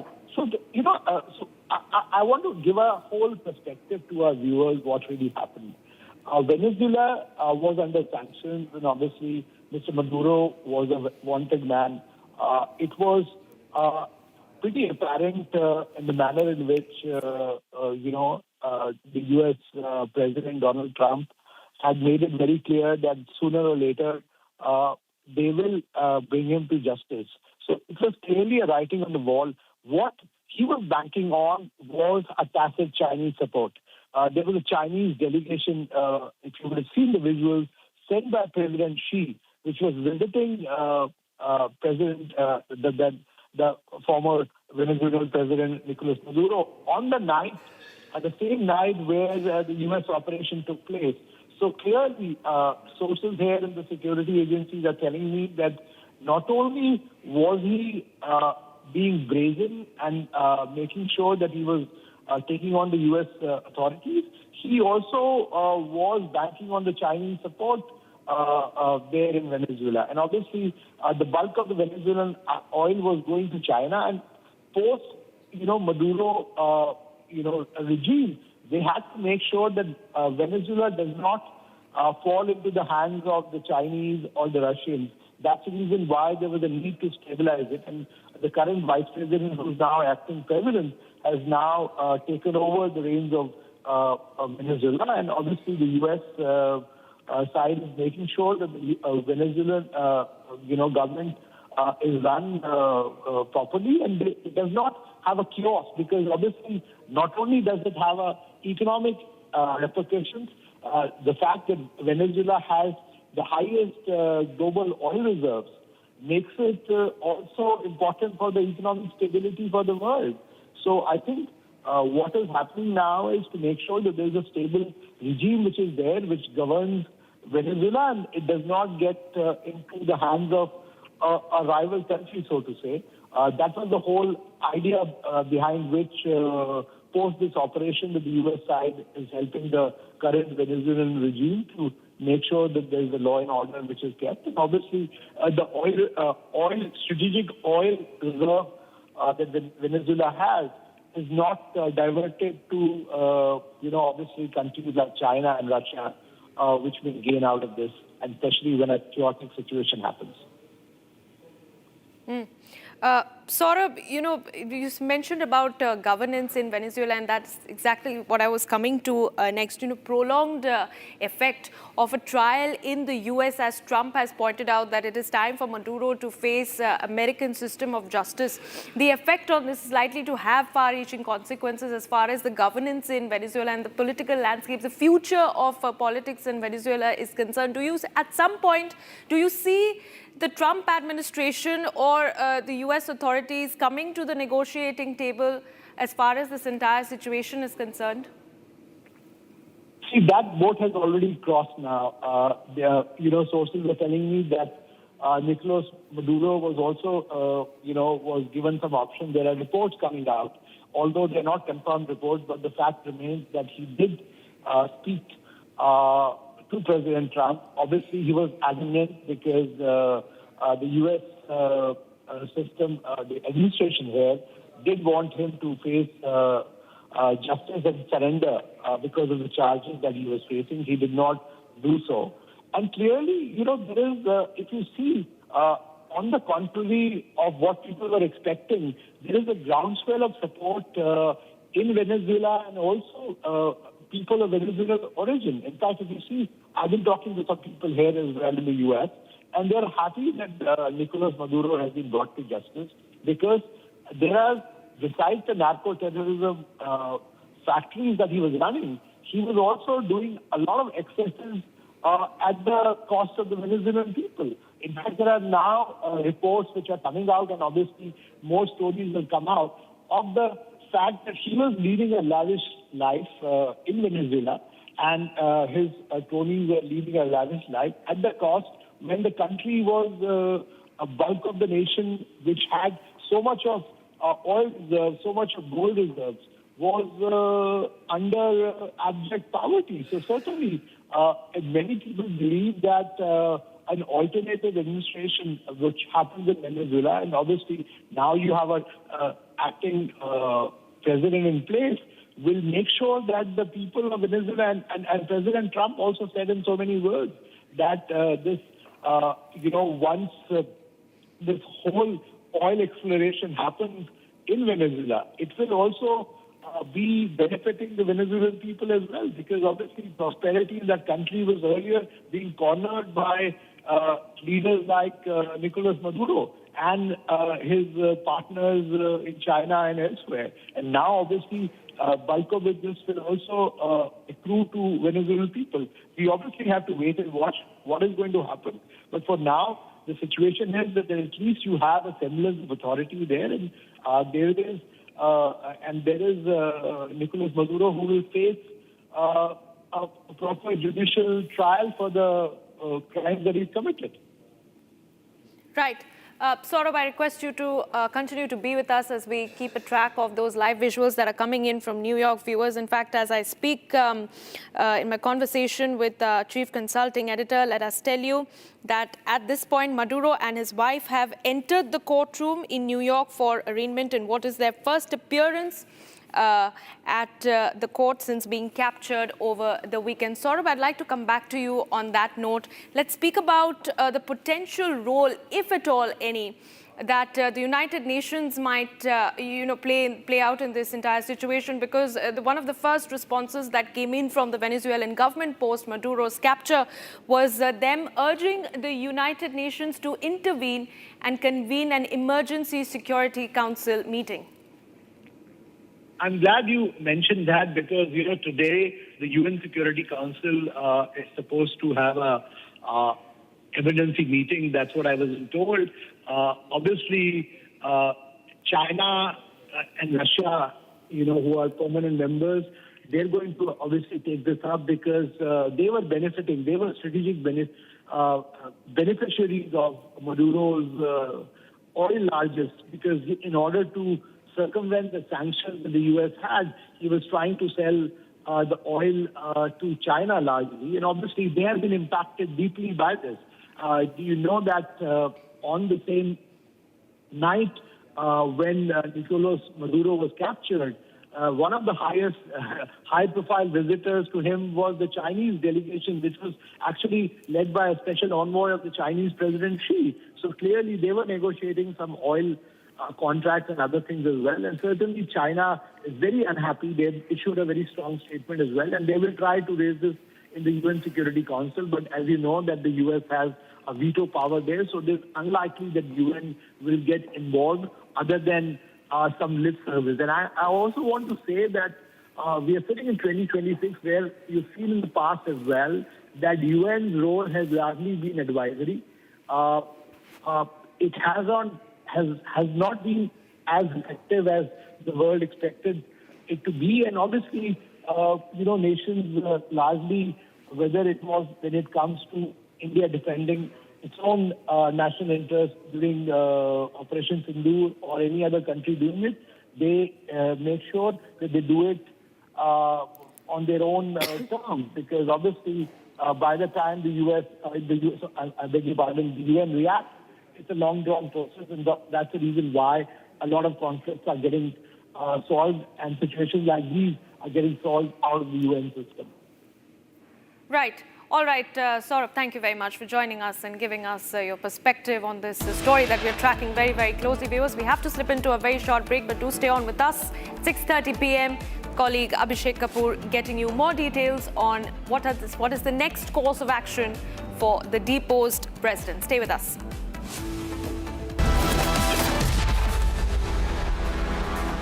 आधे bowl दही में 4 चम्मच MDH चटनी पुदीना मसाला डाला, stir करो, पुदीना चटनी तैयार। MDH चटनी पुदीना मसाला। QS&THE, the world's foremost university rankings organizations, have ranked Amity amongst the top 3% universities globally, making it among the very few Indian universities to be included in both rankings. Yet another top ranking for Amity University. Pure sooji pasta उबालो मिलाओ और खाओ 8 minute में तैयार। क्या taste है सबका राजा हार्डकोर मसाला। केसरिया से मन जोगी हुआ रे, दिल झूमे देखो मतवारा हुआ रे। केसरिया से मन जोगी। हर पल मनाओ केसरी त्योहार। विमल, बोलो जुबान केसरी। ये है सीक्रेट रेसिपी MDH का जीरा सिप जल जीरा मसाला। सिप जीरा सिप MDH का जल जीरा SIP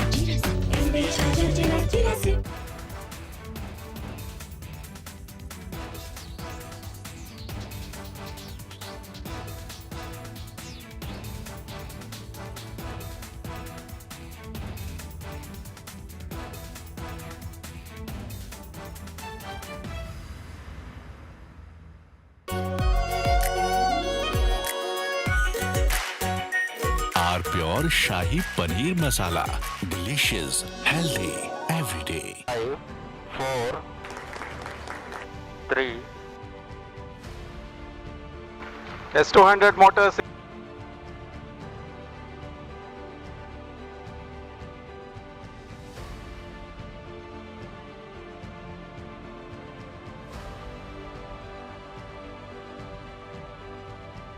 Plus 20 seconds. Lift off normal.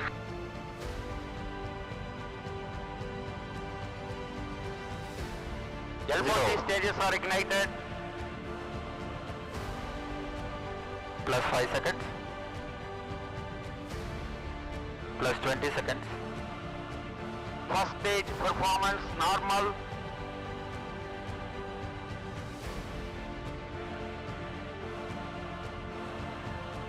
L40 stages thrust cut off.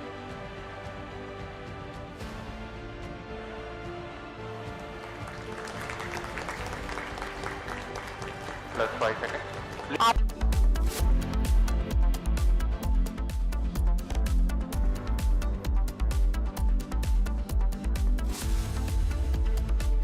दादी के हाथों का जादू और खुशबू से महकता घर, माँ की मुस्कुराहट और खाने की सुगंध। MDH गरम मसाला, क्योंकि हर रिश्ता है स्वाद से जुड़ा।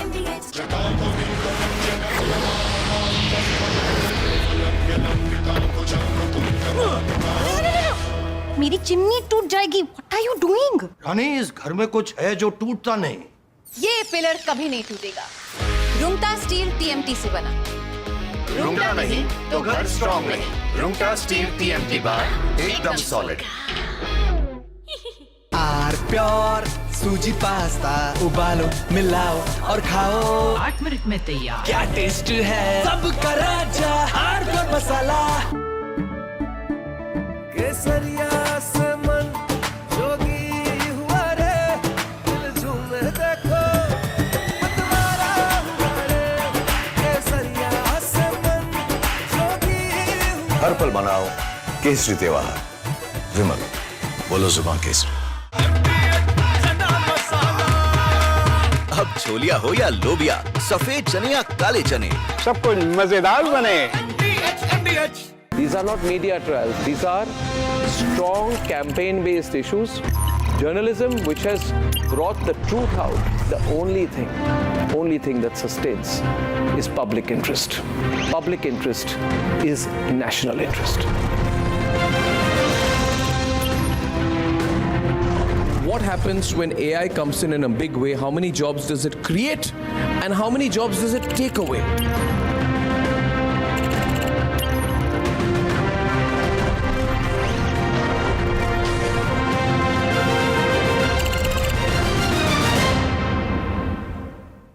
थोड़े में ज्यादा स्वाद, यही तो है इसकी खास बात। वाओ मामा, क्या स्वाद है? अरे मेरे राजा। When we look out at the world, Samir, we look for partners. We don't look for preachers. Engaging America has become more complicated. You all know why. Having a neighbor that is an epicenter of global terrorism.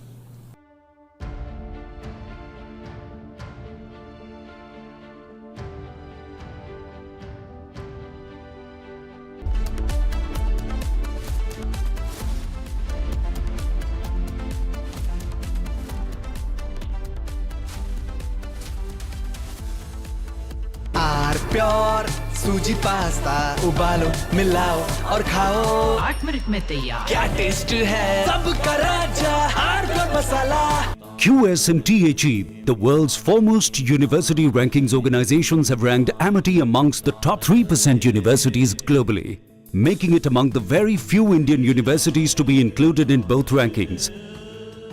Yet another top ranking for Amity University. दादी के हाथों का जादू और खुशबू से महकता घर, माँ की मुस्कुराहट और खाने की सुगंध। MDH गरम मसाला, क्योंकि हर रिश्ता है स्वाद से जुड़ा। केसरिया से मन जोगी हुआ रे, दिल झूमे देखो मतवारा हुआ रे। केसरिया से मन जोगी हुआ। हर पल मनाओ केसरी त्योहार। विमल बोलो जुबान केसरी।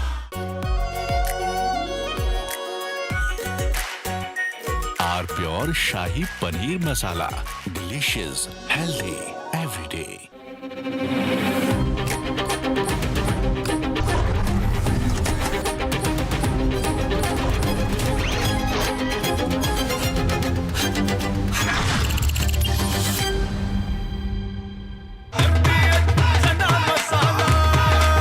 अब छोलिया हो या लोबिया, सफेद चने या काले चने, सब कुछ मजेदार बने। 5, 4, 3. S200 motors.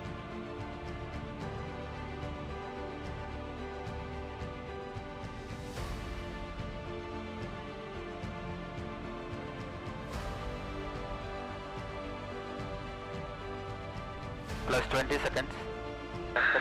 Lift off normal.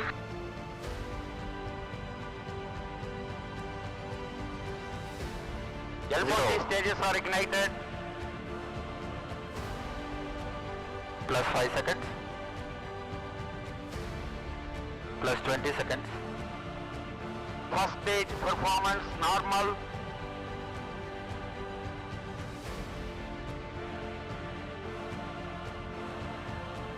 L40 stages thrust cut off.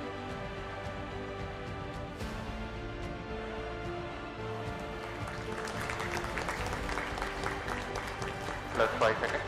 After tracking, PT driver tracking PSLV 661 का सफलतापूर्ण उत्थापन प्रथम प्रमोचन मंच से अपने उद्दिष्ट कक्षा की ओर अपना सफर जारी कर चुका है। Normal motors ignited. Plus 5 motors ignited. Plus 5 seconds.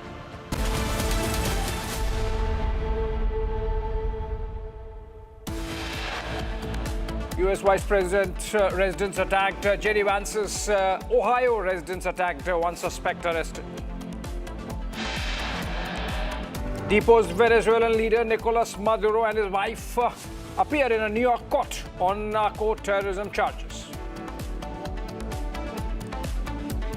Tukre gang key conspirators will continue to stay in jail. Supreme Court rejects bail for Sharjeel Imam and Umar Khalid. The top court makes strong observations, rules that Imam and Khalid are on a different footing than other accused. The government's courtroom warrior, a lawyer who led the case in the Delhi High Court and the Supreme Court, SV Raju, speaks to Republic.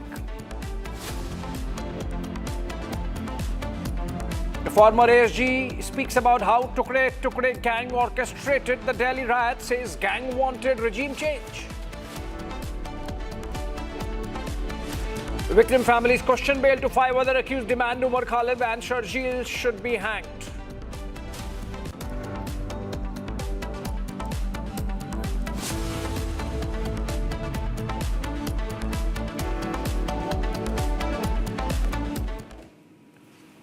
All right, friends, let's cut straight to pictures coming in from New York, where a motorcade carrying ousted Venezuelan President Nicolas Maduro has just arrived at the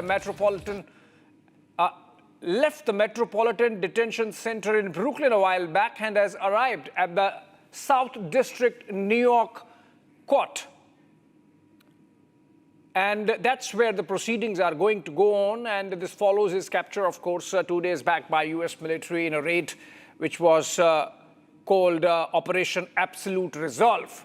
And he's Purnima Nath joins us live from United States on this, analyst who joins us on India-United States debates, this time on what's happening in the US. Very good evening from here, Ms. Nath. Very good morning there. Must be very early morning. We have seen some muted opposition going to be respected by America.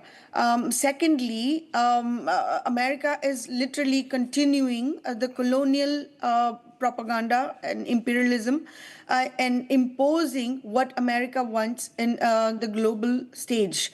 Today it's Latin America, but I think it's not just Latin America, it's literally the entire world. So this is going to scare most of the world leader who has a little ounce of dignity, that this is their sovereign land, this is their political agenda, whatever their agenda is. It is a hypocrisy that we're witnessing today, that America decides who lives or who dies, who stays in the power, who gets ousted. And we have seen this again and again and again. This didn't start today. Obviously, we're seeing it in a very overt manner. But if one of the first coups by America is 1893, the reason Hawaii is part of America is because America actually executed a coup against Queen Liliuokalani.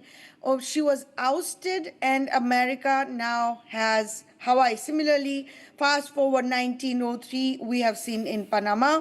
1953, we have seen Operation Ajax in Iran. 1954, we have seen in Guatemala. 1961, Cuba. 1964, Brazil. 1973, Chile. So this is happening again and again and again, constantly because of what America wants. 100 years ago, when Teddy Roosevelt literally said, America, it's time for America to determine or actually civilize the world. This was the same language that colonial powers used. The colonial powers also came to India and decided they had to civilize Hindu people of India.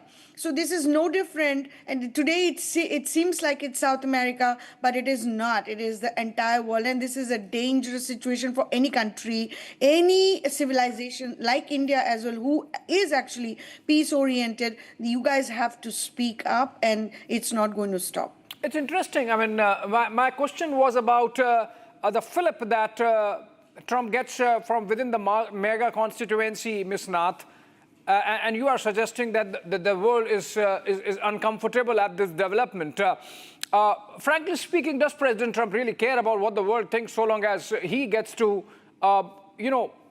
control the narrative as it seems? And that seems to be happening.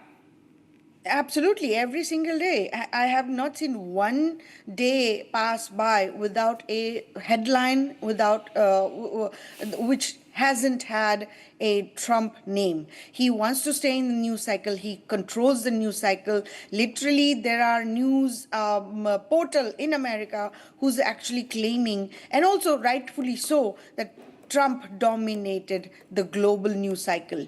Unfortunately, whether it's looking like a chaotic situation for different countries, whether it's through economic warfare or not, whether it's tariff or not, this is continuing from a military flexing. It is continuing from an imposition of what America wants. They can literally decide which, like for instance, one Orlando Hernandez, the former Honduran president who was actually convicted for smuggling in 400 tons of drugs, were pardoned by President Trump. So the hypocrisy is glaring here. You are saying you actually targeted Venezuela for narco-terrorism, but you actually, on the other hand, pardoned and freed the person who was actually convicted in America. So America decides who lives and who dies. America is the judge, America is the jury, America is the executioner. What law are they actually following? Is it international law? If there's any leader, they decide that leader has to go, he will be ousted, he will be thrown out, he will be replaced. So is it fair for anybody else? So MAGA constituents of President Trump thinks this is the good thing for America. And if one phrase you will hear from, particularly from Republican parties, peace through strength. They want to flex their muscles. They want to show that America is supreme. And they want to show that by doing what they're doing today makes sense for them. And this is exactly what is making sure that America has the power in the global landscape. It's so interesting. Next, it's interesting that you say this while being there in the United States, Ms. Nath. Can we take this as some kind of indication that howsoever muted, there are voices of opposition and dissent within the US establishment, I'm not talking about the Democrats, but within the Republicans, there might be some who are really uncomfortable at the swing of events over the last 48 hours? It's not from now. I think we have seen this kind of uncomfort zone for quite some time now. Even in the Epstein file, if you remember, just a few weeks ago, we have seen Representative Marjorie Taylor Greene, and a staunch supporter and campaigner of President Trump and Republican Party and promoter of conservatism and basically anti-war agenda that he promised us. And today, within a year of first year, he literally bombed 8 countries. This is not settling well for some of his supporters, including myself. And there is dissent, but those dissents are coming with repercussion as well. She had to resign. The agenda, the attack on her, and similarly attack on me as well. They're telling me I'm not Republican. Basically, if you don't support President Trump or his agenda, whatever he's doing, you're not Republican. Or you are actually not, the worst is you are not American enough. They're telling me to go back, but they're not telling Marjorie Taylor Greene to go back. Where she should go back. She's not American either.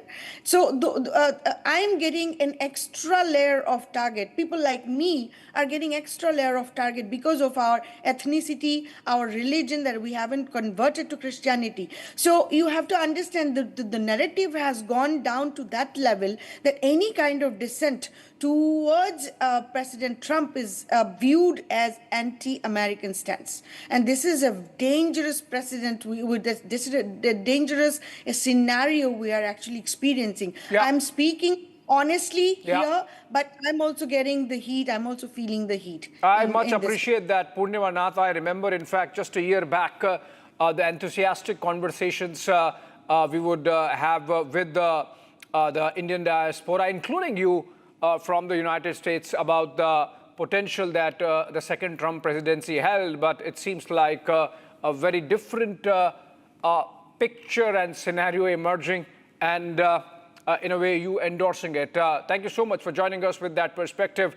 We are continuing with the story. Venezuelan President Maduro captured by the US forces in that dramatic operation called Absolute Resolve, now faces serious charges in the United States. But on the ground, back in Caracas and other parts of Venezuela, there is an eerie calm. There are some protests, but then very muted. What's with the government of President Delcy now? Take a look.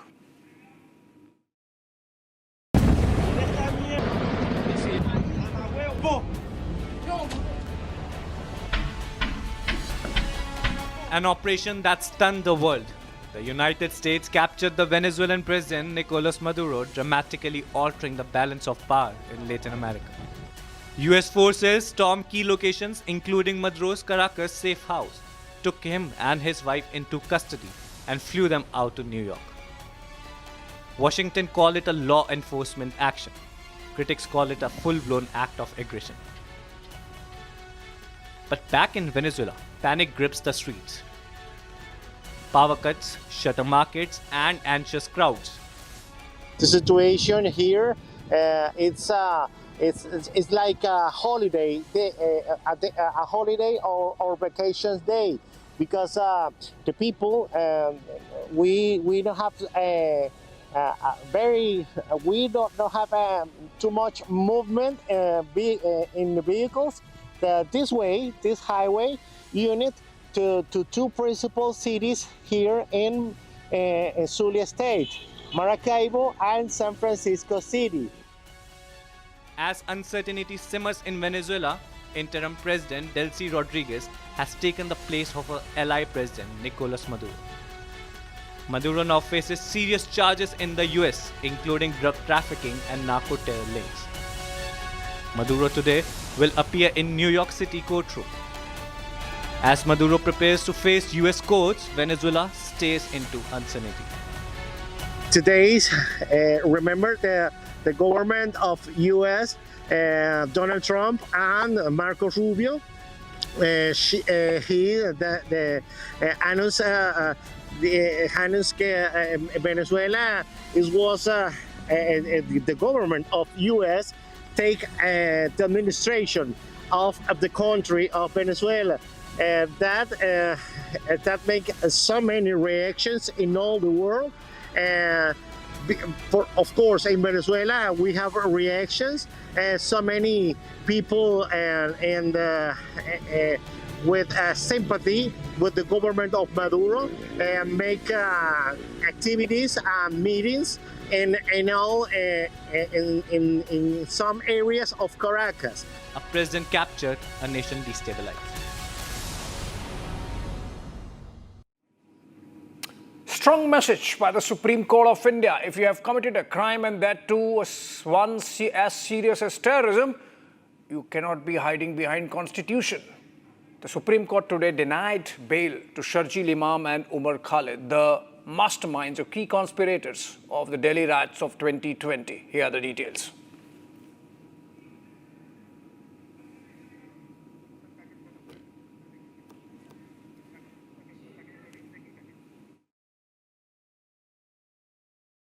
हम हिंदुस्तान और north east को permanently cut कर सकते हैं।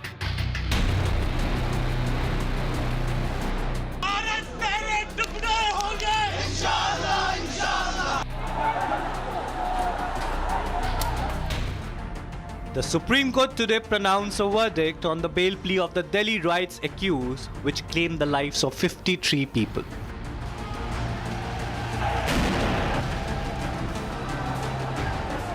While 5 among the 7 accused received bail, but the main perpetrators and conspirators of the Delhi riots were denied bail. Here's what the court said while denying bail to the Umar Khalid and Sharjeel Imam. It's the biggest setback that the Tukde gang could have ever imagined.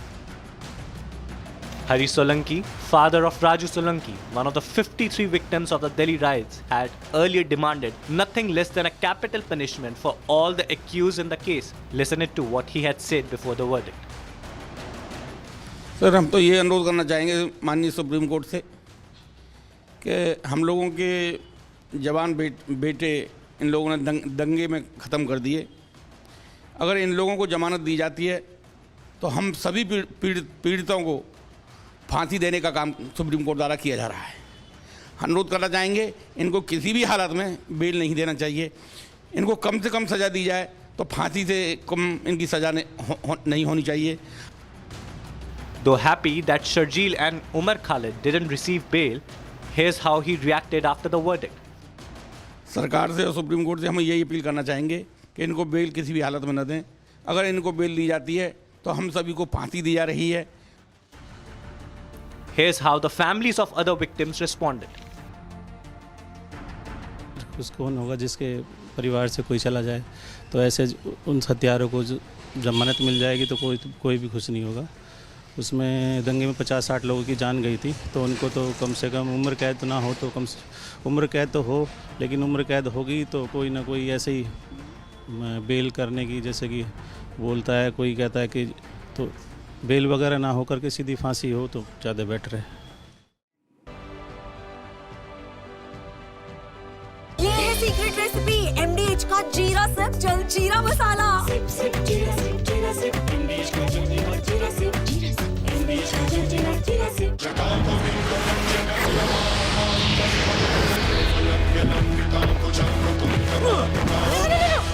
मेरी chimney टूट जाएगी। What are you doing? रानी, इस घर में कुछ है जो टूटता नहीं। ये पिलर कभी नहीं टूटेगा। रुंगटा स्टील TMT से बना। रुंगटा नहीं तो घर स्ट्रॉन्ग नहीं। रुंगटा स्टील TMT बार एकदम सॉलिड। थोड़े में ज्यादा स्वाद ये तो है इसकी खास बात। वाओ मामा, क्या स्वाद है? अरे मेरे राजा। राजा और प्योर मसाला। केसरिया से मन जोगी हुआ रे, दिल झूमे देखो मतवारा हुआ रे। केसरिया से मन जोगी हुआ। हर पल मनाओ केसरी त्योहार। विमल, बोलो जुबान केसरी। MDH की देगी मीरज। देगी मिर्च का तड़का, अंग अंग फड़का। MDH की देगी मिर्च।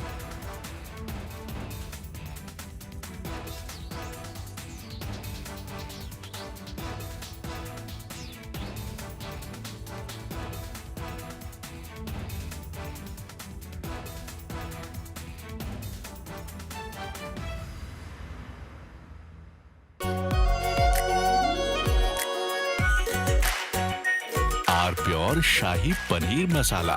Delicious, healthy, every day. When we look out at the world, Samir, we look for partners. We don't look for preachers. Engaging America has become more complicated. You all know why. Having a neighbor that is an epicenter of global terrorism.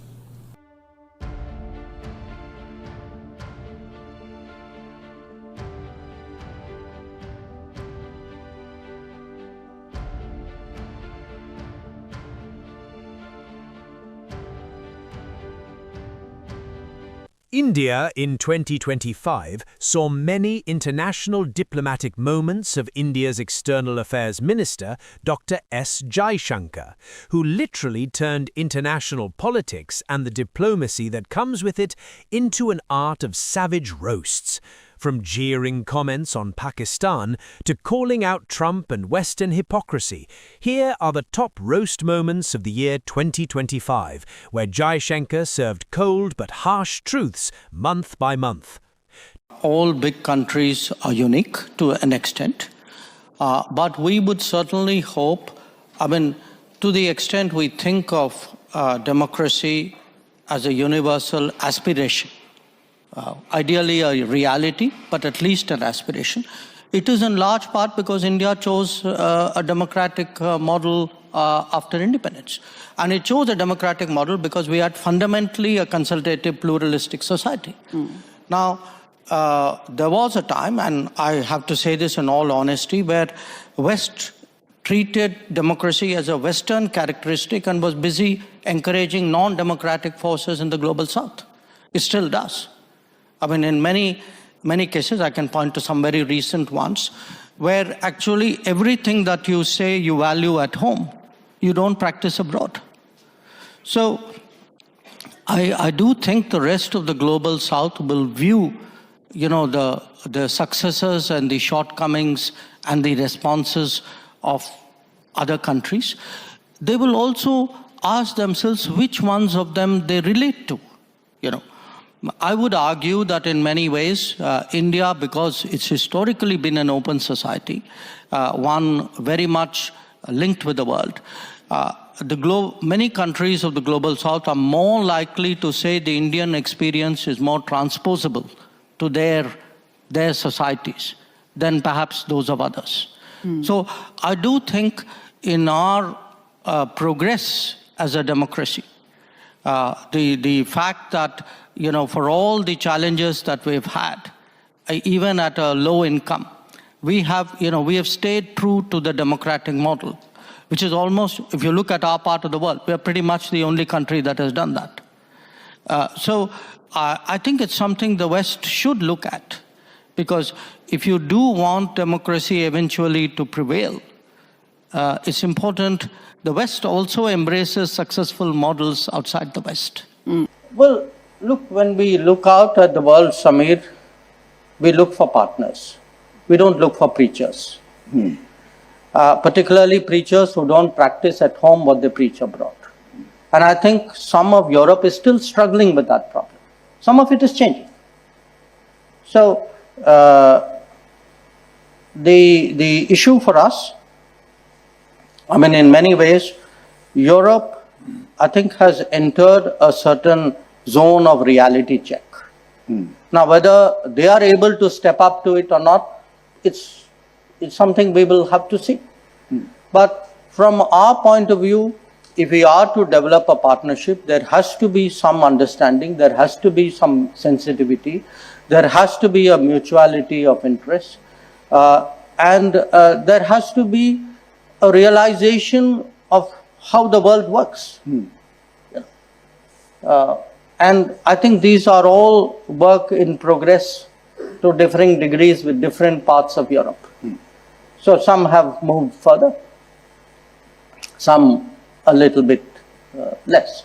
Well, look, let me say a few things here. One, we actually got a lot of international support. Many ministers, many leaders called up PM, many ministers called me up. We had a Security Council resolution which very clearly said that the perpetrators of the attack should be held accountable. And on May 7th morning, we held them accountable through the action which was taken through Operation Sindoor. Now, having said that, I know, what you have spoken to me earlier, that many issues have been raised. I honestly don't see the, to me, things are fairly clear. So let me take this opportunity to spell out our position. One, where Pakistan is concerned, our relations, our dealings with them will be bilateral and strictly bilateral. That is a national consensus for many years, and there is absolutely no change in that consensus that dealings with Pakistan will be bilateral. Yes, I mean, you could also flip it the other way around.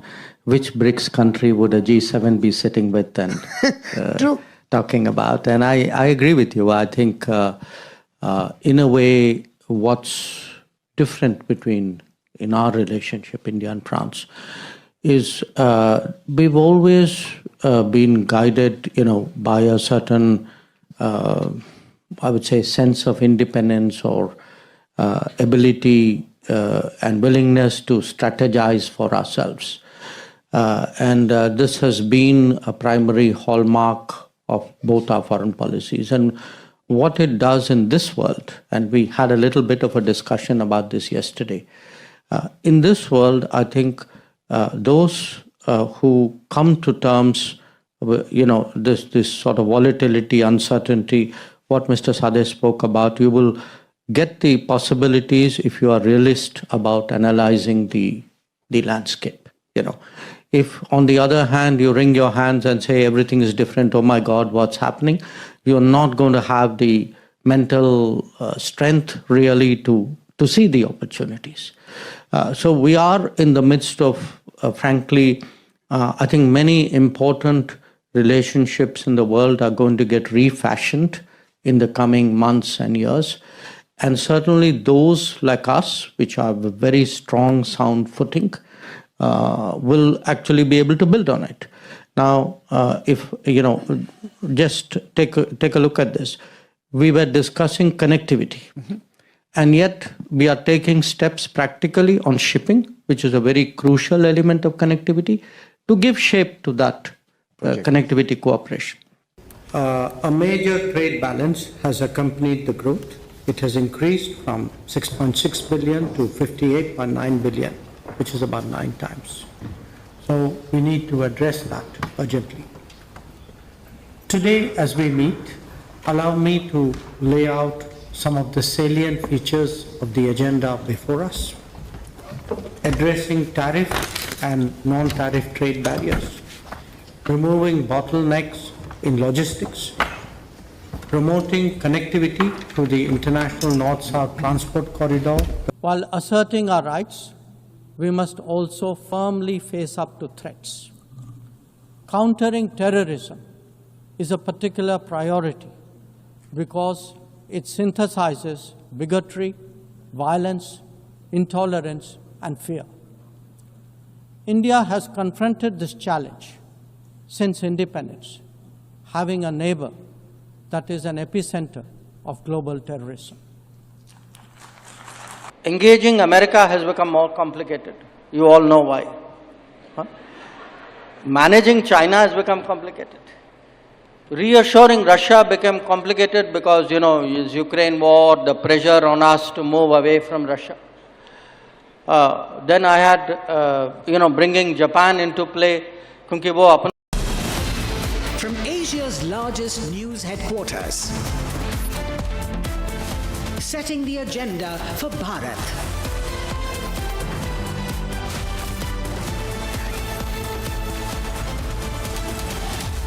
You're watching Republic.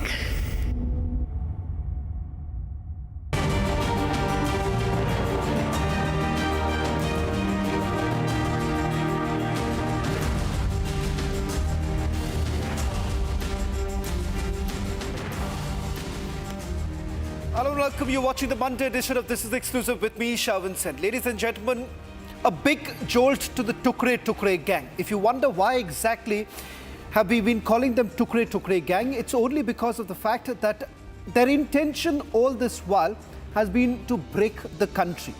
In fact, what I'm holding right now is a 32-page conspiracy file. The conspiracy that was basically hatched by these two people, Omar Khalid and Sharjeel Imam. The details of what they were basically planning and how they were planning will come out tonight on This is Exclusive, which will actually tell you why the Supreme Court felt the need to keep them behind bars and let off the others at least on bail. Tonight on This is Exclusive, we're going to go into granular detailing of the role that has been played by these two people, and more importantly, how 2019 was the precursor to what we witnessed in 2020 February when US President Donald Trump was in the national capital. All this and much more on this edition of This is Exclusive, but first let me take you through the headlines we're tracking at this hour.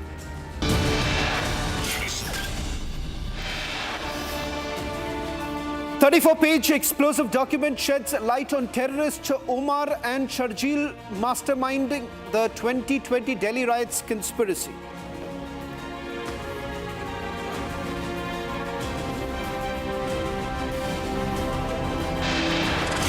Supreme Court rejects the bail plea of Tukre.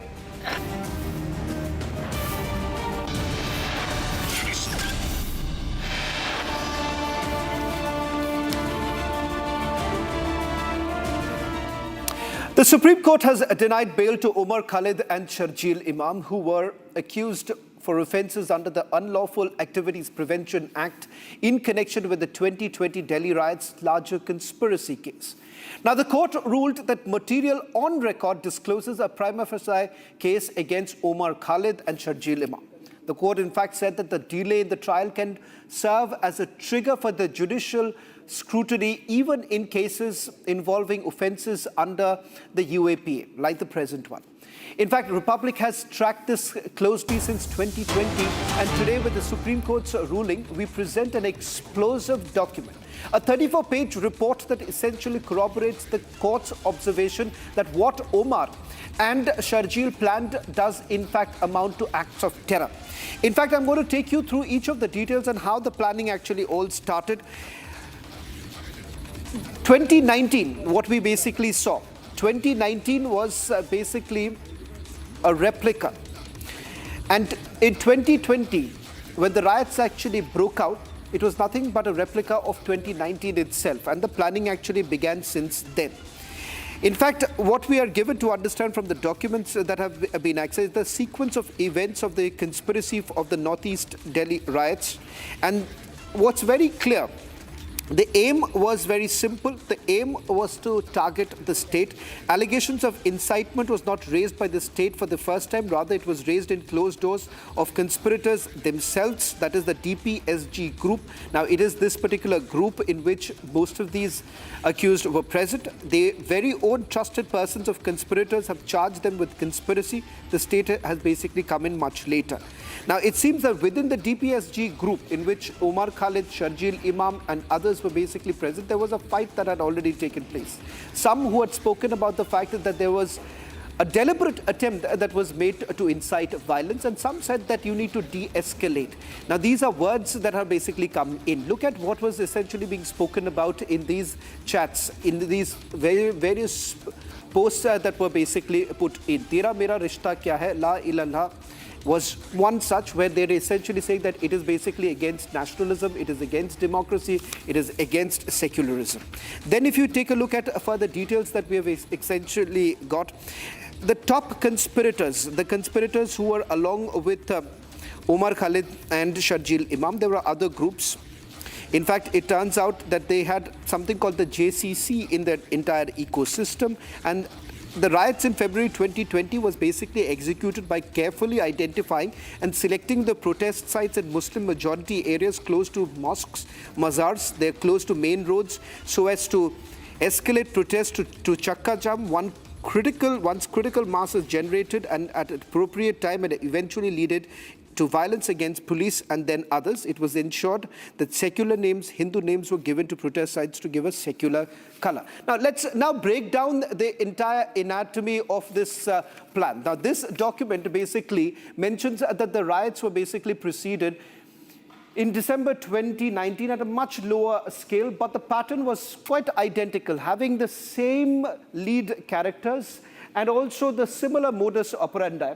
And the riots were basically executed by carefully identifying and selecting protest sites in Muslim-majority areas that were close to mosques and also close to main roads, so as to basically escalate the chakka jams. And once critical mass is gathered, they basically would be leading to violence against the police and others also. I'm going to take you through what was the modus operandi. It is what we are calling the anatomy of the riots.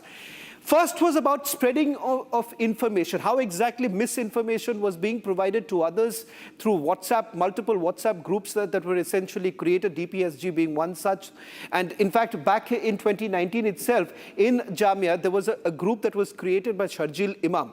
And the messages that they were basically passing on, I'm going to take you through all of that in a short while from that. There were what they called 27 protest sites. Now, this was a mini protest site that was basically created, and they wanted this to go on for 24/7. In fact, they escalated this at a much later by bringing in the aspect of chakka jams, of ensuring that highways, roads were basically blocked so that people were inconvenienced and their message would have been set across. So they were moving from protest site to designated location on main roads, highways, and blockade. Now, this was particularly extremely important to their entire system, how exactly they were operating, so that the moment the roads and highways are basically blocked, it would have garnered more attention, creating confrontational situation. So the easiest way, according to this particular document that we have accessed, their plan was to ensure that they would target the courts, they would target the police,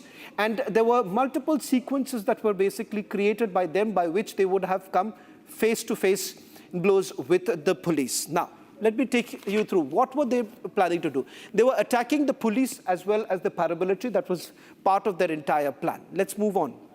Now, if you take a look at it, their idea was spread communal violence, attack the non-Muslims. So in some of the areas that you see with the names that they had essentially given, their aim to attack non-Muslims, damage public and private properties. And what were they doing? How were they doing it? They were using petrol bombs, firearms, deadly weapons, acid bombs, stones, lathis, chili powder. So look at the manner in which all of this was planned. And does it really look to you that these were basically perhaps spontaneous in nature? No, it wasn't spontaneous. It was a protest that was completely orchestrated. Now I'm going to take you through the areas where these protests were actually taking place, and more importantly, how it is linked to 2019. So it's not about just 2020, but it is also 2020. Now, one thing is abundantly clear, and that is the peaceful protest narrative that was essentially given was just an alibi. The actual plan was to basically target India, to incite mass violence, and also break the very fabric of democracy. Now, what we are going to show you, we'll show you the two maps of the national capital. In fact, this is where the first phase of the riots that took place. So we've been able to put together, just look at the arc of this. It all started with 16th of December 2019 in Chandbagh Mazar area. Chandbagh Mazar area was the first, it was reported on 16th of December. Then in Bridgepuri Tea Point, that was on 17th of November 2019. So all of this comes in one particular area itself. If you take a look at it, they're all part of the same area. Let's move to the other part. 66-footer road, this is again on 17th of December 2019. That's another place where the riots had broken out. Let's take you through the other details of it. In front of Jafrabad police station, 17th of December, this is again yet another place where there was a confrontation that has taken place. That is point number 4. Point number 5, take a look at it. This is in December 20th from Shamshan Ghat to the GOI Chakkar Old Simapuri. Now that's point number 5 here. Point 6, take a look at it. Let's move to the point 6. Again, this is all within one particular area, as you see. This is the first phase of the riots pattern. In one particular area, in a couple of days, you have seen how it was attacked. Again, the second phase of the planning, it's again from 1 to 4 belongs in this arc. 5 to 8 that we want to take you right now, again falls in a wider range itself. The same very area. Jafrabad, Seelampuri Fruit Market, Jafrabad Metro Station, Jyoti Nagar, these are all part of the same arc that you see. Shastri Park, Sundar Nagar, the other places. So a total of 10 locations that we've been able to map here. As you can see, take a look at it, closer look. You'll understand that how this was concentrated in one particular area so that they had the maximum damage that could be inflicted upon. I'm also going to get you two very special guests in a short while from now. I'm going to tell you how the riot victims, how they have faced perhaps injustice for a very long time. The fact that these were the same very people who went on calling for democracy, that democracy is in threat. The reality is this, that the two people who actually faced the worst. Ram Paswan, he's again Nitin's father. Shiv Kumar Raghav, he's again a victim.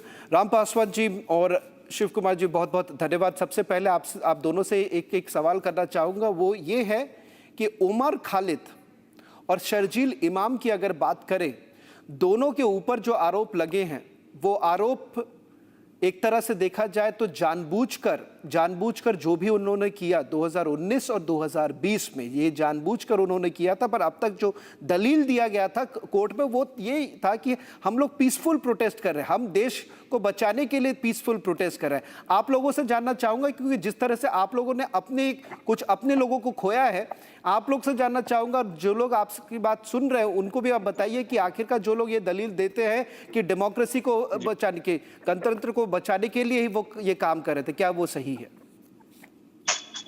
जी, ये जो protest जो हुआ था यहीं से start हुआ था गलती, लेकिन उसके अंदर जो हमारे लोगों की जान गई, जिससे कि कोई लेना देना नहीं था हम लोगों का, उसके अंदर जो स्टार्ट हुआ जी, ये इतना गलत हुआ कि लोगों ने उसका साथ देने की बजाय उसका गलत इस्तेमाल कर दिया. वो गलत इस्तेमाल होने पे ही लोगों की जानें भी गई, लोगों की दुकानें भी, मार्केट जला दी गई. तो मद्देनजर रखते हुए ही ये सारे काम बहुत ही गलत हुए. इसके अंदर प्रशासन ने भी बहुत लापरवाही.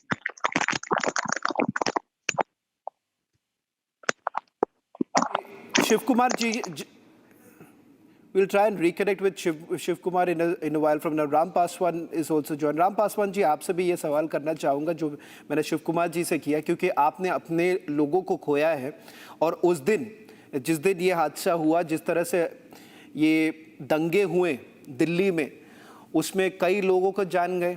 उसके बावजूद ये जो लोग हैं, शर्जील इमाम और उमर खालिद, इनके पीछे जिस तरह से विदेशी दल उनको बैकिंग दे रही है, आप क्या कहना चाहेंगे? सबसे पहले तो ये बताइए कि उस दिन आपके जान पहचान के कौन लोग थे और क्या हुआ था? सर, मैं राम सुगारत पासवान बोल रहा हूँ सर.